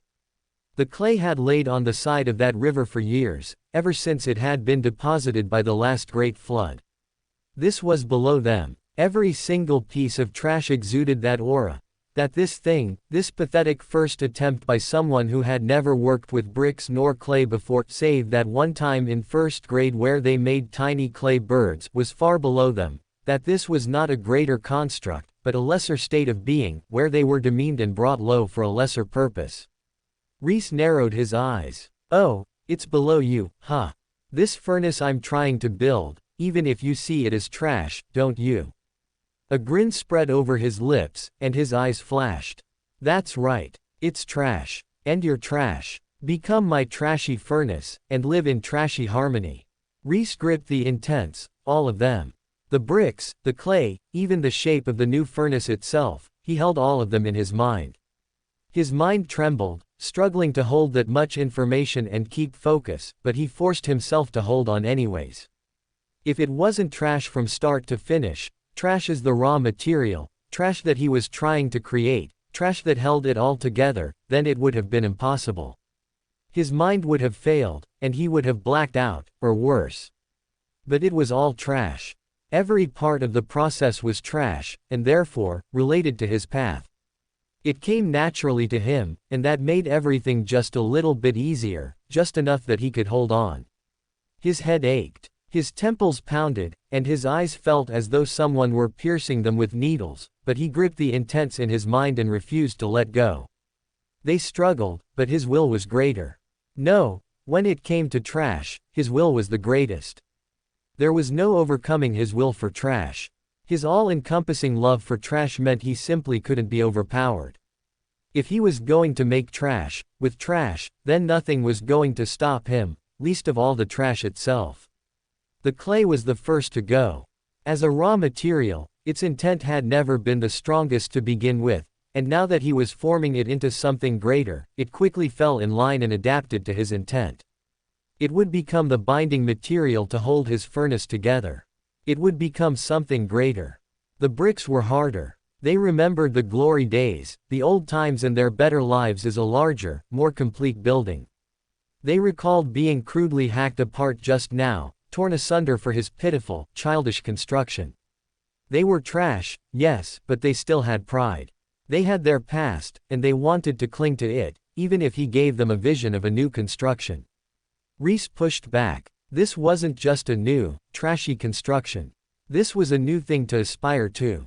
Something to become. They'd been trash. Even if they had once been the wall of a grand villa, they'd been reduced to nothing but a pile of bricks lying in the garbage, of no use. True, he admired their tenacity, and he appreciated their pride in what they had once been, but that was in the past. They would never be a wall again. No one else was going to come and pick them up out of the garbage. They either rotted away here, or became part of his new construction. There was no going back to the glory days. No hero who was going to rescue them and make them something grand and beautiful once more. This furnace he was trying to build wasn't grand. It wasn't beautiful. But it was something. It was a construction. It was better than lying purposelessly in the trash, forgotten and unused, with nothing relying on them at all. The bricks hesitated. Their will trembled, and begrudgingly, they gave in. Better to be used and remembered than rot away in iniquity. They had once been something far grander, but they were at least being used now, and this was better than sitting in the hole until they became dirt. Their intent changed, morphing to meet his requirements. No longer did they strive to once more take the form of the manor wall they'd once been.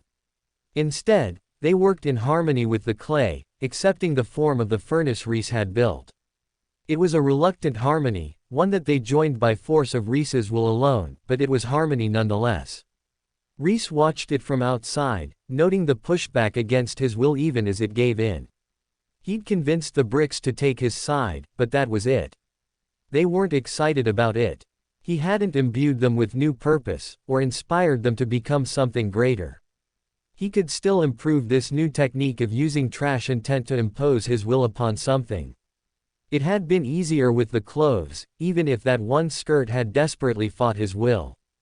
He was more familiar with fabric and clothes, having spent long enough creating costumes back in the day to know the ins and outs of the material and the tricks and techniques to working with it.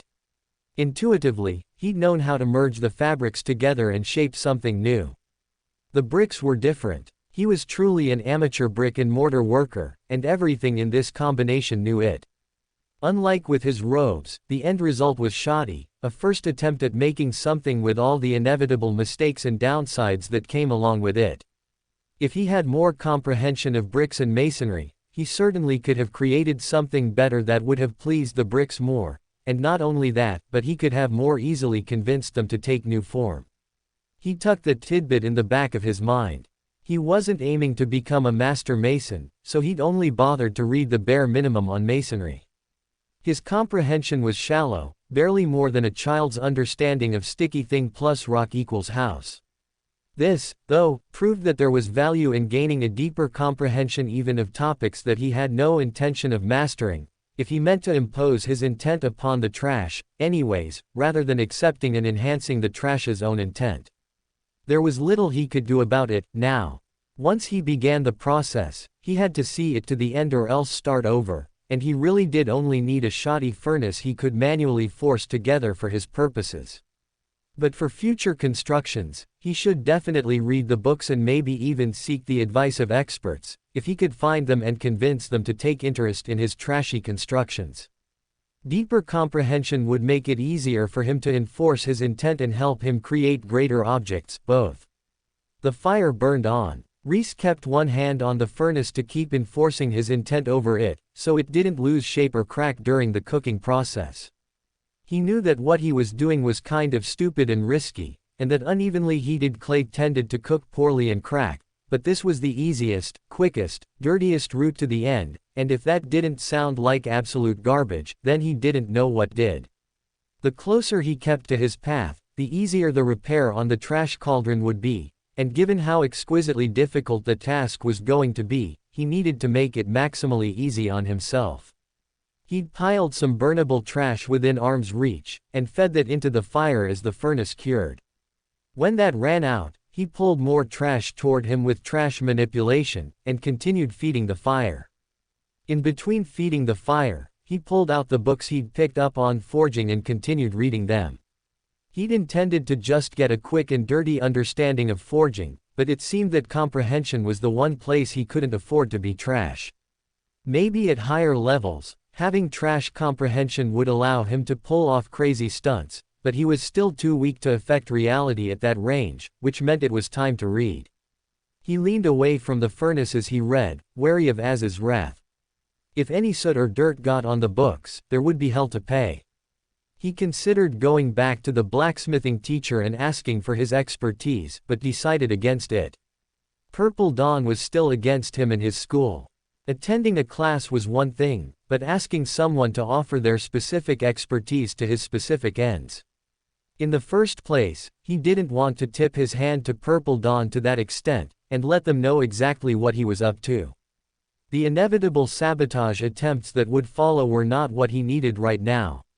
For now, he needed to quietly build up to his ultimate goal, so that he could launch the plan to get super rich so quickly that no one could intervene until he already had a good lining of gold in his pockets.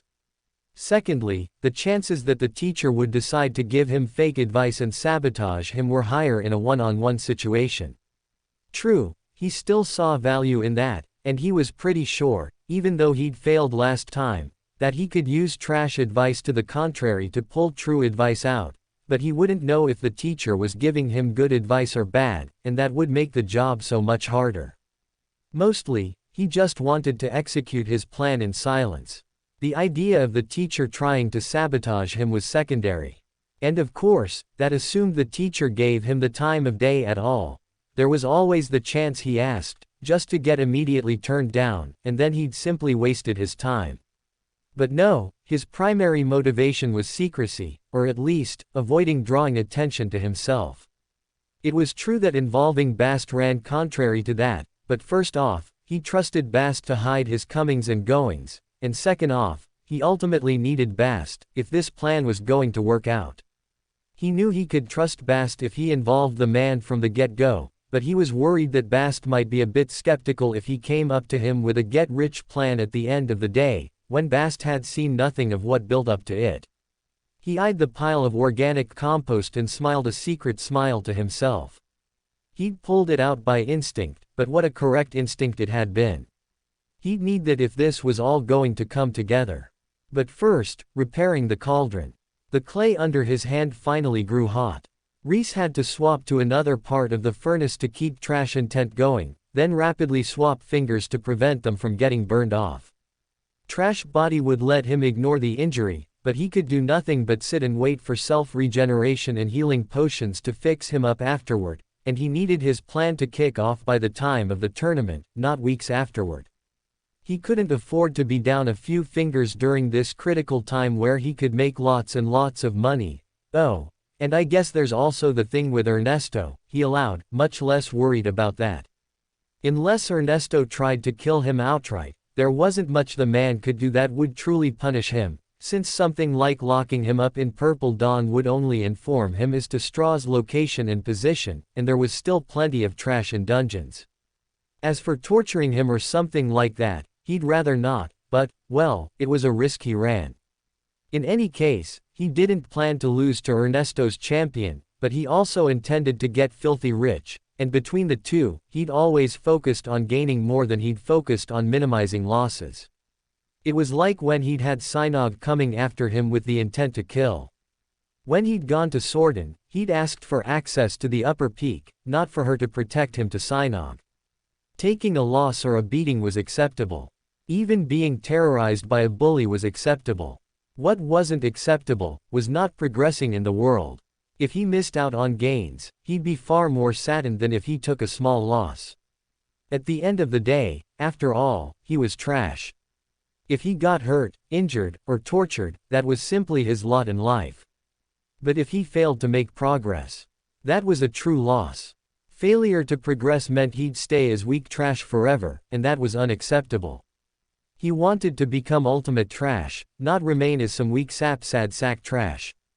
Asking Sordin for access had worked out then, and focusing on his current plan over worrying about Ernesto's champion would likely work out now. Besides, it wasn't as though he would get dramatically stronger in the next few days, unless he found another toxic trash pit like the one he'd absorbed back in his home school. Even if he spent all his time igniting trash stars until the tournament started, he didn't know that it would matter, given how little progress each trash star gave him. It wasn't that they didn't give him immense growth. They did, more so than any of his previous efforts had. The problem was that progress from Tier 2 to Tier 3 required immensely more mana than from 1 to 2. Not only that, but he suspected that the new pure chi that came from the hyper-dense impurities was the key to unlocking his next tier or advancements in this tier, and the trash stars gave such minute amounts of it that he didn't really foresee great advancements in the near future. He could absorb the entire trash pit and only advance a small step. Something like the toxic trash pit would be different, that would be enough to make a significant improvement. But for all that the trash here was vast and powerful, it had less impurities per space than the toxic trash pit. The trash pit's impurities were far more concentrated, and stronger, as well. Not that this trash didn't have strong impurities, or that he couldn't concentrate it, but even if he did, it would have fewer, less powerful impurities than the toxic trash pit. That toxic trash pit was really something, he reflected, thinking back on it. It was insanely powerful trash, almost too full of impurities. His mind flashed even further back. All the way back to an internet forum, and a few simple words: I have a problem with trash. It's best if I just show you. Was this what that guy meant? That absolute existence fellow who'd messaged him out of the blue. Had he been talking about the toxic trash pit? Was there more than one of them? Was that the problem? Rhys considered for a second, then shrugged. If it was, then he'd already figured out how to solve Absolute Existence's problem. The idea of more toxic trash pits existing made his heart race a little, though he knew he shouldn't get his hopes up. His only hint was a message from a mysterious figure on an online forum in another world, and who knew if the guy was even related to him coming here. It seemed likely, but he wasn't going to count anything out. It could be that he'd gotten a weird spam message, then had a heart attack and gotten isekai'd the usual way. True, it was far more convoluted than Absolute Existence being behind his transmigration, but then, he had no proof in any direction. In any case, if the toxic pits were Absolute Existence's trash problem, then they were solved. He just hadn't gotten around to applying the fix yet, mostly due to the fact that he hadn't found a second one. If they weren't, then no loss, he'd figure it out eventually. He had lots of time, what with ever-increasing lifespans on the table. If he was summoned here by Absolute Existence, then the existence was clearly in no rush to point him in the right direction, and if he wasn't, then he really was free to explore and play to his heart's desire.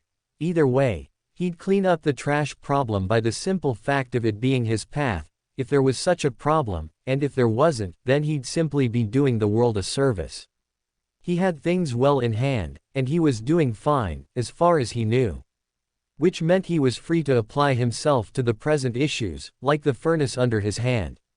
Despite his shoddy construction, it had held. The clay had baked in place, and his incredibly primitive furnace was ready to fire its first pot, smelt its first metal. He'd definitely be pushing it to its limits or further, but that was what trash intent was for. Thump. You done over there? Just getting started, Rhys said, turning to find a masked Bast with a heavy sack of sand.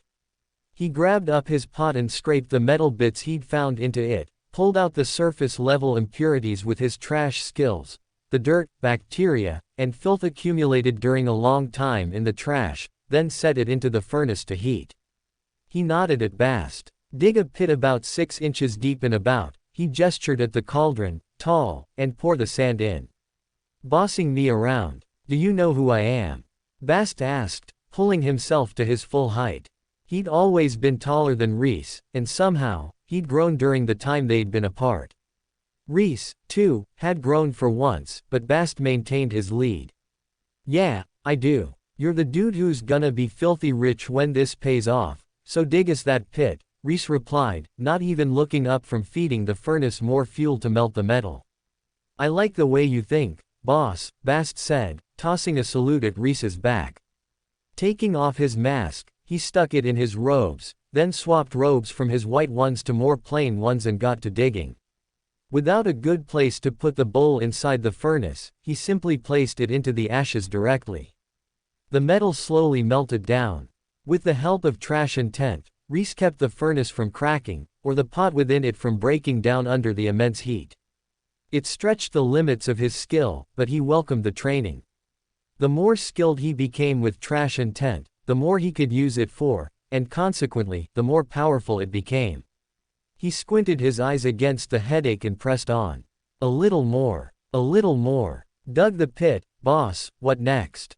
Fill it with sand, then press the cauldron into it, Rhys said, distractedly. The non-broken side first, then lift it up and press the broken side into the impression, perfectly lining it up. "'Kay," Bast said. The metal glowed red-hot, but it wasn't melting. The flames weren't hot enough. Rhys rubbed his forehead, struggling to think against the pain of maintaining two trash intents at the same time. What was it? I thought of this problem earlier, I know I did, but... His eyes flashed. Rhys raised his hand and called a specific piece of trash to him. The additional activation of another skill, this time trash manipulation, spiked his headache, but he managed to hold all three skills, thanks to having reached Tier 2 and having the correspondingly upgraded mental and magical capacities.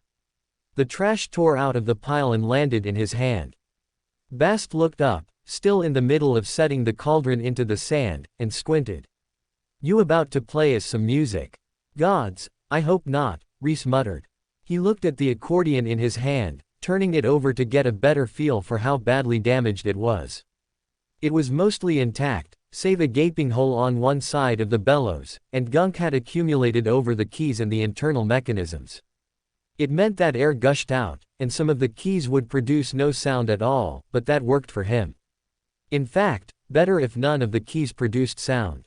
Bracing one side of the accordion against his hip, he pointed the gaping hole at the furnace and gave the instrument a good squeeze. Air gushed out, and the flames burned brighter, even if the metal momentarily darkened. Since Rhys wasn't using trash manipulation anymore, he used that small amount of mental and magical space to call out to the impurities in the trash and pull them into himself, cleaning the resulting materials so they burned hotter and more efficiently. He worked the bellows again, and to his surprise, the flames dimmed slightly. Rhys blinked. It was just as dark as it had been before he cleansed the impurities, almost as if new impurities had appeared. Once more, he called out to the impurities in the trash, and to his surprise, there were new impurities to be found. Not in the trash, but on it. His eyes widened. The air. Of course the air was impure. Bast was just commenting about the scent. What was scent, but thousands of microscopic impure particles floating on the air? He'd been blind until now, blind to the impurities floating all around him all the time. But now that his eyes had been opened, how could he be so remiss as to go without absorbing them? Rhys took a deep breath, operating his mana and pulling in toward his core as furiously as he could. It was the standard method to absorb mana, but today, his focus wasn't on mana, but on the air itself. The breathing was usually secondary to the mana absorption, merely a method to focus the mind and direct mana in the right direction, but in this moment, it was primary. He put all his effort into breathing, into sucking in as much air as possible. His lungs inflated. He drew the air deep, into his stomach, filling with air from the lowest part of his abdomen upward. As he sucked the air in, he called impurities as well, pulling the stench in with as much power as he could. The air tasted horrible, absolutely putrid, but that was a good sign. That meant he was successful. Within his body, he aimed impurities into his core, marshalling them into the next trash star. While the impurities rushed toward him, he worked his makeshift bellows and pushed the newly cleaned air into the fire. He breathed out, letting out clean air in the bellows direction at the same time. He hadn't cleaned all the air. Not even close. There was a small bubble of clean air around him, and that air, he sent into the fire when the flames needed more oxygen, but it quickly ran out. Nature abhorred a vacuum, and it was true for this as for anything else. The lack of impurities in the air around Rhys simply meant that the impure, denser air spread out, encroaching into the clean air and shoving it away. Not a problem. Rhys breathed deep again, one breath at a time, over and over, drawing the trash air into himself, cleansing the impurities, then expelling clean air for the fire. The fire burned hot. The furnace and the bowl both shuddered, trying to break free of his intent and crack open. Rhys clenched down on them, refusing. They couldn't break now. He was so close. The metal was melting, slowly softening into itself like butter in the microwave. "Do you want me to do anything with the cauldron?" Bast asked, thumbing over his shoulder at it. Is the whole face down in the impression? Rhys returned. Yep. Then we're good. Rhys took another deep breath, drawing the impurities into him. Bast watched him, quirking a brow in mild concern. You know, I appreciate the stink going down, but you don't have to do that. I might complain, but I'm used to the stench of garbage. You know how I grew up. Rhys shook his head, still breathing in. He purified all the air, then breathed it out again.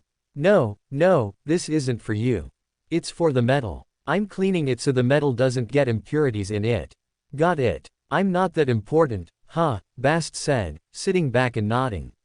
You want me to clean the air for you or not? Rhys shot back. He chuckled and waved his hand. Nah. It's refreshing, having someone not give a shit about me for once. I can not give a lot of shits. In fact, there's an infinite number of things I can give no shits about. That's what I love about you, Rhys. All the shits you don't give. Rhys frowned. He looked at Bast. When you say it like that, it sounds like I have constipation. Oh, you finally figured it out, Bast replied, chuckling under his breath. Rhys shook his head. A pang of pain jolted into his skull, and he turned back to the task at hand rather than trade banter with Bast. As much as he enjoyed the chat, he was going to lose the furnace and the pot all at once if he kept distracting himself. The metal melted at last. He abandoned the accordion and picked up a pair of tongs he'd found somewhere in the trash, snatching up the bowl out of the heat. He released his intent from the furnace, and the structure instantly collapsed, falling into the ashes. Carrying the bowl, he shooed Bast out of the way and rushed to the cauldron, only to stop himself at the last second. The cauldron's broken edges, the sand, everything had impurities. If he poured it in now, it would always have impurities in the bond, rather than a perfect connection. There was no time. Still holding the metal, he slapped a hand on the cauldron and pulled all its surface impurities into him.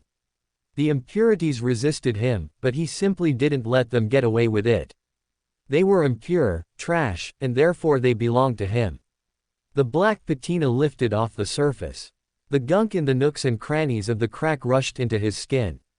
His hand blackened, and he simply let it stay black rather than order them into his core. For this split second, it was better to leave them, finish the task at hand, then handle to impurities. The impurities were gone. The damaged cauldron was cleaner than it had been in years. The time was now. He poured the molten metal into the hole in the cauldron, into the impression of the cauldron's other side in the sand.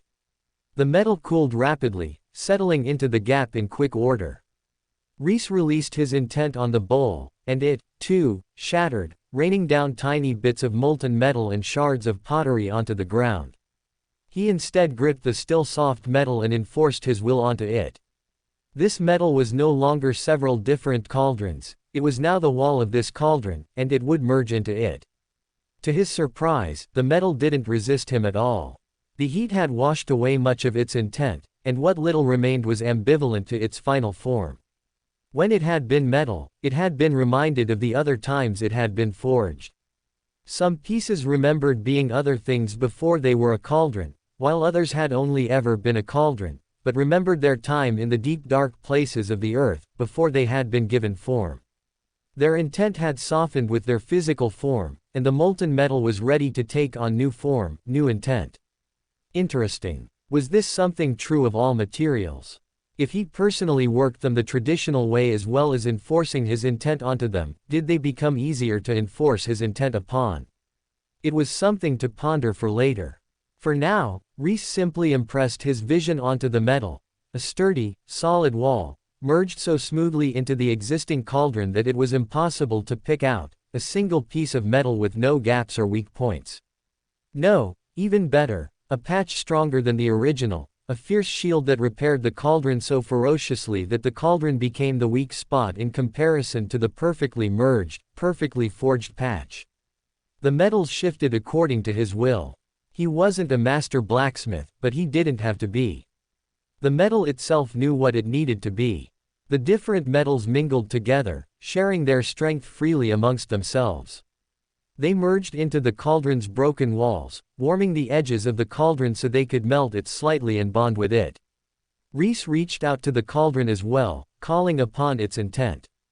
The cauldron wanted to be whole, and he enhanced that intent, reaching out to the metal and connecting it to the cauldron's intent.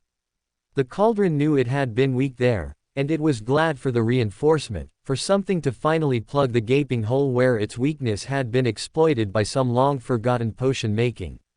The cauldron's intent wrapped the metal and told it what to become, how to merge with the cauldron, how to bend and shape to become a piece of the whole rather than a piece in of itself. The molten metal, all but intentless and given a vague intent from Rhys, willingly took on the cauldron's intent and adopted it as its own. Trash intent 9 greater than 10. More so than with the skills outside of his path, where levels merely ticked up, Rhys felt as though he'd overcome a barrier in breaking through from level 9 to level 10 of trash intent, as if this single level were a more significant advancement than levels 1 to 9 combined. He let out a slow breath, surprised. Was his new comprehension of trash intent that significant? But then, this had doubtlessly been a totally new technique of using intent, a complete departure from any previous use of his intent that had opened up new avenues to him. Interesting. Something to keep in mind. The metal cooled. The inside of the cauldron was as smooth as the day it had been forged, not even a hint of a lip where the hole had been. Rhys stood the cauldron upright. It didn't look so neat on the other side. His sloppy sand forging technique meant that the metal on the outside of the cauldron bulged a bit, and had a few scraggly trailings, but it was all visual deficits.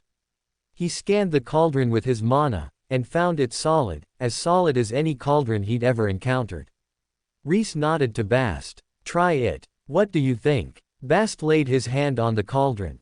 His mana spread over it, and his brows shot up. Wow, I didn't know you were so good at smithing. I'm not. This was my first attempt. Bast stared at him in open shock. Rhys waved his hand. Don't be like that. It's a shit job I slapped together out of trash. Come on, this is only the start of the grand plan.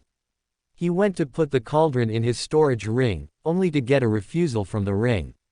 It was too full. He grimaced. Oh, come on. The storage ring was too small. If he had enough money, he should buy a bigger one. This one was precious, and he wasn't going to give it up. After all, it was trash. But trash being his path didn't mean he couldn't go buy himself a second, better storage ring for convenience. Where are we going next, then? Rhys pulled the remnants of the beam he'd used in the battle against Ernesto's students and set it gently to the side. A pile of thin sticks joined it, and then the left half of a woven chair, neatly sliced in two from top to bottom. He tried again, and this time, the cauldron vanished. Bast stared at him, wide-eyed. He eyed the pile of mysterious objects, then slowly raised his brows at Rhys. All business. Rhys totally ignored Bast's reaction. We're headed to the merchants. We've got ingredients to buy. Back to potion making. Alchemy is a valuable art, and there's lots of people who'd pay a killing for a healing potion at the right moment, Bast guessed. You're right, but no. My plans aren't so simple. We can fall back to that, but no, my real plans are greater. So what are we going to buy, then?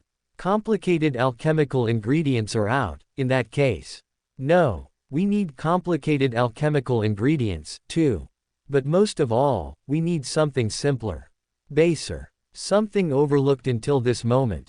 Rhys's eyes glimmered. He smiled. We're going to buy potatoes. Rhys traveled from one end of the merchants' district to the other, making a series of large purchases. He knew what would happen if he made these purchases. The prices would go up on everything he needed. The wise thing would be to purchase the materials slowly over a long time period, investing the bare minimum until he was making enough money to start making serious long-term investments in mercantile companies, maybe even negotiate a long-term contract with one of the stabler merchants, which he would be able to recognize by then, thanks to his long contact with them. However, he understood what he was doing. He was going to generate a fad, a flash in the pan. He needed all the potatoes and all the oil right now, and after this, probably not for a long time, or, at least, the fad would die down to the extent that he could handle it through smaller purchases, if he even wanted to bother with the stable sustained period after the initial get-rich-quick maneuver. Plus, with the tournament, the event at hand, where he could expose thousands of mages to his new product all at once in one mass market and sell everything he had in one fell swoop. Just around the corner, he had no time to take it slow and do the wise thing. So instead, he flashed the money he'd gotten selling herbs to Sordon like a trashy young master and bought up everything he needed in large quantities all at once, in the hopes that, at the very least, the merchants wouldn't have time to raise their prices in the time it took him to move from one end of the plaza to the other side. Bast tailed him, hopping from tree to tree. At some point, perhaps called back to her post by his erratic behavior, Mouse reappeared, a development that Rhys silently mourned, but she did nothing to get in his way or prevent him from going through with his plan. She simply watched, her brows furrowed in silent confusion. His storage ring was full, so the first thing he bought was another storage ring, this one specialized at holding a few types of bulk goods. It essentially had a few large bins inside of it, each of which he could fill up with a large amount of a single kind of good.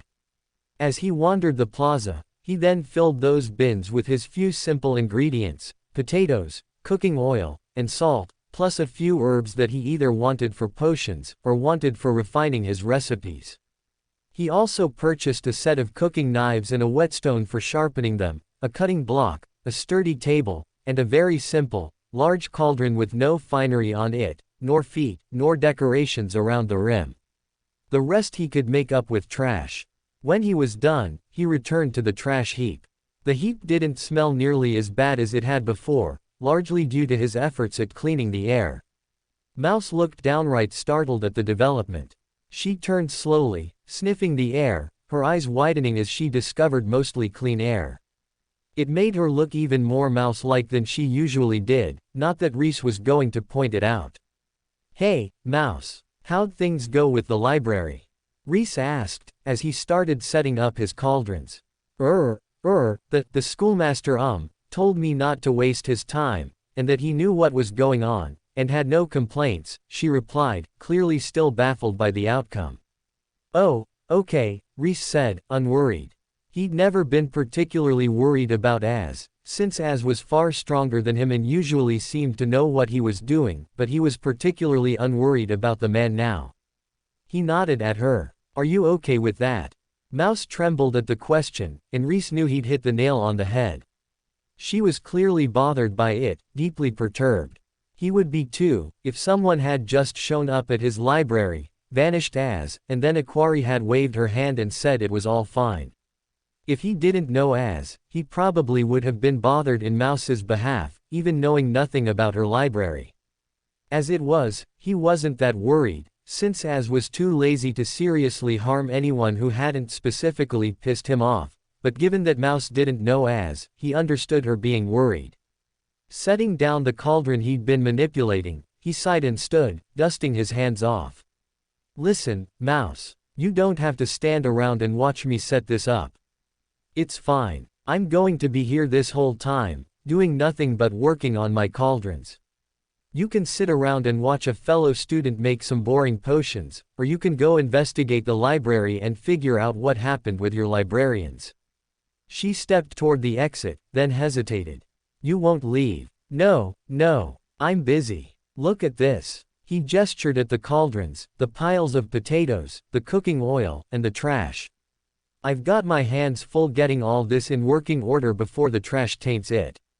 You go do what you have to do, and I'll be right here, busy on my setup." Mouse hesitated one more second, then ducked her head. "Thank you." With that, she turned tail and ran off, hurrying back to the library.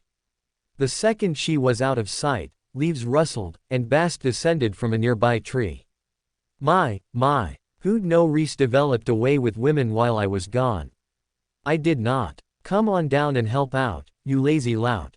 I've got to get these cauldrons going. Sure, but what Bast cut off mid-sentence. His hand flashed out, faster than Rhys could track, and caught Rhys by the wrist. He turned Rhys's hand over, exposing his blackened fingers and palm. Shocked, he stared, first at the black marks, then at Rhys. "Oh, I forgot." No wonder his hand had felt sluggish and a little clumsy. Rhys called the impurities into his core, sticking them to his trash star. The discoloration faded, and his hand returned to normal.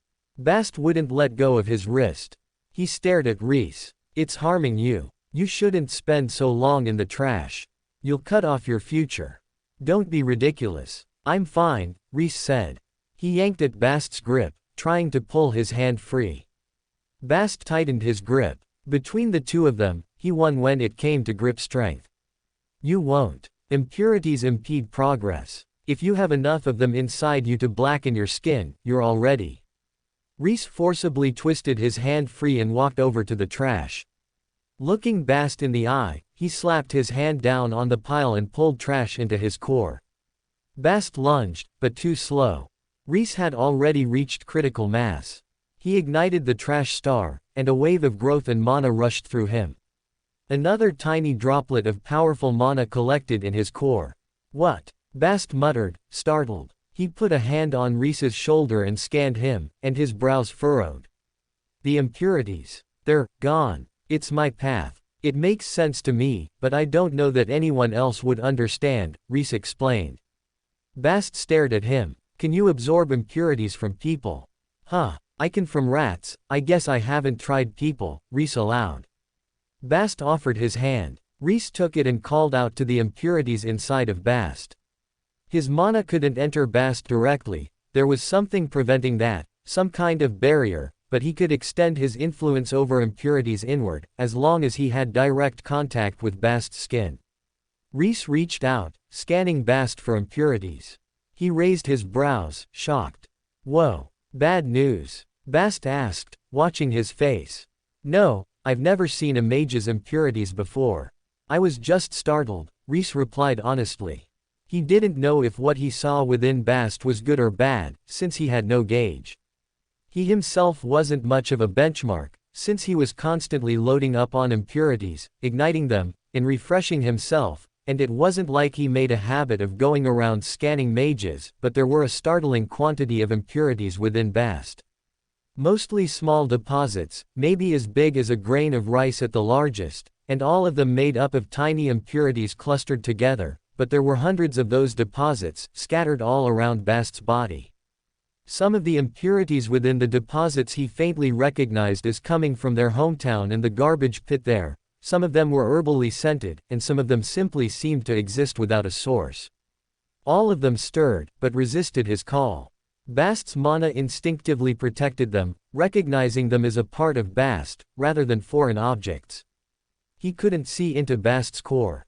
Whatever wall prevented him from entering Bast's mana in the first place provided a powerful, nigh impenetrable barrier in the deepest part of Bast's mana, or in other words, his core. It made sense to Rhys, otherwise, any old mage could touch another mage and influence their core, but at the same time, he sensed that Bast didn't want him to see within, that Bast was deliberately preventing him from entering his core. He twisted his lips. You're resisting me. Stop fighting and give in. I'm not resisting you. Rhys opened his eyes and gave him a look. Your mana is. Try to relax. Breathe deeply. Push them out. Bast considered for a moment, then closed his eyes and focused, circulating his breath and mana. The impurities shifted, but still didn't come to Rhys.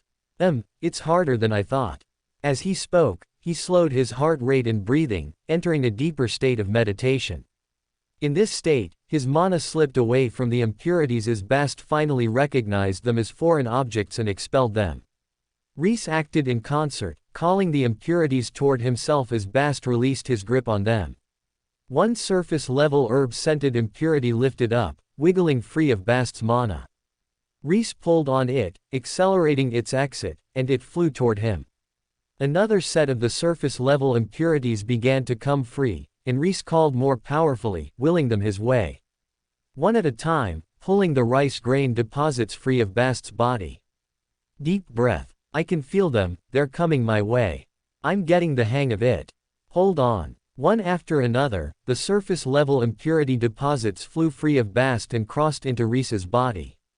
When he had all the surface-level ones, he dove deeper, cutting surgical paths through Bast's mana to reach the deeper ones and leave minimum damage behind. Bast tightened his grip on Rhys's hand, his face scrunching in pain, but said nothing, putting up with the pain. Better to be free of impurities and take a little pain now, rather than bear the impurities forever for being unable to take a little pain. At last, the final set of impurities that Rhys could reach flowed into his body. He turned, gazing at Bast's core. He could feel impurities within it, but that was all. It didn't feel dangerous, to him or Bast, at least not immediately, but for a mage that wasn't himself, impurities were always bad. He gently touched Bast's core. There's impurities in here, but you aren't letting me in. No, you don't want me to clean them? Rhys asked. Bast pulled away. Rhys had just enough time to retreat back into himself before the connection broke. I don't want you to see that. See what? Your core? Rhys asked, clueless. Was there something about the core that he didn't understand? He looked at his all the time and never saw anything. Cores are too delicate. You're an amateur at doing this. Do you know how much it hurt? Bast asked, the usual laughter in his voice. Not too much. Rhys guessed hopefully. A lot. It hurt a lot. You were damaging my mana passages, too. Not too much for me to heal, but enough that if it wasn't a huge advancement for me, I would have stopped you. I trust you, Rhys, but I'm not going to let you poke around in my core and risk you mangling it as your first try guinea pig. You know a core is the center of a mage's power, right?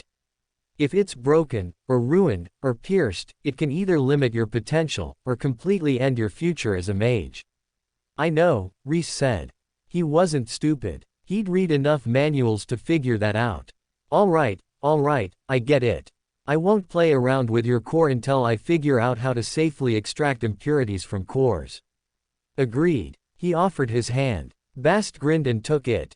Deal. Rhys shook his hand and stepped back, but the sensation that Bast had deliberately concealed something from him didn't fade. There was something about Bast's core that he didn't want Rhys to see. It might have been as innocuous as a secret sword technique that left a permanent mark upon one's core, or a spell technique the sword saint had taught him that left his core changed, that he didn't want Rhys revealing to the world, but somehow, Rhys felt like it wasn't something so positive. There was something he was concealing from Rhys deliberately, something he was afraid of Rhys seeing. A curse, maybe. He peered at his own core.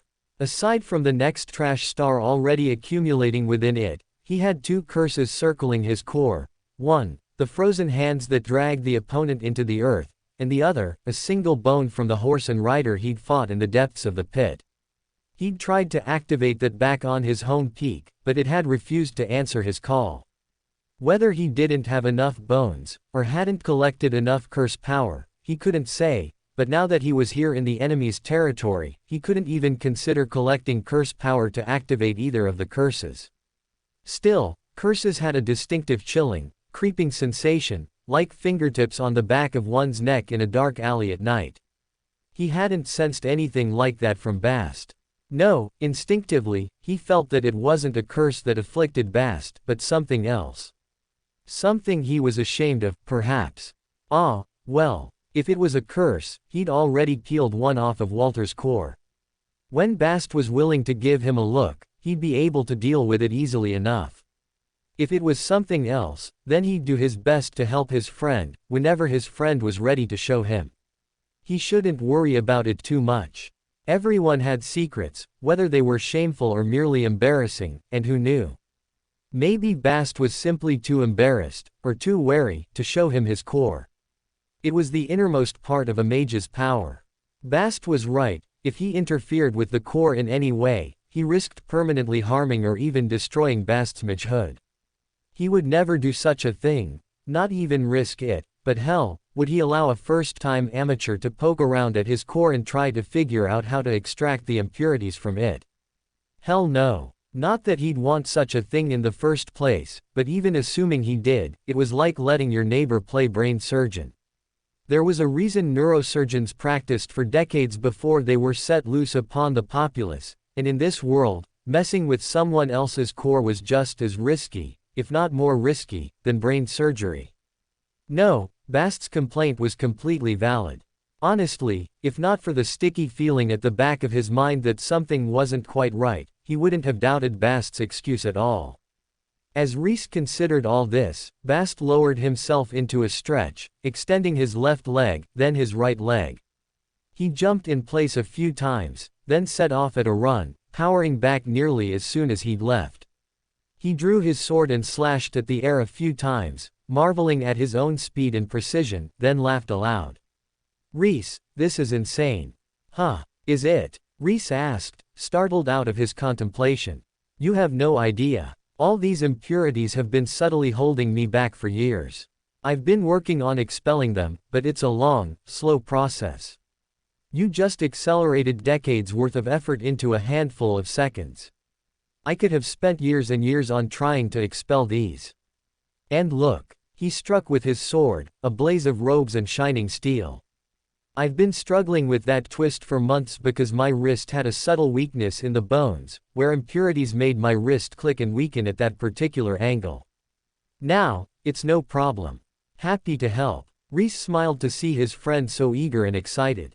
He hadn't been able to see the finer points of the sword strike at all, let alone appreciate the mysteries and subtleties to the specific ways the sword twisted, but if Bast thought it was a huge improvement, then he was happy to hear it. Forget your plan. You should do this for everyone at the tournament. They'd pay hand over fist for this treatment. Bast enthused, excited. Yeah, and then what? I'm fighting in the tournament, in case you forgot, Rhys pointed out. He didn't mind collecting everyone's impurities, but the gains he could make from that were inferior to the gains Bast had made from his actions. True, maybe if he absorbed everyone's impurities, he could overcome the boost he gave his opponents, but boosting his opponents before battle sounded like a foolish move to him. He wasn't in the business of throwing, thank you very much. He needed all the advantages he could get, not to give his opponents additional advantages. I'll wait here while you recover your strength so I can battle you at your full power. Sure, he enjoyed those lines, and the overbearing attitudes of the characters that could utter them, but he wasn't at that level yet. He was still in the scratching and clawing for every bit of strength he could muster level, where giving his opponents a moment of rest or recovering their impurities and giving them an advantage might mean he lost not just the battle, but his life. Oh, Bast said, his excitement suddenly subdued. He looked at his sword, then, at Rhys, an apology on his face. I shouldn't have asked you to remove my impurities. No, don't worry about it. We're friends, first off, and secondly, any battle between us is your win, whether you have impurities or not. Rhys wasn't willing to fight dirty against Bast the way he was against other opponents, he respected Bast too much. As a result, he didn't even have to think about who might win the fight between them. When it came to a clean fight, sword against Rhys's trash skills, Bast won every time. Removing Bast's impurities had moved the needle from 100% chance of victory to 110% chance of victory, in other words, it had changed nothing. Well, that's true, Bast said, breaking out into a grin. Rhys shook his head at him. Besides, think about it. You won't let me touch your core. What competitor is going to let me enter their body and play with their mana passages right before the battle? Sure, if you advertise for me as the Sword Saint's apprentice and vouch for my skills, I'll probably get a few patrons, but not enough for their gains and my gains to be even. Inherently, taking impurities out of other mages gave Rhys little, and the other mages much. True, he got the super dense impurities he needed to ignite the heart of a trash star, but he could get those from the rats if he needed to. And the amount of impurities he got from Bast was enough to ignite 1, maybe 2 trash stars. That would improve him, he had no doubt about that, but it was a flash in the pan improvement compared to Bast's vast upgrade. For this to be worth it for him, he'd have to be able to collect the impurities from almost every mage in the tournament. Then he'd almost certainly be able to improve enough to be equal or greater to the improvement each mage got from his clearing their impurities. Any less than that, though, and it was a losing proposition. That's fair, Bast allowed. He nodded at Rhys. Still, don't dismiss this skill. When the tournament is over, it's still a great way for you to make money. And as long as you choose the right clients, you should have a built-in protective net. It's true. I won't forget it, but it isn't what I need to do now, Rhys agreed. Bast was right. It was a great money-making technique, as long as he chose the right people to target, so that once he cleared their impurities, they saw it as owing him a debt of gratitude rather than something that made him a target of kidnapping. He clapped his hands and stepped toward his equipment. Enough with all that nonsense. Nonsense. You just revolutionized expelling impurities, Bast pointed out.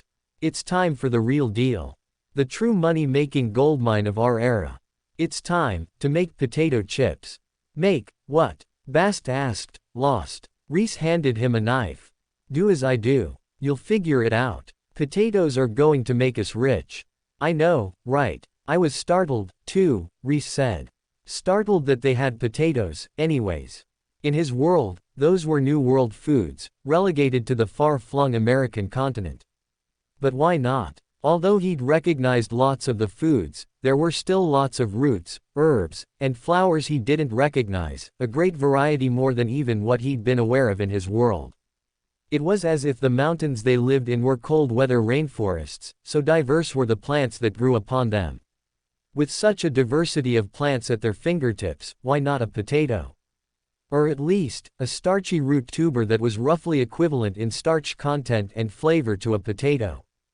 Getting rich with potato chips was a bit far-flung, even Rhys knew that. But that was why his ambition didn't stop at mere potato chips. After all, potato chips were junk food. And what was junk, but another word for trash? Mages sought many things, but primarily mana, techniques, and a path. With ordinary humans, potato chips in their most processed, most junky form, provided flavor, but, thanks to complicated processing techniques, almost no fullness. What Rhys wanted to replicate wasn't merely the technique of frying a thin slice of potato in oil. No, anyone could do that. His ambition wasn't so shallow. What he wanted was to replicate that addictive quality in ordinary humans, the delicious flavor plus no fullness, but for mages. For mages, what would be the equivalent to flavor plus no fullness? Well, flavor was the same. He had seen mages eat, and there were enough merchants selling foodstuffs and stall food that he knew they were motivated by good food, just the same as humans. But the fullness was the missing factor.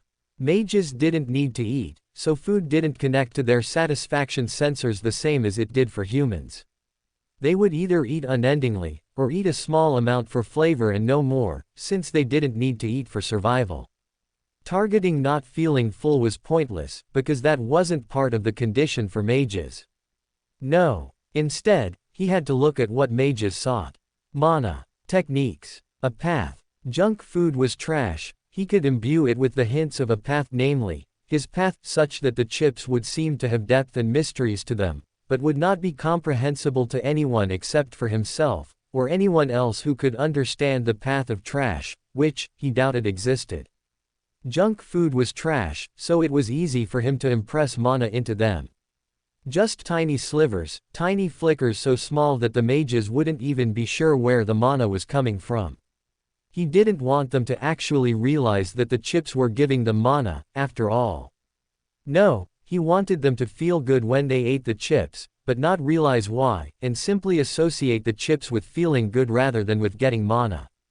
If they knew the chips were giving them mana, they'd be disappointed in the amount of mana, or simply realize that they were wasting their time. Better for it to be a mysterious happy feeling they only got when they ate Rhys's chips, that was associated with the chips and nothing else. As for imbuing the chips with techniques, he hadn't figured that part out yet. But hey, potato chips only fulfilled humans' desire to eat tasty food, they didn't fulfill their desire to create or grow as people or enrich their lives.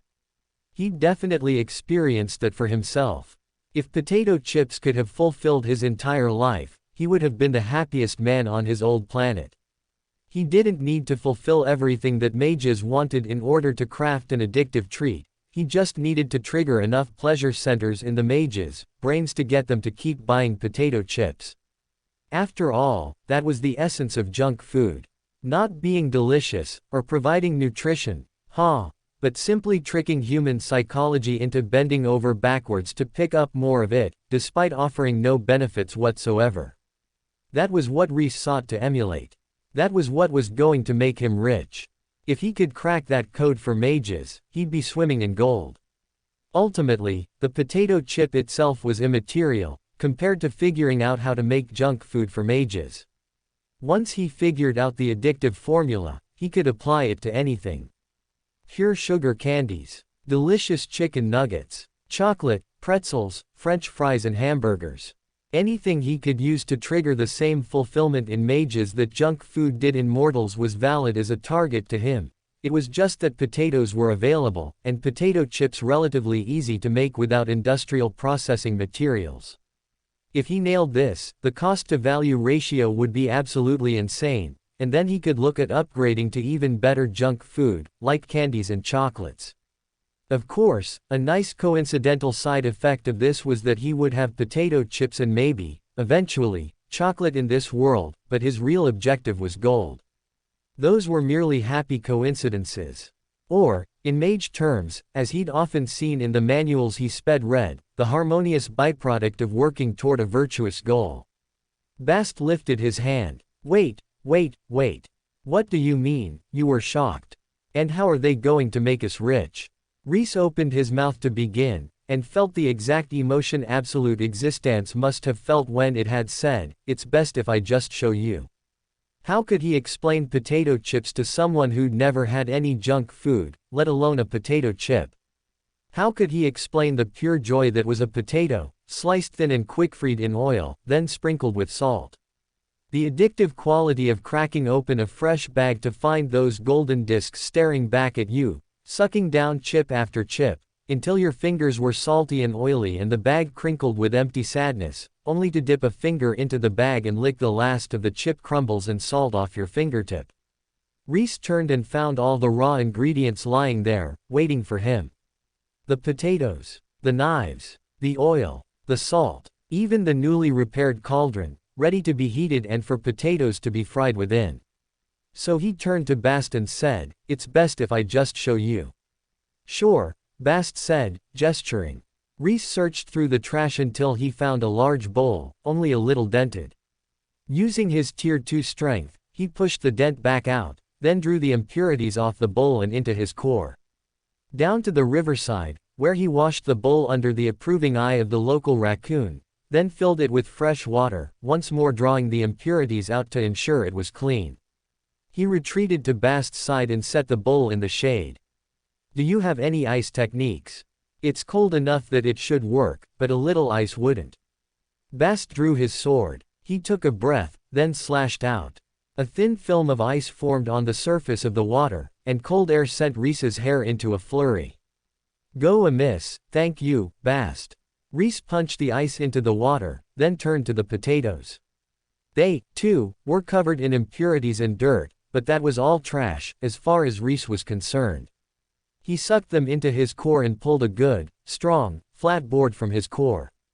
He'd already cleaned it, having planned to use it as a shield, or maybe a weapon, since it had once been a piece of a much larger, but not too large to manifest, wooden wall, but it would do for this.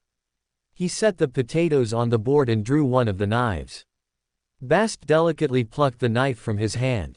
"How thin do you want it?" "Right. He's a sword-based martial artist. Why was I bothering? A little thicker than paper, think parchment." Bast nodded. The knife flashed, and perfect potato chips fell to the board. Rhys picked them up and set them in the cold water. He swirled them a bit, letting the cold water do its thing and lift the surface starch off the potatoes. As soon as the starch lifted away, Rhys called it into his core. It was trash, after all. He was only going to throw it away.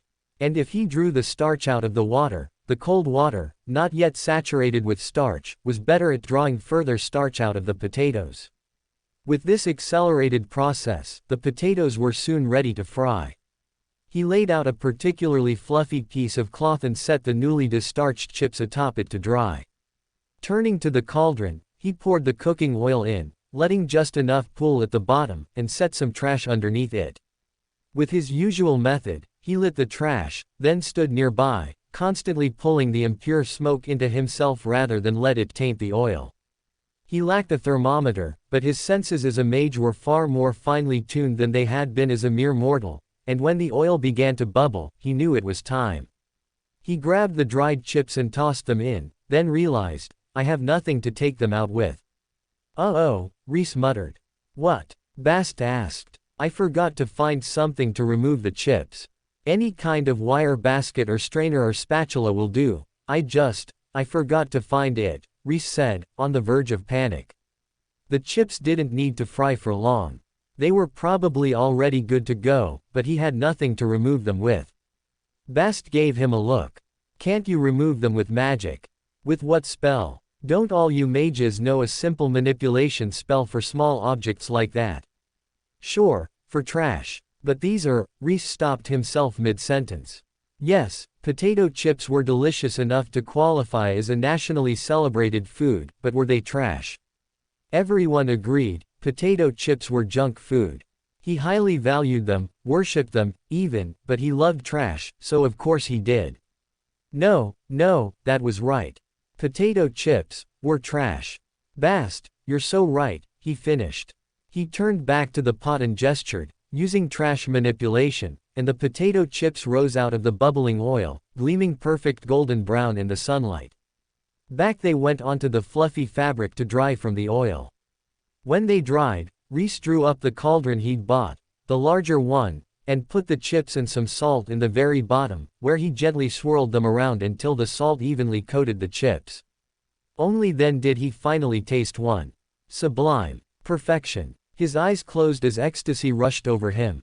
Oh, they were a bit rustic, and there was still something missing, something that wasn't quite as he remembered, not to mention that he hadn't yet managed to fill them with mana or otherwise trigger mage-specific, instead of mortal-specific, pleasure centers, but they were potato chips, and they were delicious. Let me have one. Bast pushed his way in and took a chip. He crunched it down, then raised his brows. Huh, right, Rhys said. It's not pissing gold good, but it is good. Sell that at the tournament for a markup, and you're in business, Bast said, already guessing Rhys's next steps. Rhys waggled his finger. Not yet. This is but the basest, meanest form of the potato chip. I intend to make true junk food, to transform this trashy food into something so delicious, so addictive, that my victims, customers, can't help but come back time and time again for more. Are you in? Bast shook his head. If anyone can do it, it's you. Show me how. What's our next step? Figuring out how to imbue these potatoes with mana. And I have a pretty good idea of how. Rhys turned toward the pile of organic trash, sitting there waiting to be turned into mana-rich compost. He grinned. How? Bast asked. Stepping forward, Rhys knelt and pressed his hand into the trash, absorbing a large chunk of it. Bast watched with a distant kind of concerned alarm. When the trash star was ready to ignite, Rhys walked over to the compost. He took a deep breath. All this time, he'd channeled the trash star's power inward, to strengthening and refreshing his own body, and why wouldn't he? He needed a lot of mana to grow to tier 3, and even the trash stars were but a drop in the bucket. If he didn't use the trash stars maximally to empower himself, he could only dream of tier 3. But this was important enough to divert some of the mana from his precious trash 4. So, for the first time, he focused inward as he activated the trash star. Clutching the resulting mana, he pushed it outward and into the compost, the bacteria, worms, and other micro and macro organisms that lived in the food and slowly broke it down into rich compost. Just as it had before, his mana sped up the process, but his mana was now far more dense and far stronger than it had been the first time. Before their eyes, the pile of organic trash collapsed in on itself. A bubble of gas belched out of the rapidly decomposing materials, the pile rising, then falling with the enormity of the gas. Whuo. It was decaying too fast, too far. If he did nothing, he'd end up with trash so fully digested that it became nothing but dust on the wind, as the supercharged organisms devoured, and devoured, and devoured. This wasn't going to end up as rich compost, but sat in empty depleted dirt. Rhys ran into the trash, grabbing all the food and other organic materials he could find. He tossed them directly into the pile, providing fresh fuel for the organisms to break down. The second the trashed food and scraps touched the pile, they instantly decayed, going through weeks' worth of breakdown in the space of seconds. It was like watching a time-lapse video, but in real time. The food landed, fell to pieces, blackened, and became dirt in instants. "Over there, there's a big dump from the cafeteria," Bast called, directing Rhys from below. "There's a cafeteria," Rhys muttered. He scrambled over where Bast directed and dug his hands into wet, cold noodles, tossing them by the handful into the rapidly decomposing pile.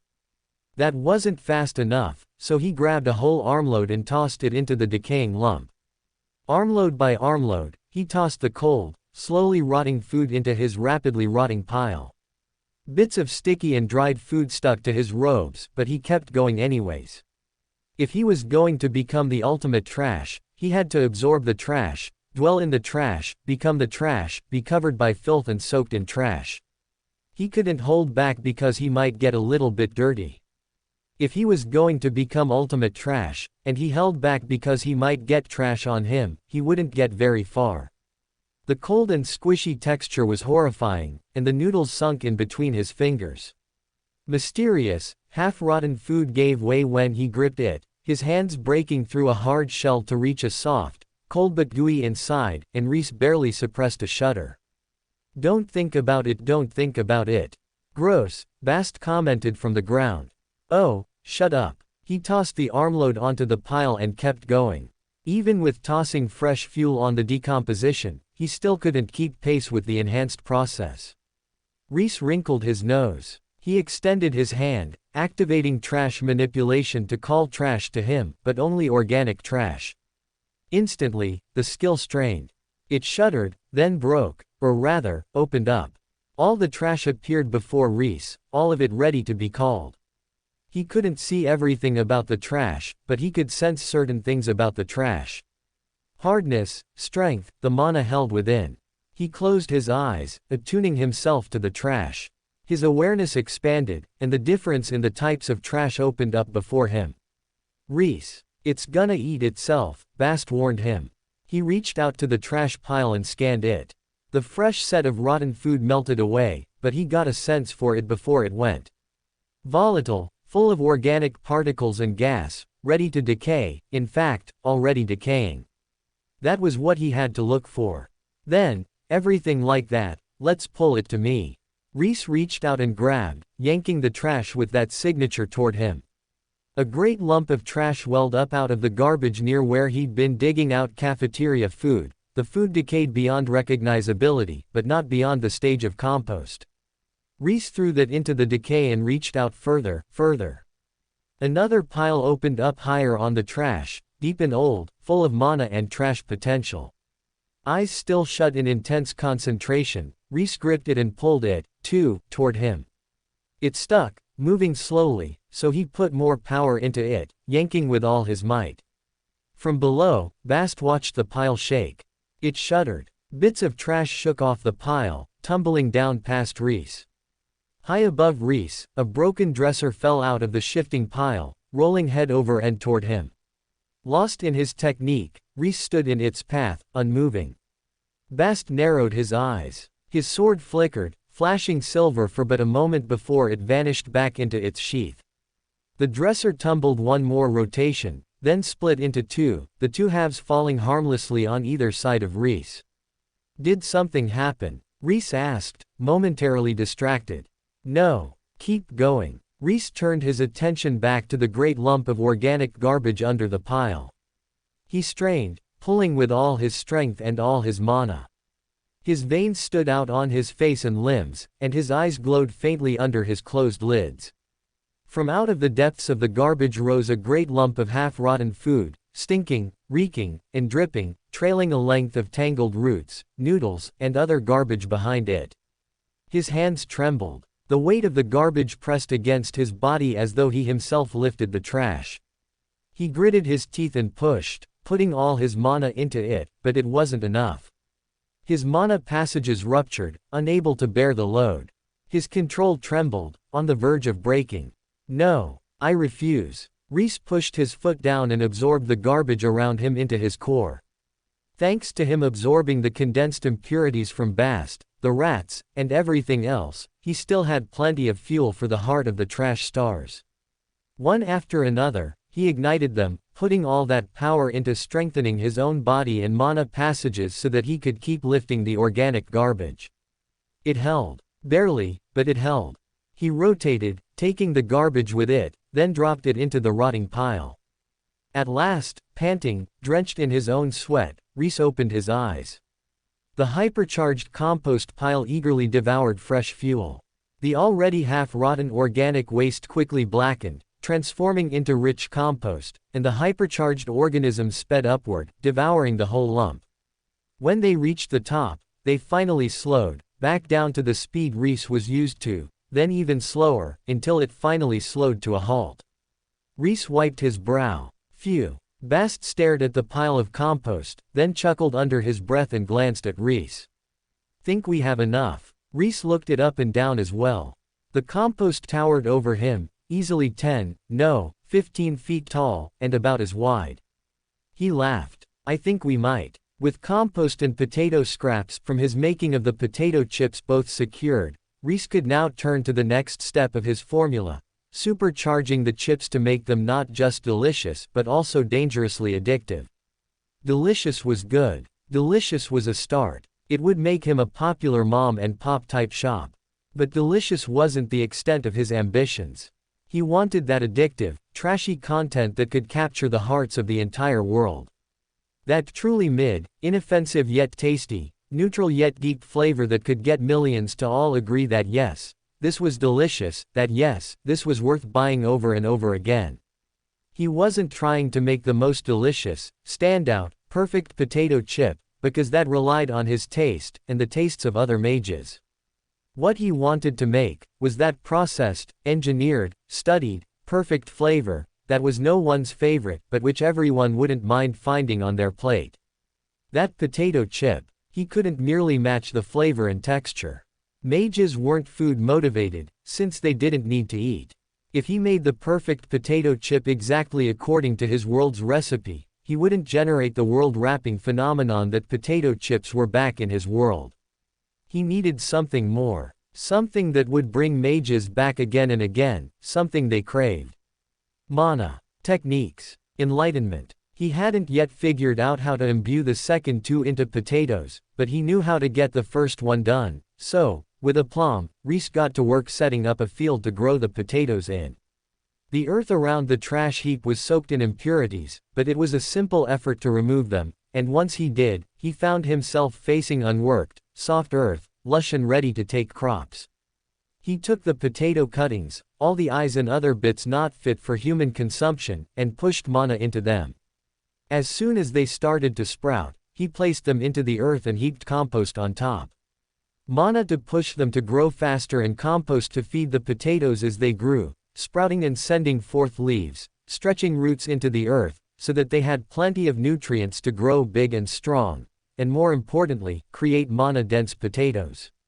The cuttings from the few potatoes he'd used to make chips for Bast weren't nearly enough to start the industrial-scale farm he desired, but luckily, some of the potatoes he'd bought at the market had sprouted or were on the verge thereof, so he cut them up, taking care to separate each sprouting eye, and added them to the garden. He ran laps to the trash pile at first to absorb trash, form a trash star, then run back over to the potato garden to feed them the trash star's mana, but then realized that he was wasting powerful potential training opportunities. Instead of running laps, he stood still and used trash manipulation to call trash to him, absorbed it into himself, and ignited trash stars, funneling most of the mana into growing his potatoes. Not all of it, of course. Some he still fed into himself, steadily strengthening his body, enlarging his passages, and making everything yet more durable and straight-lined, so that he could maximize absorbing mana, then transferring it into the potatoes. His core filled with a few more drops of that next-tier pure mana. Experimentally, he poked at it, but whatever it was, he struggled to use it yet. Maybe he was too low tier, or maybe his body was simply too trash to utilize the mana properly, but whatever the case, it simply didn't respond to his manipulations the way normal mana did. Under his ministrations, the potato plants grew from sprouts to leafy green shrubs in the space of a few hours. Rhys knelt and sent a pulse of mana into the earth, trying to sense the potatoes within. Potato-shaped lumps of mana answered his call, exactly as he'd hoped. Rhys grinned. Right now, they were dense lumps of mana, but once he cut them into tiny thin sheets and fried them, they would give that exact sensation he wanted. That ephemeral hint of mana that came and passed without ever truly adding anything, but simply giving that taste of satisfaction without ever actually fulfilling it. Yes, that was the ideal sensation for a potato chip. We're ready for the second test, Rhys declared, sticking his hand into the earth to draw forth a freshly grown mana-imbued potato. Test. Bast lowered his sword. The trees near him were scarred with fresh sword marks, and his robes hung around his waist, his body sweaty from exertion. Rhys tossed him the potato. Chop up, and I'll get to frying. I need to get it exactly perfect. I thought it was already pretty good, Bast commented, catching the potato out of the air. Nah, world domination doesn't start from pretty good. We need perfect, Rhys stressed. You're gonna dominate the world through fried potatoes. Seems like a good enough place to start. Hell, it's been done before. By who? Which ancient hero dominated the world through potatoes? They never taught me about them, Bast said, as he crossed to the carving board. The ancient sage Ronald MacDonald, Rhys said wisely, nodding. Never heard of him. Rhys drew himself to his full height and puffed out his chest. You wouldn't have. It's only because I decoded the hidden ancient texts that I know of this secret sage's existence. They tried to wipe him from the annals of history, but this scholar wouldn't give up. I found the tales of his brightly colored coat hidden in tomes, the mark of his clown shoes hidden in ancient paintings, the specter of his painted face lingering in scrolls. And from that, I decoded the truth. Recognizing Rhys's spouting bullshit tone, Bast ignored him and got to chopping. The truth, about fried potatoes. Actually, there's another form factor of fried potato I want to try, but let's focus on potato chips first. Fries are a yet more mysterious art form, one that requires more than potato and salt to master. After all, the junkiest of junk food fries came with strange coatings full of weird ingredients and chemicals even Rhys wasn't sure he could recall, whereas the ultimate potato chip, the one he sought to emulate, had 3 ingredients: potato, salt, vegetable oil. He wasn't so naive to think that the process was simpler, or that the potato chip's true nature was any less esoteric. No, he understood that potato chips were highly processed and treated to ensure they gave that exact addictive crunch every time. However, the simplicity of the materials made it easier for him to purchase them in quantities. The fact that something so highly processed could have such a misleadingly short list of ingredients, too, was alluring to Rhys. Something about that spoke to his soul. The simplicity, yet complexity. The ultimate ease of frying a thin strip of potato. The utter complexity of turning that potato strip into a pre-processed nightmare snack. To achieve such a high goal with such simple ingredients was indeed worth lauding, and it was that which he sought to emulate. Highly processed ingredients would be hard to come by in this world, without him personally processing them. If he could achieve junk food from relatively simple ingredients, through imbuing the food with mana instead of adding strange chemical additives, then he won in many ways. Once he mastered the process of turning food into junk food via mana, then he could extend his purview beyond mere potato chips to adapting more complex materials like potato fries, by merely manipulating them with mana rather than searching out impossible to find or hard to make ingredients. After all, if he had to pay out the nose or search high and low for ingredients, this was no longer junk food, but alchemy, and he'd have to raise his own prices accordingly. He didn't aspire to be a great alchemist, though. He aspired to the heights of the junk food masters, of the kings of burgers, the queens of dairy, the Donalds of MacRonald, in other words, fast food. A cheap price, a mediocre product, and an addictive quality that the consumer could never get enough of, no matter how mediocre it was, that was the path he sought with his food. But first, the perfect potato chip. He could save his grand ambitions for after his initial success. Working in tandem, Rhys and Bast made their second batch of potato chips. Rhys tossed them in salt, then offered Bast a handful. Bast dutifully plucked one out of Rhys's hand, then paused and reached for a second one. He frowned. They're good, but Almost without thinking, he reached for a third. Why can't I stop eating them? Rhys pumped his fist. That's it. We've done it, Bast. This is how we make our millions. We sell these potato chips to people attending the tournament, and Bast lifted his hand. Not to rain on your parade, but we'll be participating in the tournament, no. Not at the same time. And if we are, we can always close the shop for a little while. It's not like all the customers will turn tail if we're closed for a few minutes, and hell, most people will be watching the matches during the matches, not out buying potato chips. We'll have to do a bit of double duty, but that's not what I mean. Isn't it the same problem you brought up earlier? No one's going to buy mysterious food or potions, anything they put in their bodies, from a pair of contestants. It'll look like an obvious sabotage attempt. Even if we aren't sabotaging. And we aren't, Rhys interjected. Bast nodded, accepting his point. And we're not, it'll still look suspicious. We might get a few sales from those seeking favor with the Sword Saint, or those who don't care, but we'll be suppressing our potential revenue by our very presence. I hear you, and I've got a plan. We're hiring people to run the shop.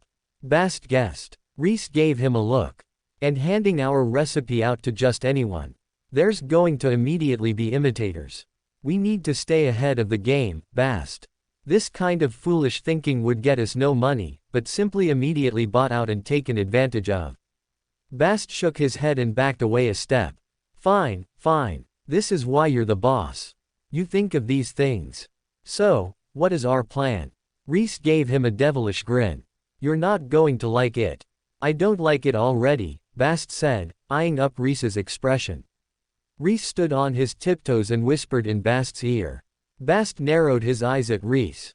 For me, too. I can see it for you, but me. You're even more ideally suited to it than I am. We need something to catch people's eye. I'm small, but you're huge. You'll be like a gigantic billboard, displaying our wares to the world around. Looking like a pig in a clown suit, Bast grumbled. And who wouldn't pay to see a pig in a clown suit? Come on, Bast. You know it's a good idea. Trust me. When I'm done with you, you'll look like a completely different person. Gods, I hope so. Master would have my head if he found out, Bast muttered. Rhys sighed. He knew it would be a hard sell, but it really was a great idea. He knew what sold, and this would definitely get their potato chips to fly off the shelves. He patted Bast's shoulder reassuringly. Look, how about we do a test run? I'll get all the materials and show you how you look once I work my magic. If you still feel like a pig in a clown suit, then I'll graciously let you bow out. But give it a try, first. See how different you look before you naysay it outright. How's that sound? I don't know that I can possibly look different enough, Bast muttered under his breath. Trust me, when I'm done with you, you'll look so fabulous, your own mother wouldn't recognize you. Or maybe that was just because she was so ashamed of me she didn't want to acknowledge me as her son anymore. Hiding his dark past behind a gleaming smile, Rhys turned the spotlight on Bast. Please. Begrudgingly, Bast nodded. If I look horrible, or like myself, I'm not doing it. Of course, of course. Rhys couldn't help but smile, even if he knew he should really hide his elation. He patted Bast's shoulder again. When I'm done with you, you're going to look amazing. By the time Mouse returned, Bast was long gone, and Rhys's potato farm was well underway. It wasn't yet time to set up the stand, so he was mostly farming the potatoes in preparation. He spent the rest of the day doing that, then, when the rats scurried up with tiny bits of trasher, most of them not particularly useful, reassigned them to guard his potatoes from their unenlightened brethren. The raccoon sauntered over and volunteered to guard as well, in return for a fresh absorption of its impurities. Rhys was happy to comply, and so the raccoon became the commander of his rat troops, ordering them left, right, and center in order to properly farm and guard the potatoes. When he saw the critters heaping fresh compost on the plants, and even digging holes to plant more potatoes, Rhys nodded and left the farm in their capable hands. If they ate all the potatoes, he'd be slightly set back, but given his ability to generate fresh potatoes as long as he had some eyes, he wasn't too worried. He gave them all the normal potatoes, indicating that they could eat the rest as long as they buried the eyes, and the rats took to his offer like fish to water. He hadn't had the materials to properly transform Bast, which was why he'd let his victim, friend go for the day, but a quick shop by the merchants, district quickly remedied that.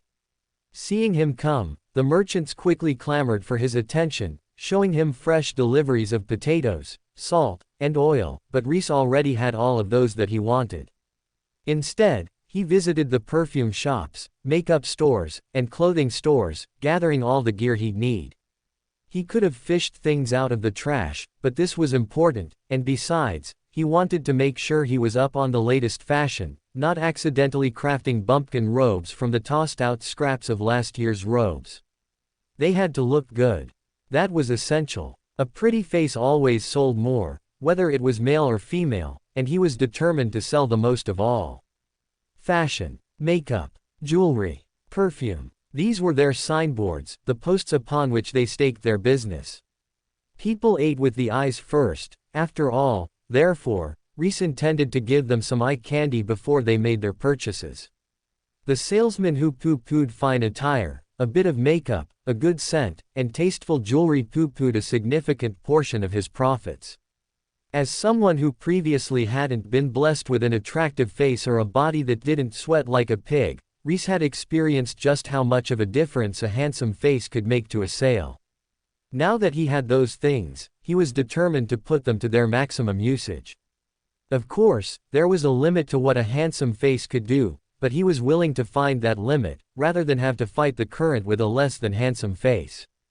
Do you have a girlfriend? Mouse guessed, looking at his purchases. Rhys chuckled. Not yet. She blinked, at a loss, and tilted her head to the side. Don't worry about it. When do the rest of the students arrive for the tournament? Students are arriving constantly, but the big schools should arrive late today or tomorrow. The Vurix Empire's envoy arrives tomorrow morning, if that's what you mean. Vurix Empire. Rhys glanced over, a bit surprised. A nation-state competing amongst the mages. Don't mages, martial artists, and adventurers all ascend to their own world to mingle amongst one another and leave mortals alone? Mouse nodded. That's right. This is an empire of mages. From what I understand, one powerful mage school swept through the neighboring continent, forcing all the continent's schools under its command. Its leader, the Empress Railgun, has settled down in the 100 years since she conquered the continent, and she's looking to expand trade to our continent, so she's reaching out and seeking more ties to our continent than before. Expanding trade. Rhys's ears perked up at that, but only until the rest of what Mouse said hit his brain. A conqueror who'd quieted down. A conqueror, looking to expand trade. He suddenly felt like their loose conglomeration of infighting mage schools was nothing more than a tasty school of small fish, and the hungry shark was closing in. Conquerors never stopped lusting after power and land. It was what made them conquerors in the first place. If they could stop lusting after power, they would have stopped long before something like unifying a continent or expanding trade to the neighboring continent. And in this world, where one's path drove their growth and dictated their every action, directing their future growth by aiming it toward what drove them as human beings, how would a conqueror stop conquering? After all, if what he suspected was true, and her path was related to conquering, then she would miss out on potential growth if she stopped rolling over new territories. I sure hope those in power have a plan, he thought, because, after all, what could he do?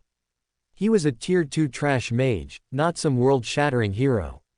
He'd do what he could, but this was a mage school level, no, alliance level problem, not something he could solve. I take it your schoolmaster is fully aware of this? Rhys asked, meaning the obvious train of thought, rather than the simple fact of the Empire arriving. Yes. He's rather busy with it, and told me not to bother him with the small librarian problem, Mouse replied, visibly troubled by this. Well, that was a good sign, at least, even if Mouse didn't like the fact that Az was getting away with his semi-hostile takeover of the library. Better for the schoolmaster to be worried about the conqueror setting her gazes on their continent, rather than worried over the minor internal politics of a well-meaning but very powerful cat taking over his library. Hell, for all he knew, Az was a famous figure amongst high-ranking mages, and the schoolmaster wasn't worried at all. He just didn't know. All he knew was that he was glad the schoolmaster was focusing his energies in the right direction. Schoolmaster and alliance-level existences were the kind of people who needed to pay attention to that conqueror. Existences, like the Sword Saint. Rhys made a mental note to bring up Emperor Railgun, the encroaching conqueror, to Bast later so Bast could bring it up to his master, assuming the Sword Saint didn't already know. If he were a betting man, Rhys would bet that the Sword Saint already knew, but it never hurt to check. About the only thing he could think of to do, was absolutely thrash any student from the Empire that he faced in the tournament. That way, if nothing else, Empress Railgun would know that their continent posed a serious threat, and the students they sent were equaled, if not bettered, by their equivalents on Rhys's continent. This entire time, since he'd discovered impurities and how easy it was to manipulate them, he'd held back. There was an obvious route of attack open to him, pushing impurities into other people, so they faced all the afflictions he'd overcome, but he'd ignored it, 1, because he needed the impurities to grow, and 2, because he wasn't in the business of permanently crippling children. He might look childish, but he was an adult inside, and he knew what forcing impurities on a young mage meant for their future. Therefore, he'd held back rather than inflict impurities intentionally on someone else. But if this group of students from the Empire was really the banner force to lead the inevitable conquest that he thought it was, then there was no longer any reason to hold back. In fact, all the better reason to be absolutely as brutal as possible, so the Empress knew an invasion on their continent would inflict serious and permanent wounds on her conquest. I have to be absolutely sure before I do that, Rhys decided. If he allowed his biases to color his opinion of the students, he risked permanently crippling children because he alone thought an invasion was forthcoming. Only if he had irrefutable proof that not only was the Empress hellbent on invasion, but also that the specific child he fought was party to and intentionally engaging in the invasion, would he take those actions. Still, there's nothing holding me back from inflicting some impurities, then taking them back after the battle. He'd have to be absolutely sure he could retrieve the impurities he inflicted, which was difficult to ensure, but if he could, then he could go ahead and use impurities. Thinking on it, though, he shook his head. It would have to be a last-ditch effort. An absolute life-or-death situation against someone the judges would not stop, who was so completely morally reprehensible that he had no hesitation judging them as an adult. After all, even in his world, exceptions were made for extreme juvenile criminals, but if the combatant didn't equal or exceed that level, he wouldn't use offensive impurities. He shook his head. Those were thoughts for another day. For today, he was going to focus on selling his potato chips and getting as rich as possible. Whether the Empress invaded or not, he'd be better off if he was rich than if he was poor. He wasn't particularly loyal to his current school or continent. He liked them, yes, liked his freedom, but that was the extent of it. He could be equally free by simply leaving the school, and he never lost sight of that. If this conqueror was merely in it for the land grab, and everything would be more or less the same after she passed through, then he really didn't matter saluting a new flag. Of course, the problem was that conquerors were rarely about mere land grabs, and conquest was never bloodless. He didn't want to see Bast, Sordin, or even Aquari die fighting a meaningless battle against a power-hungry tyrant. The 99% case was that he'd opposed this conqueror to his dying breath, but he always left the room open for optimism, as stupid and empty-headed as that optimism sounded, even to him. A bloodless conquest. A change of flag. It would take a real 15-year-old to believe that kind of garbage, and even then, he was pretty sure he hadn't been so blindly optimistic at that age. But hey, this was a land of mages, where might made right. Maybe this Empress really was so powerful she could pull off such a thing. Right, and she's sending feelers to our continent for fun. Rhys rolled his eyes at himself. Treating her as an ultimate threat and preparing to oppose her with all his might was the much more likely route, over some kind of La La Land children's show bloodless conquest and flag change. Just to prove himself wrong, he turned to Mouse. So, this conqueror, how bad is she? Mouse shook her head. We don't know anything about her. The continent went dark after she conquered it. Nothing in or out. This will be the first time anyone has been allowed out. Rhys's smile tightened. The La La Land scenario left his head entirely. Yep, that doesn't sound like there's a whole lot of freedom in the lands she's conquered. It was oppose her to his dying breath or nothing, then. But first, it was time to sell potato chips. The potatoes were growing. They had plenty of oil and salt. Tonight, at midnight, he was going to head back down to the trash pit and get started on packaging his chips, so that they wouldn't run out of stock during peak sales time. But the most important part of their sales pitch was still lacking, namely, the face. Luckily, Rhys had two handsome faces at hand. Unluckily, both of those faces were also the faces of their customers' opponents. He'd been to sports matches before, however unwillingly, dragged there by his bosses or colleagues before he'd gone full remote work. The opposing team's fans rarely bought merch with the home team's face on it. The home team might go rabid for that stuff, but given how small the home team was, in his and Bast's cases, it wasn't the greatest selling technique to reach for in this particular moment. Which meant it was time to put his old skills to work, and transform them both into completely different people.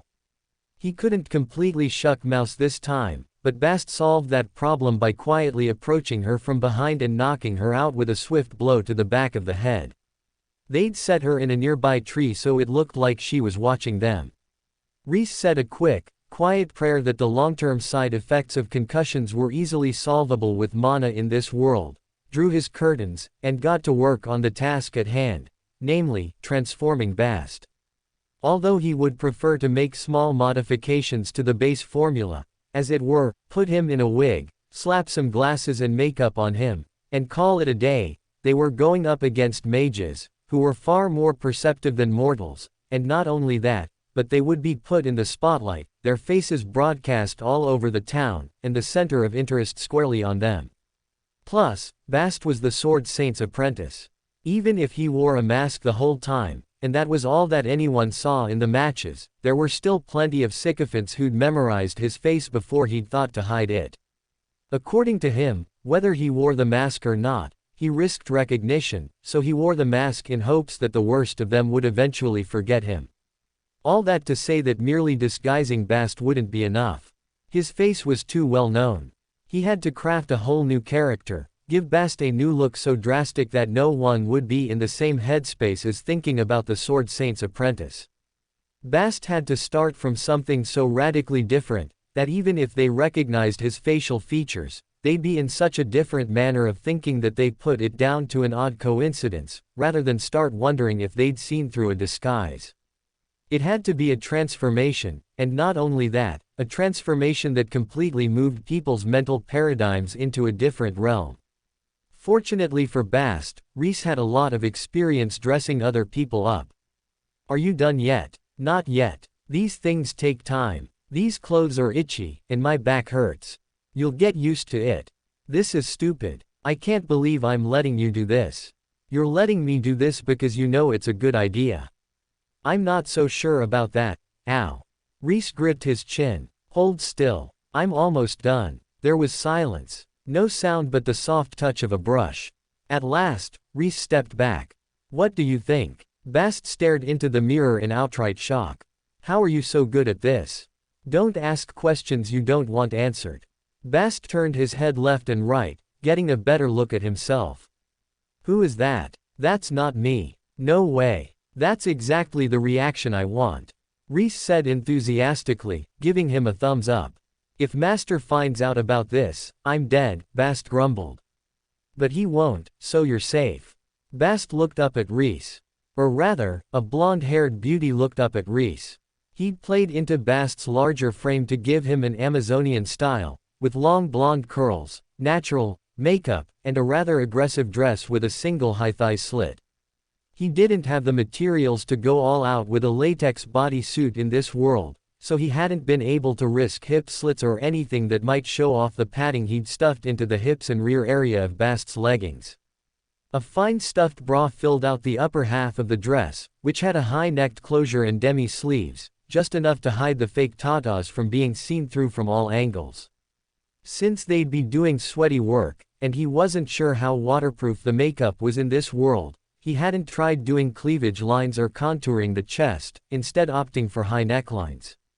The dress itself had dark fabric at the sides down to the hips. It was meant to create the illusion of a waistline on a slightly overweight woman, but it also worked to transform Bast's muscular torso into something more streamlined and shapely. He hadn't always had his female friend to wear some of his more choice costumes.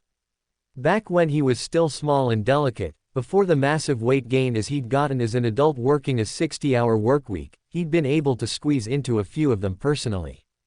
It wasn't because he wanted to wear women's clothing, it was because he wanted to emulate his favorite characters, and they all just happened to be women. At the end of the day, who wanted to cosplay the boring main character in his boring black trenchcoat? The female characters always had way better character designs. Not only that, but they were way hotter than the men. He was the trashy kind of guy who always played as the woman, whenever woman was an option. Why would he want to look at some dry man's ass for 50 hours of gameplay?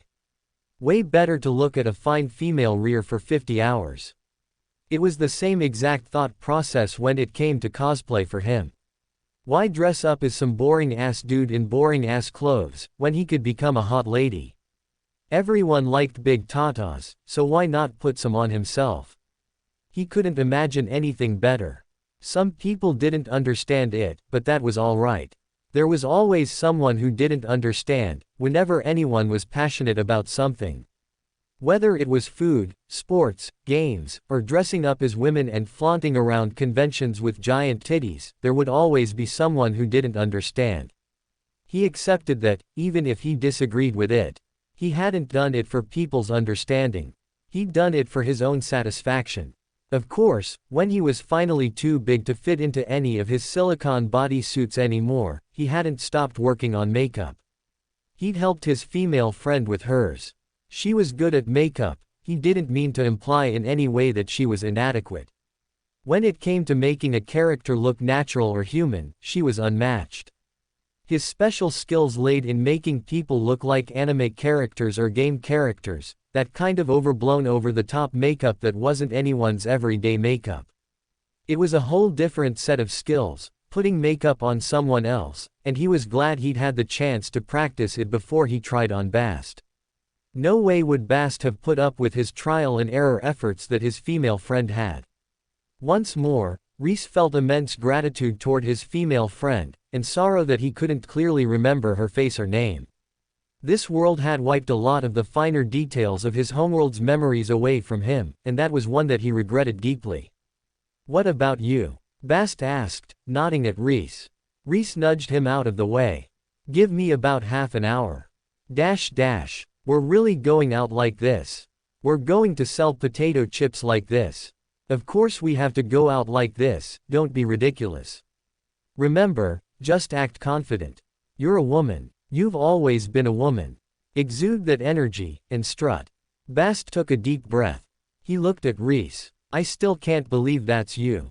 "Huh?" Rhys blinked at him. "Just, nothing." Rhys looked at himself. He hadn't gone all out, and honestly, he was wondering if he shouldn't have gone harder, but then, he was trying to look like a normal girl, not some anime babe, so it was probably fine.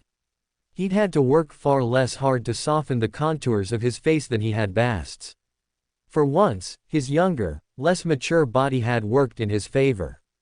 The effort he'd had to do to give himself a girl's face once his jawline and jowls fully expressed themselves back in his homeworld, he'd spent way too long fixing his face to look vaguely passable. He was almost embarrassed at how easily he'd transformed into a female with a little makeup in this world. The only downside was that there wasn't much he could do about his mana-colored, faintly glowing eyes, but Bast had assured him that there were plenty of young mages who made the same mistake of shoving mana into their eyes as he had, and that the color wasn't uncommon.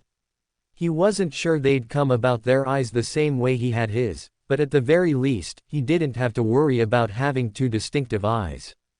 He had long hair, but he knew that wigs were the easiest way to transform your looks, so he'd gotten a cute brunette wig with double buns and bangs, not unlike one of his favorite fighting game characters even if his thighs didn't match up to hers. He'd gone with a slinky red silky dress to show off his artificial curves. He hadn't exaggerated them too much, to match his age, so the silky dress was just enough fabric to make sure he still showed off his new feminine figure. The dress was an A-line, and reached his knees. Once more, he'd have preferred a true thigh-slit dress, but he didn't have his silicone bodysuit. Something I'll have to rectify, eventually. A jangly bunch of cheap bangles finished the look, to hide his too large wrists and subsequently, draw attention to the potato chips. Come on, we're just going to the market, Rhys said, gesturing Bast on. He stepped out onto the street. Bast hesitated, then followed his lead. To the market, he hissed. Yeah, the market, Betsy. Your friend Rena's going to show you around. Betsy? Bast asked, raising his brows incredulously. Yeah, did you forget your name? Come on. Rhys grabbed his hand and led him onto the street, bouncing a little as he walked. Bast stomped after him, a wary look in his eyes. He glanced left and right, searching the streets around them. For now, they lay dead and empty. No one walked back in this decayed part of the massive castle that was Purple Dawn Academy. He pressed his lips together. I'm so dead. You or if you don't fix that walk. Legs closer together. Dainty steps. Swing your hips, not like that. Gods, are you a whore? Come on. Just a little sway, something natural. You're cute, okay. Think cute things and move like you're cute. Gods, why did I let you talk me into this? Bast muttered. He tried to adjust his stance, but only half successfully. Okay, so maybe you'll just stand still in the stall a lot. That's fine. There's a lot of swordswomen in this world, so even if you walk like a swordsman, it should be fine, Rhys encouraged him. Oh, thanks. Everything takes practice. Just think of this as a martial stance, and you'll get there. How come you've got so much practice at this, then? What did I say about questions you don't want answered? They left the alley and rejoined a main road. Rhys walked confidently, assured enough in his skills that he knew no one would see through it. Bast tensed, edging toward the buildings and the shadows, as if to hide. Rhys nudged him. Don't do that. You're drawing attention to yourself, inviting people to find something off about you. Shoulders back, head high. You belong here. You're just an ordinary girl out for a stroll. Don't worry about anything, and walk. With some effort, Bast relaxed. He straightened up and put his chin high, and walked more normally. There you go. Remember, we need to be super cute, adorable girls who are going to sell lots of potato chips because of how cute we are. Cuteness is king. Rhys did a cute pose and smiled at him.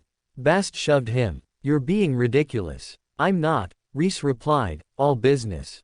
He really wasn't. Sexiness would attract men and boys. Sexy men would attract women and girls. But cute pulled at the heartstrings of men, women, boys and girls alike. Who didn't melt a little at the sight of an adorable puppy? When it came to curb appeal, cuteness was the superior aesthetic. As long as they didn't ramp it up too far and enter female-only territory, but simply kept it at business and a pair of cute salesladies, then they'd gain far more sales than if they tried to appeal to men or women alone. A passing male mage looked them up and down. A female mage gave them a calculating look. Rhys nodded to himself. They'd passed muster. His skills hadn't deteriorated. Disguise 3. And a new skill to boot. Rhys raised his brows. Interesting how it didn't proc until he was appraised by other people. Did that mean Bast had gotten the skill as well?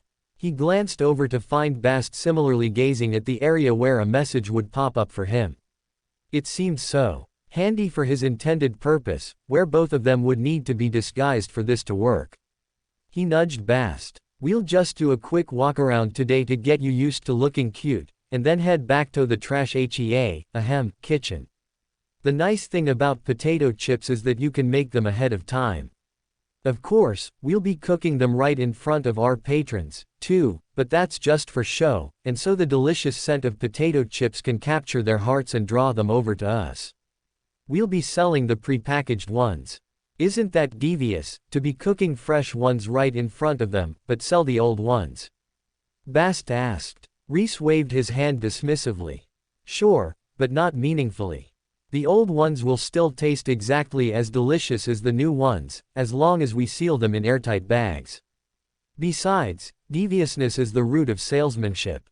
Point me to a sale that wasn't at least a little tricky, that didn't use some kind of mental trick to fool you into making it. Bast shook his head. This is all beyond me, so I'll take your word for it. How are we going to make airtight bags, though? Rhys shrugged. He knew how to build a forge, now. It was a trashy forge, but he didn't need a high-quality one. As long as he could melt metal down, he was good to go. There's plenty of metals in the trash heap to make foil packages out of. Foil. Isn't that difficult to make? Bast asked. Probably not, as long as I make it out of trash, Rhys replied. Right, I forgot. You're insane, you know that.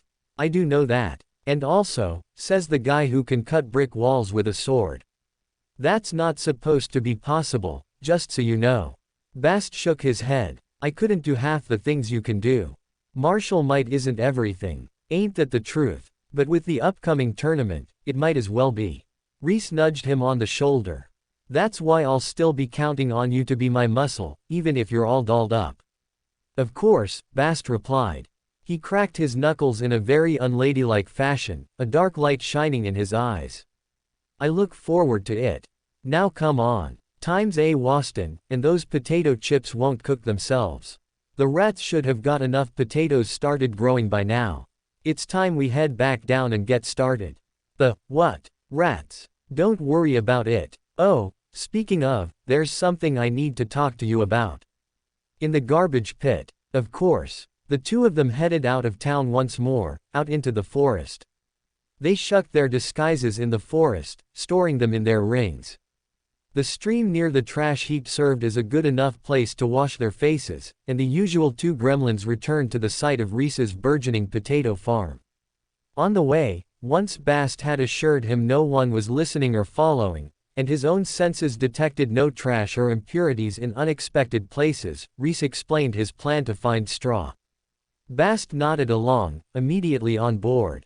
Whatever you find out, let me know. I agree, we're too weak to free him yet, but we'll need his cell well scouted for the day we are. He also confirmed that Bast's master was aware of the Conqueror and her likely ill intentions. When he brought it up, Bast merely waved his hand. All the powerful mages in the region are aware of it, and preparing for it. If it comes to a fight, the alliance will likely fold. Her might is simply too great. We're hoping to scare her off with a show of force at the tournament, along with some kind of tribute or another. That kind of thing rarely works, Rhys muttered. True, but we're weaker than her. It's all we have to rely on. Rhys nodded, conceding that point. He pressed his lips together. It wasn't looking good for the alliance. If she attacks, we should run. You and me together. A reluctant expression crossed Bast's face. That's what Master says. Oh, he hadn't expected a man known as the Sword Saint to be so reasonable. Yes, he fears, more than anything, our next generation talent falling into her hands and getting either perverted to her viewpoint, or neutered before it can take off. There are already plans for the rapid evacuation of the top talents in our region to a place more easily held than Purple Dawn Academy, right on the edge of our border with the Empire. That's a good plan, Rhys agreed. Better that they train for a while and be able to fight back meaningfully, than lose their top talent on the front lines, lost to the first wave of the Empress's attack. It boggled the mind to think of a point as fortified as Purple Dawn Academy as somewhere hard to hold, but then, when he thought about it, it made absolute sense. If they were really on the edge of the border with the next region, then Empress or not, they'd need a well-defended place from which to hold their ground. There was no point building a fortress deep within the heart of one's lands, where no enemy would ever reach it. Fortresses were built on the borders, where one needed to reinforce a point to have any hope of holding it. Against a force as powerful as the Empress's, there might be little hope of holding Purple Dawn Academy long-term, but if a smaller raiding force, or a single school, attempted to enter Alliance lands, then a fortified position like Purple Dawn would give the defenders a hand up to protecting the lands. But, what's the point? What's the point of all this if we don't fight? Bast asked, a bit lost. I've tried asking Master, but he just gives me a look like it's obvious and refuses to answer. It was obvious, but it was the kind of obvious that came from living long enough to see another generation of children come in beneath him. Rhys sighed. He nodded at Bast. What tier are you? Tier 2. And is that the limit of your potential? Will you only ever reach Tier 2? Bast pulled himself to his full height and looked down on Rhys. Don't be ridiculous. Do you really think I have such little potential? Of course he didn't. He had infinite belief in Bast's potential, but that wasn't the point. He gestured at Bast. And if you fight here, tomorrow, against the overwhelming power of the Empress's forces and get cut down as a Tier 2, will you achieve that potential? Bast opened his mouth, then closed it. He shook his head, reluctantly. But how will I grow stronger? When you fall back, you don't have to give in. Fight. Fight in skirmishes and raids. Fight small battles, battles you can win, battles you might lose, but not battles that you cannot possibly survive. Your master isn't telling you to flee, tuck tail and run like a coward. He's merely trying to keep you alive to fight a great many more battles, rather than dying to the same massive, overpowered attack that kills hundreds of men pointlessly in the Empress's first barrage. Bast nodded slowly, still unwilling, but now a little more understanding. Abruptly, he said, I hope it doesn't come to that. Rhys laughed. We all hope so. Wouldn't it be great if the Conqueror really was just trying to befriend her neighbors? Sounds a bit ridiculous, when you say it like that, Bast agreed, chuckling. But who knows? Politics are a strange and fickle beast. I'll leave them to those far better qualified. All I know, is that no matter what, money talks. The more of it we have, the better off we'll be, and that's true regardless of if we get invaded or not. True, true. Tell me more, teacher, Bast said, mock respectfully. First off, let's get these potatoes grown. Once I pour enough mana into them to get them going, I'll leave it to you to cook them. I trust you saw my technique. Yes, and what a mysterious and esoteric thing it was, Bast said, still playing along. Excellent. You're my finest student. Cook the potatoes up into delicious, addictive, mana-imbued chips. I'll work on crafting a bag to store them in. But first, growing the potatoes through his favorite method, pouring lots of mana into them, so they grew far more rapidly than they should have. Bast shied away from his strange little operation at first, taken aback by the industrious potato planting rats and their stern raccoon foreman, but before long, he saw how serious the critters were about their efforts, and accepted their presence. While the two of them were fucking around, working hard at their all-important disguises so they could sell potato chips despite being competitors in the tournament, the rats were busy. They'd used their prodigious digging capabilities to dig 4 additional rows in the ground, and each one had a ready-to-grow set of evenly spaced potato sprouts sitting in lush, well-composted earth. The raccoon watched them with a wary eye, and smacked any rats who ate too much of the potatoes, or tried to sneak off with the potatoes without carving out the eyes. Most of the rats were obedient, and the disobedient rats were chased off by the obedient ones, who prized Rhys's ability to clear their impurities. Some of them scurried over and asked him to take their impurities, and Rhys gladly complied. It wasn't a lot of impurities, but the fact that they were an ever-refreshing well of the second-tier impurities was highly useful to him. After he checked in on the rats, Rhys immediately got to work shifting some trash closer to the farm and sorting out the organic material, what little remained in this portion of the trash after his accidental supercharged compost experiment earlier, and the metals and papers, which he'd used to make foil-coated paper bags. Ideally, he'd simply used plastic, but this world hadn't invented plastic yet.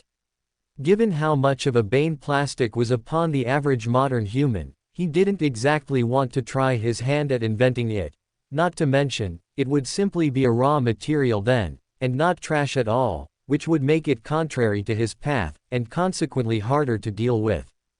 Foil-coated paper would get the job done well enough, so that was what he'd use. Unfortunately, he had no way to generate nitrogen to fill the bags with non-oxygenized air, so even the foil packets would allow some spoilage. As long as they sold the chips relatively quickly, it wouldn't be a problem, and with large numbers of students coming in tomorrow, today was a good day to start cooking, under the parameters where he could only pre-cook a short time ahead of sales. With the trash sorted, he was free to start absorbing it, generate trash stars, and feed the mana into the potatoes. Even though he pushed most of the mana outward, into the potatoes, he still collected the tiny droplets of mana in his core, and he felt, instinctively, that that was the most important byproduct of the entire process. He made a mental note to swing by the library later and see if there weren't books on the requirements for the next tier later, but for now, he simply gathered the new, dense mana. Potatoes grew under the earth, thick, heavy clusters of the delicious tubers, and as they grew, Rhys realized that the rats had not only dug holes for the sprouts, but also loosened and aerated the earth around the plants so the potatoes could freely swell to their full size. He nodded at the rats, an appreciative glint in his eye. The rats nodded back, pleased with their good work being recognized. "Bast, the first set of potatoes are ready to go," Rhys announced. "The first set," Rhys pointed. "Start from that corner, up the row, then down to the bottom of the next row, and repeat." Bast saluted. Kneeling, he got to work digging the potatoes out of the earth. Rhys felt a faint pang of guilt at making the Sword Saint's apprentice farm potatoes, but quickly suppressed it. It would be good practice, or something. Besides, it was going to get him and Bast both rich, so it wasn't like it was for no reason. Bast could handle the cooking. Rhys turned his attention to the next phase of his project, the bags. Facing the metal and the paper both, he pinched his chin, thinking. He needed foil. Strictly speaking, he didn't need to melt the metal down to create foil, just hammer it really thin. With gold, or softer metals, he didn't even need to heat it to hammer it down. He wasn't going to use super soft metals, given that lead was one of those metals, and he suspected that mages might sense a little too much impurities entering their systems if he used lead to line his bags, but it was an option. He also wasn't going to use gold to line the bags, but that went without saying. He wanted to make gold, not give it away. Ideally, he'd make aluminum foil, but aluminum hadn't been discovered yet, and he didn't remember exactly how science extracted aluminum from the earth. Electrolysis. Something funky. The point was, he had no aluminum trash at hand, so it was iron, steel, bronze, copper, or nothing. Bronze, and particularly copper, was relatively soft, at least compared to iron. He separated out the bronzes and coppers and set them aside. Tin, as well, joined the relatively safe and cheap soft metals pile. There were problems associated with using any sort of soft metal, but as long as they weren't as evident and severe as the problems associated with lead, he wasn't going to worry about it. Not far from the metal trash, he found a mostly intact anvil, and he had a hammer in his storage ring. Taking the metal, he laid it on top of the hammer and pounded it with the hammer. The metal directly shattered. It was trash. He didn't know what he'd been expecting, but somehow, he hadn't expected this. He brushed the shards off the anvil and picked up a new piece of metal, but this time, he drew all the oxidation and other impurities off its surface first. This one beat out pretty well, but it grew fragile at the edges and shattered once more. He paused, pressing his lips together. He'd always known he'd have to heat it, but he'd really hoped he could get away without building a new furnace. Oh, well, there were no such things as shortcuts for anything worth doing, or something. He'd never really got the point of that saying, but he did understand that he wouldn't be beating out the metal without heating it. Honestly, it was his bad for thinking he might get away with it. He'd already built a furnace once, so he had a relatively easy time replicating his work. The wall Bast had chopped up still had plenty of pieces lying around, so it could still serve as his bricks, and it was a short trip down to the riverbank to scoop up some raw clay. Using what he'd done the first time as the framework, he quickly slopped together a second furnace. His practice earlier made it easier, especially when it came to enforcing his intent upon the furnace. It helped that he didn't have to enforce intent upon the materials, too, or heat the furnace up to such extreme heats. He wasn't smelting the metal, after all, just softening it enough that he could beat it thin without shattering it. Nor was it a particularly hard or durable metal, but instead, softer, easier to melt metals. Things that didn't need too much heat. With the help of the furnace, the metals were much easier to beat into foil. Rhys beat the first sheet down in no time. If he'd been immortal, it might have been hard work, but as a mage, the harder part was moderating his strength so he didn't just beat straight through the metal. He grabbed the paper trash and paused. He had paper and foil, but nothing to bond the two. Rhys turned, staring up at the pile. Plenty of bones in there. Bones he could cook into glue.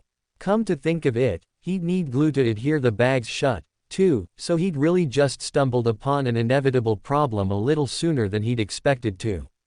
"Bast, are you using both cauldrons over there?" he called. Bast stood before one of the cauldrons, his sword drawn, intense concentration on his face. He thrust his sword once, twice, 1,000 times in a span of a second. The potato chips, barely pierced by the very tip of his sword, the hole so small as to be invisible to the naked eye, flew free from the force of his stabs and landed perfectly on the fluffy cloth. He stabbed one final time, then stood and looked at Rhys. "Huh, never mind. You're busy. Figure something out." Rhys set the foil aside and headed into the trash. He had to find bones anyways, so he might as well go find a not too broken cauldron while he was at it. There were plenty of cauldrons in the trash, as long as he wasn't looking for a particularly strong one, or one with any special conditions. It wouldn't take him too long to find one. He'd gone through the organic trash earlier to make compost, but his efforts had been focused on easily degradable stuff, half-rotten foods and the ends and bobs of roots and herbs that potion classes didn't need. Sure, there were some greasy chicken bones mixed in, but those were cooked and broken, relatively easy to decompose. What he was looking for now were the places mages threw dead horses and dogs, magical beasts they'd hunted and were done with, that kind of thing. He wasn't going to touch any pet cemetery, but if they'd thrown the animal's body in the trash, then it was fair game for him. If they didn't want its bones, he'd take them. There weren't as many bones in the trash as he might have expected.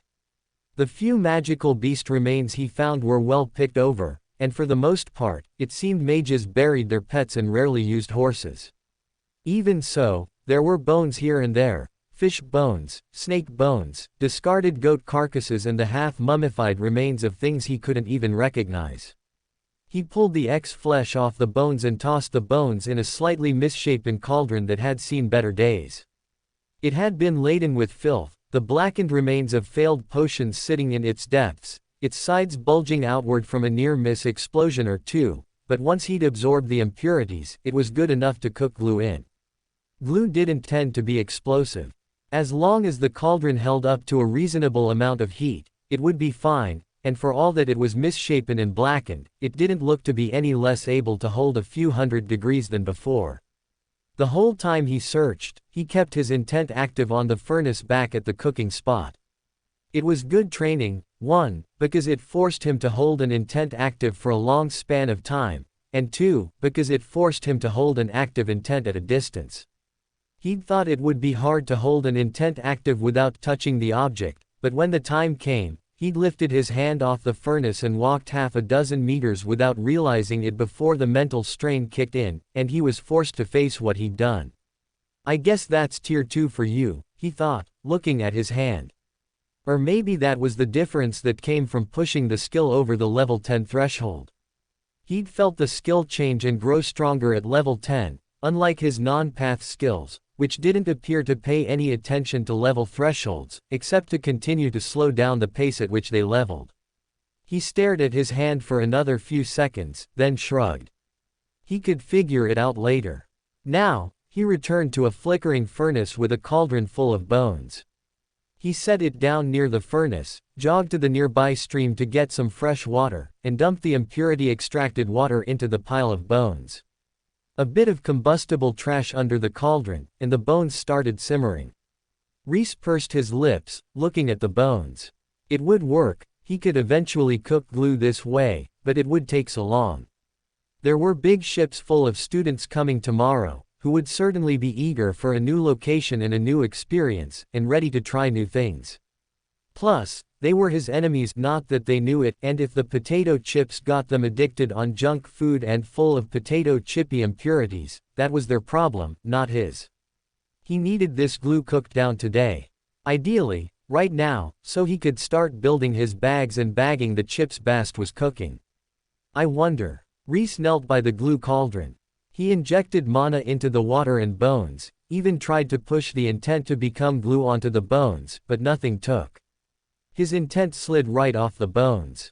They had once been alive, and they were full of such complex intents and emotions that there was no room for his desires, let alone a desire that pushed them toward total deterioration.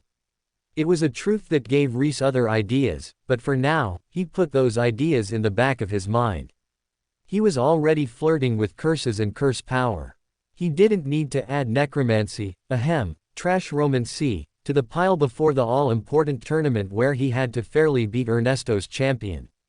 Intent didn't work. Just adding mana didn't do much except push the water to boil hotter, which was helpful, but the cost-value time ratio simply wasn't there. He needed something else. Something that pushed these bones to transform and melt, rather than just sit here and slowly bubble. Something more intense than either intent or mana. He skimmed through his trash-related skills. This wasn't the time for trash body. Trash intent had already failed. Trash step, likewise, not the time. Trash manipulation, enchanting, and talk all had no place here. The only thing he could think of as working at all was trash aura. Trash aura was the part of trash intent he could project outward. Trash intent helped him draw out the form of the trash's intent, or enforce his intent on trash, and trash aura was the next step. The skill that allowed him to take that intent and project it outward. It was equivalent to shooting sword light off a sword, essentially, firing a blast of mana and power from the weapon in the form of an immaterial aura that took the form of the thing he was firing it from.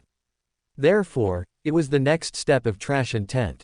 Trash intent let him wrap trash with energy, and even let it resume a new form, and trash aura then projected that outward.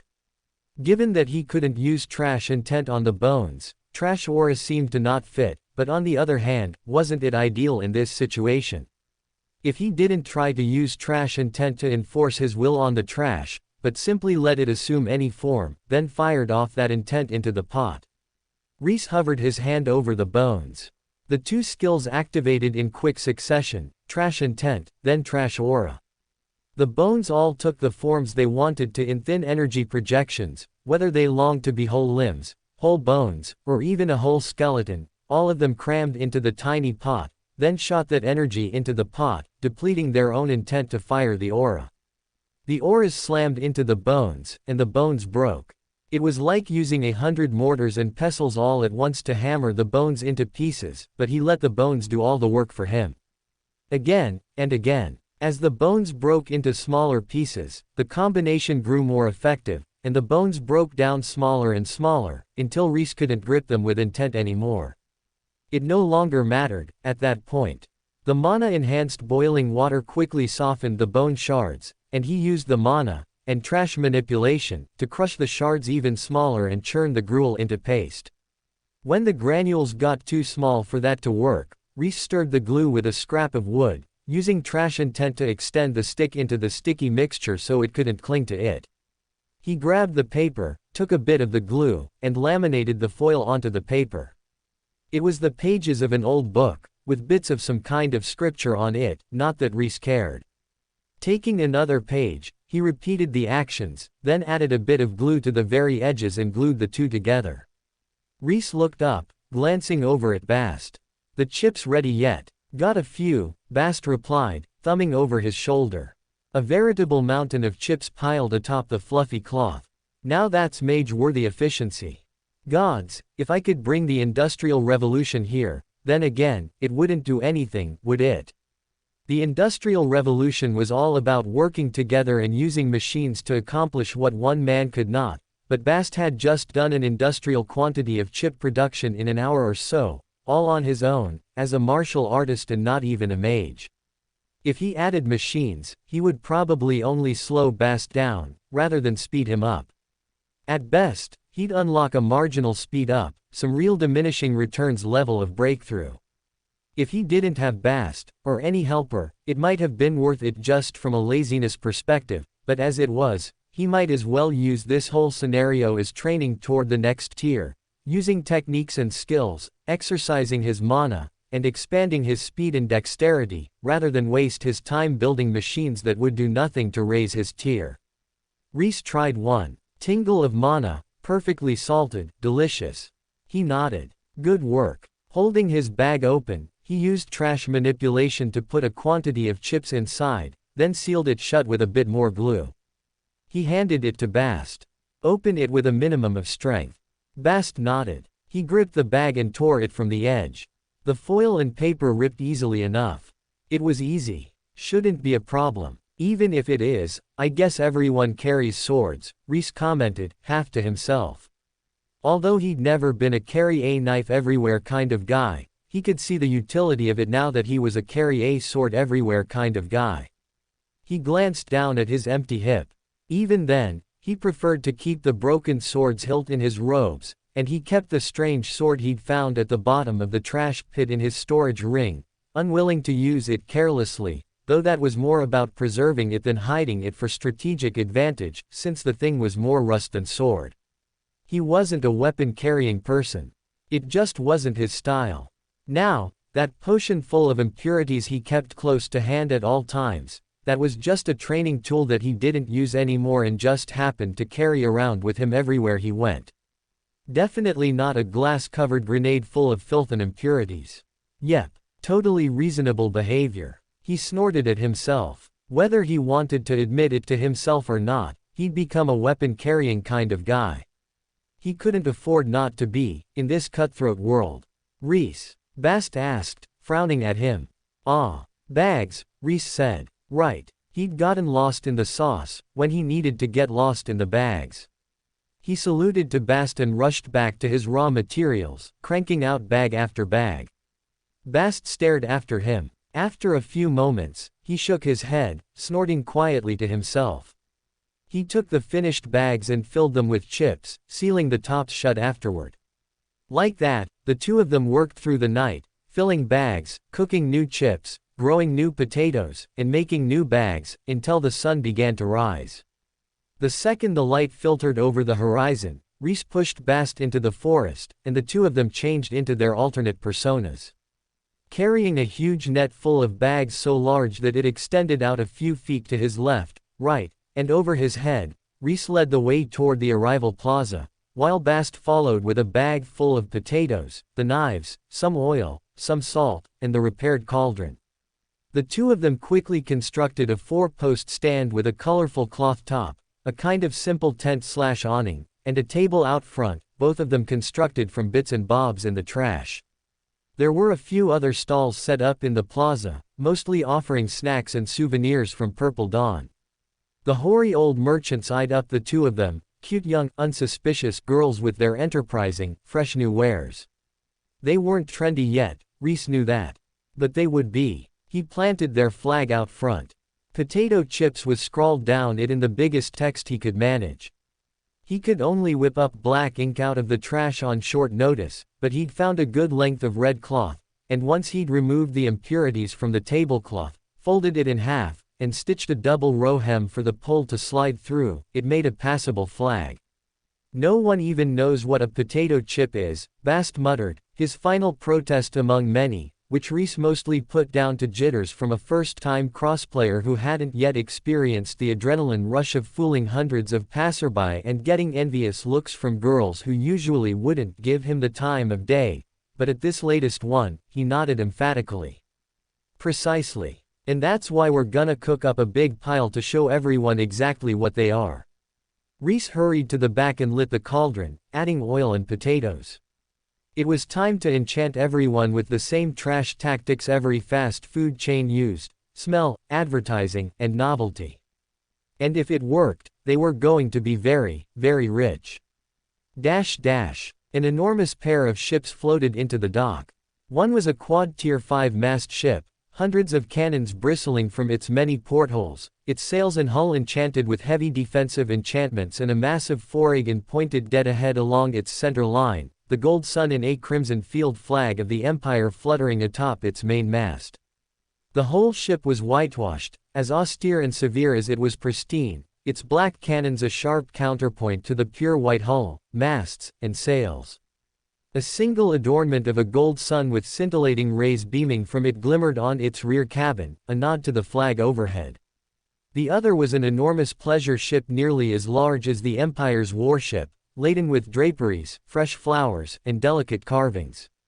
Phoenixes, dragons, and peacocks mingled on its gilded sides, while shining sails in handsome triangular shape cut a bright, almost too bright figure against the rising sun, save for the parts of the sails painted with cranes, tigers, lions, and unicorns. The two ships clashed in every possible way, glaring one another down as if to convert one another to the other's preferences. They pulled into the dock in lockstep, neither one willing to let the other go first. Likewise, their students poured off at the same time, the Empire's students all in white military uniforms, the pleasure ship's students in gorgeous robes in the latest fashion, frilled at every hem and richly adorned with embroidery, with glittering jewelry shining from every wrist, ankle, and neck. They marched down the dock and into the plaza, where every merchant immediately began plying their trades.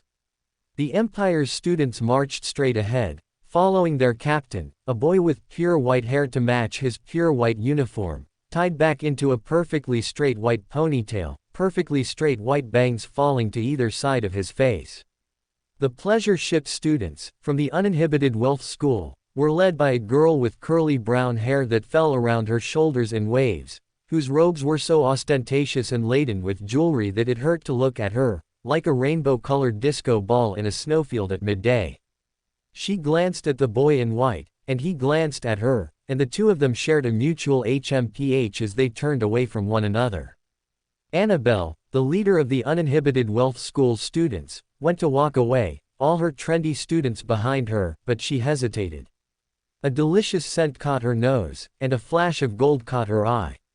Slowly, she turned. A somewhat backwoods girl in a dress that hadn't been trendy for decades stood in a stall at the end of the plaza, but that wasn't important.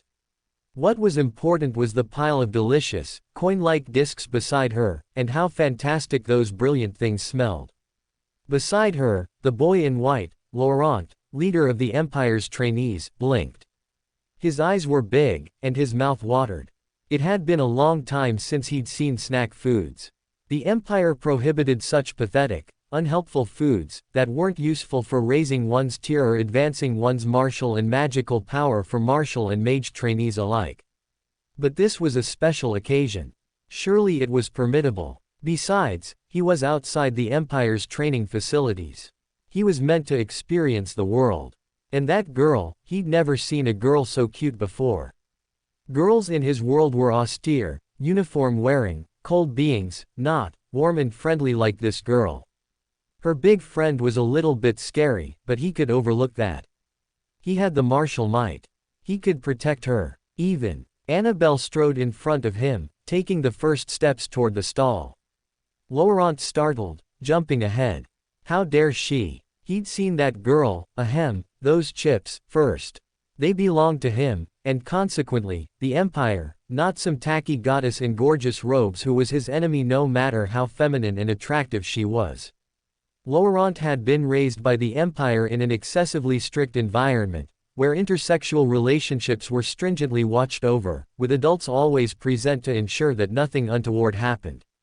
In fact, intersexual relationships were banned and dissuaded, with students encouraged to focus all their energy on martial and magical prowess instead. Plenty of trainees found ways to still interact with the opposite sex, but Laurent was the student captain. He obeyed the rules the most stringently of all. Relationships were but a distraction, an earthly temptation to steal his energy from his pursuits of further power. He needed nothing but his strength, his sword, and his magic, and desired nothing but them. All this to say that despite his handsome face, Laurent had interacted with women even less than Rhys had in his original life, and now that he was face to face with women who weren't held to the same strict code as he was, who were allowed to express their attractiveness and femininity, he was facing a breakdown of the boundaries he'd lived by his whole life. It had been easy to ignore the women who were little more than faces floating over the same uniform he wore. It was hard to ignore women with legs and arms, and that cute way her cheek dimples when she smiles. His shoulder clashed with Annabelle's. The two fought, struggling to be the first to the stall. At the last second, Laurent jutted ahead, and he all but fell forward, catching himself on the table. The pile of chips shook, but the pretty girl behind the stall reached out her hand and caught them with a mysterious but adorable technique. "Can I help you?" Rhys asked, making his voice a little breathy. A second later, he rolled his eyes at himself internally. Laying it on a bit thick, aren't I? He needed to act normal, not like some kind of 1960s sexy cartoon. He corrected a little, but kept the pose. Hip out, hand on his hip, brows up, touching his chin ever so gently. In his original body, he would have worried about emphasizing his unfortunate jawline, but this body had a nicely slender jaw for now, so he was a-okay. Laurent stared at her like a fly staring at the sun, his jaw agape. All words left his brain. So cute. Rhys blinked. A tiny bit of sweat trickled down his back. Did he see through me? Is that why he's staring? A second later, Annabelle pushed Laurent to the side. "One bag, please." "Of course. That'll be 5 gold, Rhys said with a beaming smile. It was an insane price from a mortal perspective, but he'd long since learned that mages had no idea what mortals considered normal pricing. 1 gold was the cheapest anything could possibly be to a mage. 5 gold was cheap, but not so cheap that it became suspicious. Consequently, Annabelle handed over her coins without batting an eye. Rhys gave her a bag of chips, and just like that, their first customer sauntered away. Not wanting to be behind on the trend, because if Annabelle did anything, it had to be the ultimate in trendy, the rest of the uninhibited wealth school fell in line. Unfortunately, the Empire's trainees had all filtered in behind Laurent, following their captain, and as a consequence, they were all in line ahead of the uninhibited wealth school, whose students hadn't been following Annabelle in a tight line, but instead mobbing generally behind her. They glared at the Empire's students, hatred growing in their hearts. The girl behind Laurent cleared her throat. "Captain." Laurent shook his head, jumping as he came back to reality. He looked Rhys in the eye. "Yes. 1 bag. Rhys guessed. Laurent nodded mutely. He fumbled out his coin pouch and handed it over. Rhys blinked, a bit taken aback to get handed someone's entire coin pouch. Is this the custom in the Empire? He counted out 5 coins, then handed back the coin pouch and a bag of chips. "Thank you." A part of him wanted to keep the whole coin pouch and sell the weird flunky all their potato chips in one go, but that wasn't the point. The point was to get as many students as possible hooked on junk food, so that they had no choice but to continue buying potato chips, and to do that, he had to sell the potato chips to as many students as possible, as fast as possible. Now wasn't the time to let someone buy out the shop, especially not when he hadn't meant to. Laurent staggered away, still watching Rhys with wide eyes. How could anyone be so cute? What was this? This girl, this angel. She was too pretty. It couldn't be legal. Rhys gave him a forced smile and a small wave. "Please leave." The other trainees glanced amongst themselves. Had they just been given permission to buy snacks? Or had they been given permission to buy this specific snack? 1 or 2 of the more adventurous trainees wandered off to the other stalls, but most continued queuing up at Rhys' stall, purchasing 1 bag of chips just like their captain, and wandering off. A few cracked open their bags and took a bite, only for their eyes to get wide, and their hands to dip back into the bag over and over again. Rhys grinned, watching them snap up the chips. "I've got 'em." He glanced over his shoulder. "How are our supplies?" "Should have more than enough for the whole line," Bast replied, using his usual voice. Rhys shot him a look. Bast gave him one back. "Thank you, perfect." Rhys trilled after a few beats, intentionally waiting until it got awkward. Bast rolled his eyes at him. "You're enjoying this too much. A guy's gotta have hobbies," Rhys muttered back. "This is your hobby. What? It's harmless." Bast pursed his lips and bobbed his head. "Guess so." Rhys shook his head. Cosplay was so much harder to explain in a world that barely had characters, and dressing up as a person from a play made so much less sense than dressing up as a well-defined character with a well-defined outfit.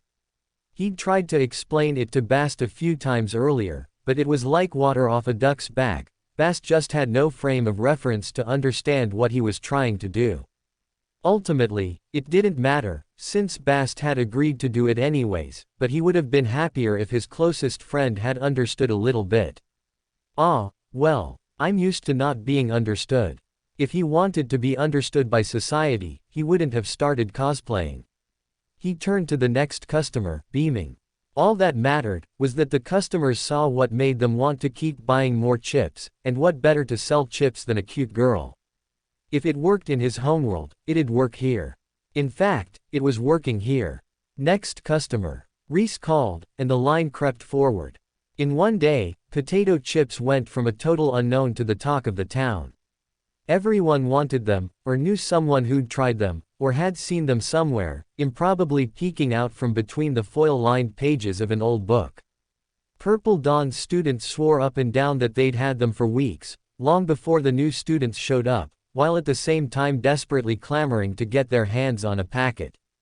The line at the stall wrapped around the whole plaza, and when Rhys finally had to admit he was out of stock, when there were no more potatoes to fry without risking his entire farm, and close up shop, the packets started changing hands at double speed, the price racking up several times over as they repeatedly changed hands.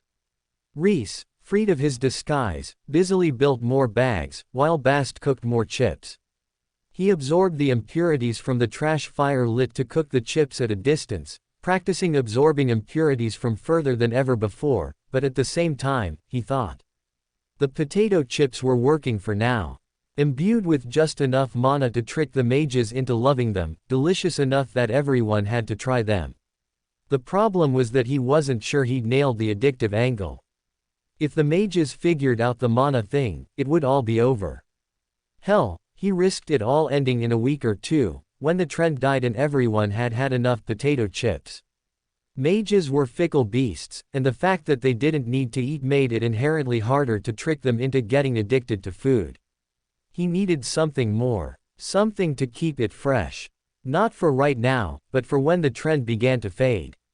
Back in his world, companies would sometimes rest on their laurels and fail to innovate until after the trend died, then miss out on sales while they scrambled for a new thing to catch the customer's eye. Some trendy brands even died completely or got bought out during this dip in their sales. He wasn't going to wait for that moment. He was going to get ahead of it, and figure out his next innovation now, before the trend faded.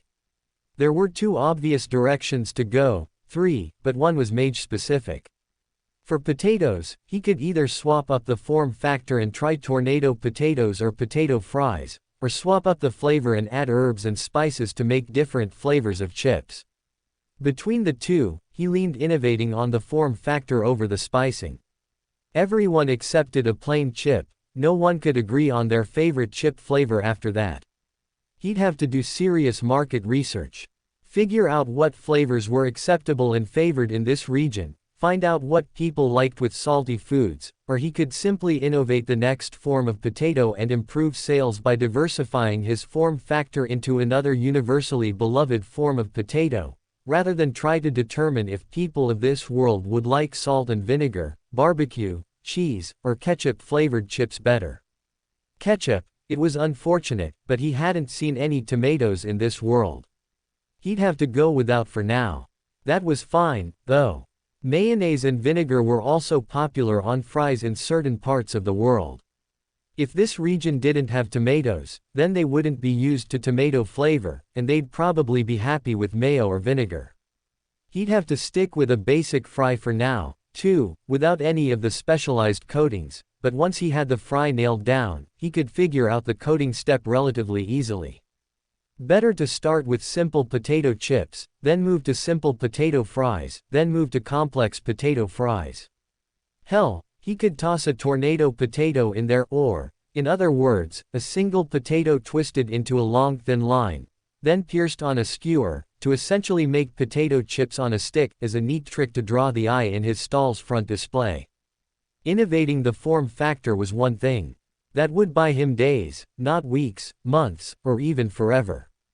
What he really had to do to buy himself the staying power of a true staple rather than the flash in the pan of a trendy food, was innovate the magical content.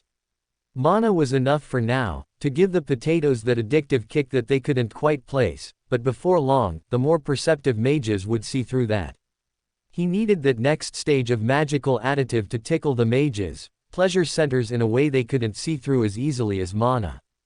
Plus, he already knew how to make fries or even potato tornadoes, but he didn't know how to imbue anything but mana into the foods he made. His first step, then, was to start trying to attach a new magical additive to the chips, but what? Mana. Techniques. Enlightenment. Rhys pinched his chin. Enlightenment was unironically easier for him to figure out how to attach than the sensation of gaining a skill or technique. He'd realized it right from the start. His path was trash, potato chips were trash, he simply had to apply a trace of his path to the chips, and voila, it was done. Of course, if it were so easy to attach enlightenment to objects, he would have already done it. Still, he'd experienced objects with a sense of enlightenment to them before. He knew it was possible. He just had to figure out how. I wonder if Az has any books on that. Then again, it was such a specific, strange thing to attempt, that he doubted any book would have more than a footnote on it. For most mages, imbuing the sensation of a path into an object was a happy side effect of a job well done, not something they'd go out of their way to attempt for the purpose of selling more potato chips. It was the kind of thing that no one would have written a book about, because no one would have wanted to accomplish it badly enough to write books on it. It was like when he was doing a research project on some tiny, esoteric detail of a historical event, and had to scramble to find any sources, because whatever that esoteric detail he was interested in was simply hadn't been important enough for a large number of people to document it. He finished putting together the last of tonight's bags and rolled his sleeves up, going to check on the chips Bast had cooked. It was time to get down to business, and see if he could enlighten these chips. Bast glanced over. "Don't eat too many. We've gotta sell those." "I'm not eating them. I'm imbuing them with enlightenment," Rhys informed him. Bast gave him a deadpan look. "What? I am. Whatever you do, make sure you leave enough for tomorrow," Bast said, and turned back to cooking. Rhys shook his head at Bast's back. "O ye of little faith." He took a chip, and promptly crunched it down. Delicious salty potato flavor and a tingle of mana surged through his system, lighting up everything that made him happy. Bast glanced over his shoulder. He quirked an eyebrow. Rhys blushed despite himself. It was instinct. Years of training. He picked up a chip, and he ate it. That was just how it worked. He couldn't be expected to bat 1,000 when he was so used to sucking down bags worth of chips. One or two mistakes were expected. In fact, the fact that he'd held himself back to this extent was already impressive. Yes, Bast should be applauding him for only eating a few chips, and not taking bags and handfuls for himself. Crunch. Crunch. Ow. Bast retracted his sword, having wrapped Rhys' knuckles with the hilt. Eating the chips does not help them reach enlightenment. To the contrary, I posture that by letting the chips face their full potential and act in according with their creation to bring me the utmost of pleasure, while simultaneously bringing harm to no one, that they might, in fact, end up in nirvana. Okay. He backed away, hands behind his back, as Bast advanced, holding the hilt in a very threatening manner. He reached out for another chip, and Bast narrowed his eyes. "I'm really going to imbue this one with enlightenment. I swear." Bast nodded, watching him silently. Rhys held the chip between his thumb and forefinger and focused his entire being on it. Not the way he focused his entire being on it when he was eating the chip, but the way he did when he was contemplating the latest development in a trashy novel. And, indeed, why hadn't he done such a thing earlier? Not only were potato chips the height of junk food, but they also were such a source of joy for him. And yet, to think, he'd never once even considered contemplating them, not even taken them as a target that might be worthy of contemplation. How wrong-headed he was. This was one of the cornerstones of his enjoyment of trash. One of the original sources of his love of things others considered garbage and junk. And yet, he'd completely disregarded potato chips until now. Even I have blind spots, he realized. There were topics he considered beneath him, subjects he considered worthless. If he truly walked the path of trash, he needed to broaden his view, encompass all of them, and shower them all with love. It wouldn't be such an easy thing. Even if he succeeded in contemplating all trash and finding room in his heart to love it in this instant, the second he forgot about that trash and let it fall out of his mind, he would lose his capacity to love it. Yes, the path of trash was a long and arduous one, but he wasn't one to give up. He would walk it to its bitter end, until he found love in his heart to embrace all trash equally. Having realized his failings, he returned his attention to the potato chip in his grasp with redoubled importance. The humble potato chip. This one brimmed with mana, attractive to his mage half, but that wasn't the point. What was the essence of the potato chip? What could be considered its origin, its heart, the beginning and the end of the fried potato sliver? Deliciousness was important. The salt, the crisp. Every single element of the potato, coming together in one tiny slice. Yet, it wasn't merely this slice that was the answer, but every slice. Each slice had to be uniform, not perfectly like the previous, but close enough that the consumer knew that every potato chip in their bag would be almost as good as the previous one, within an acceptable order of standard deviation from the peak average deliciousness. The essence of a potato chip was uniformity. The knowledge that opening any bag of the golden crisps would deliver the same crunch, salt, and golden starchy deliciousness as the previous one had, that any next chip would be almost as good as the previous, that was the essence of the potato chip. That uniformity. No, that wasn't merely for the potato chip, but for any processed food. To reach into a bag and know what you'd get before you tasted it, that was processed, commercial food. It didn't have to be the utmost in deliciousness, or the perfect texture, or the ideal flavor. It just had to be the same. Good enough, over and over and over again, until, good enough, became an ideal in and of itself. The insight shone in Rhys's eyes, and sparkled down the length of his hand, appearing in the potato chip. He opened his eyes, having accomplished his goal, yet with the realization that he hadn't accomplished it at all. Sure, this potato chip had a spark of enlightenment in it, but every potato chip had not. And in accordance with his realization, if every potato chip did not have that same uniform enlightenment, then it was no good at all. He might as well stick with the mana chips. Rhys looked at the chip, thinking about it, then tossed it in his mouth. Hey, Bast protested. Oh, sorry. It was necessary for full comprehension of the enlightenment I had. Rhys explained himself. Bast narrowed his eyes, clearly unconvinced. No more potato chips for you.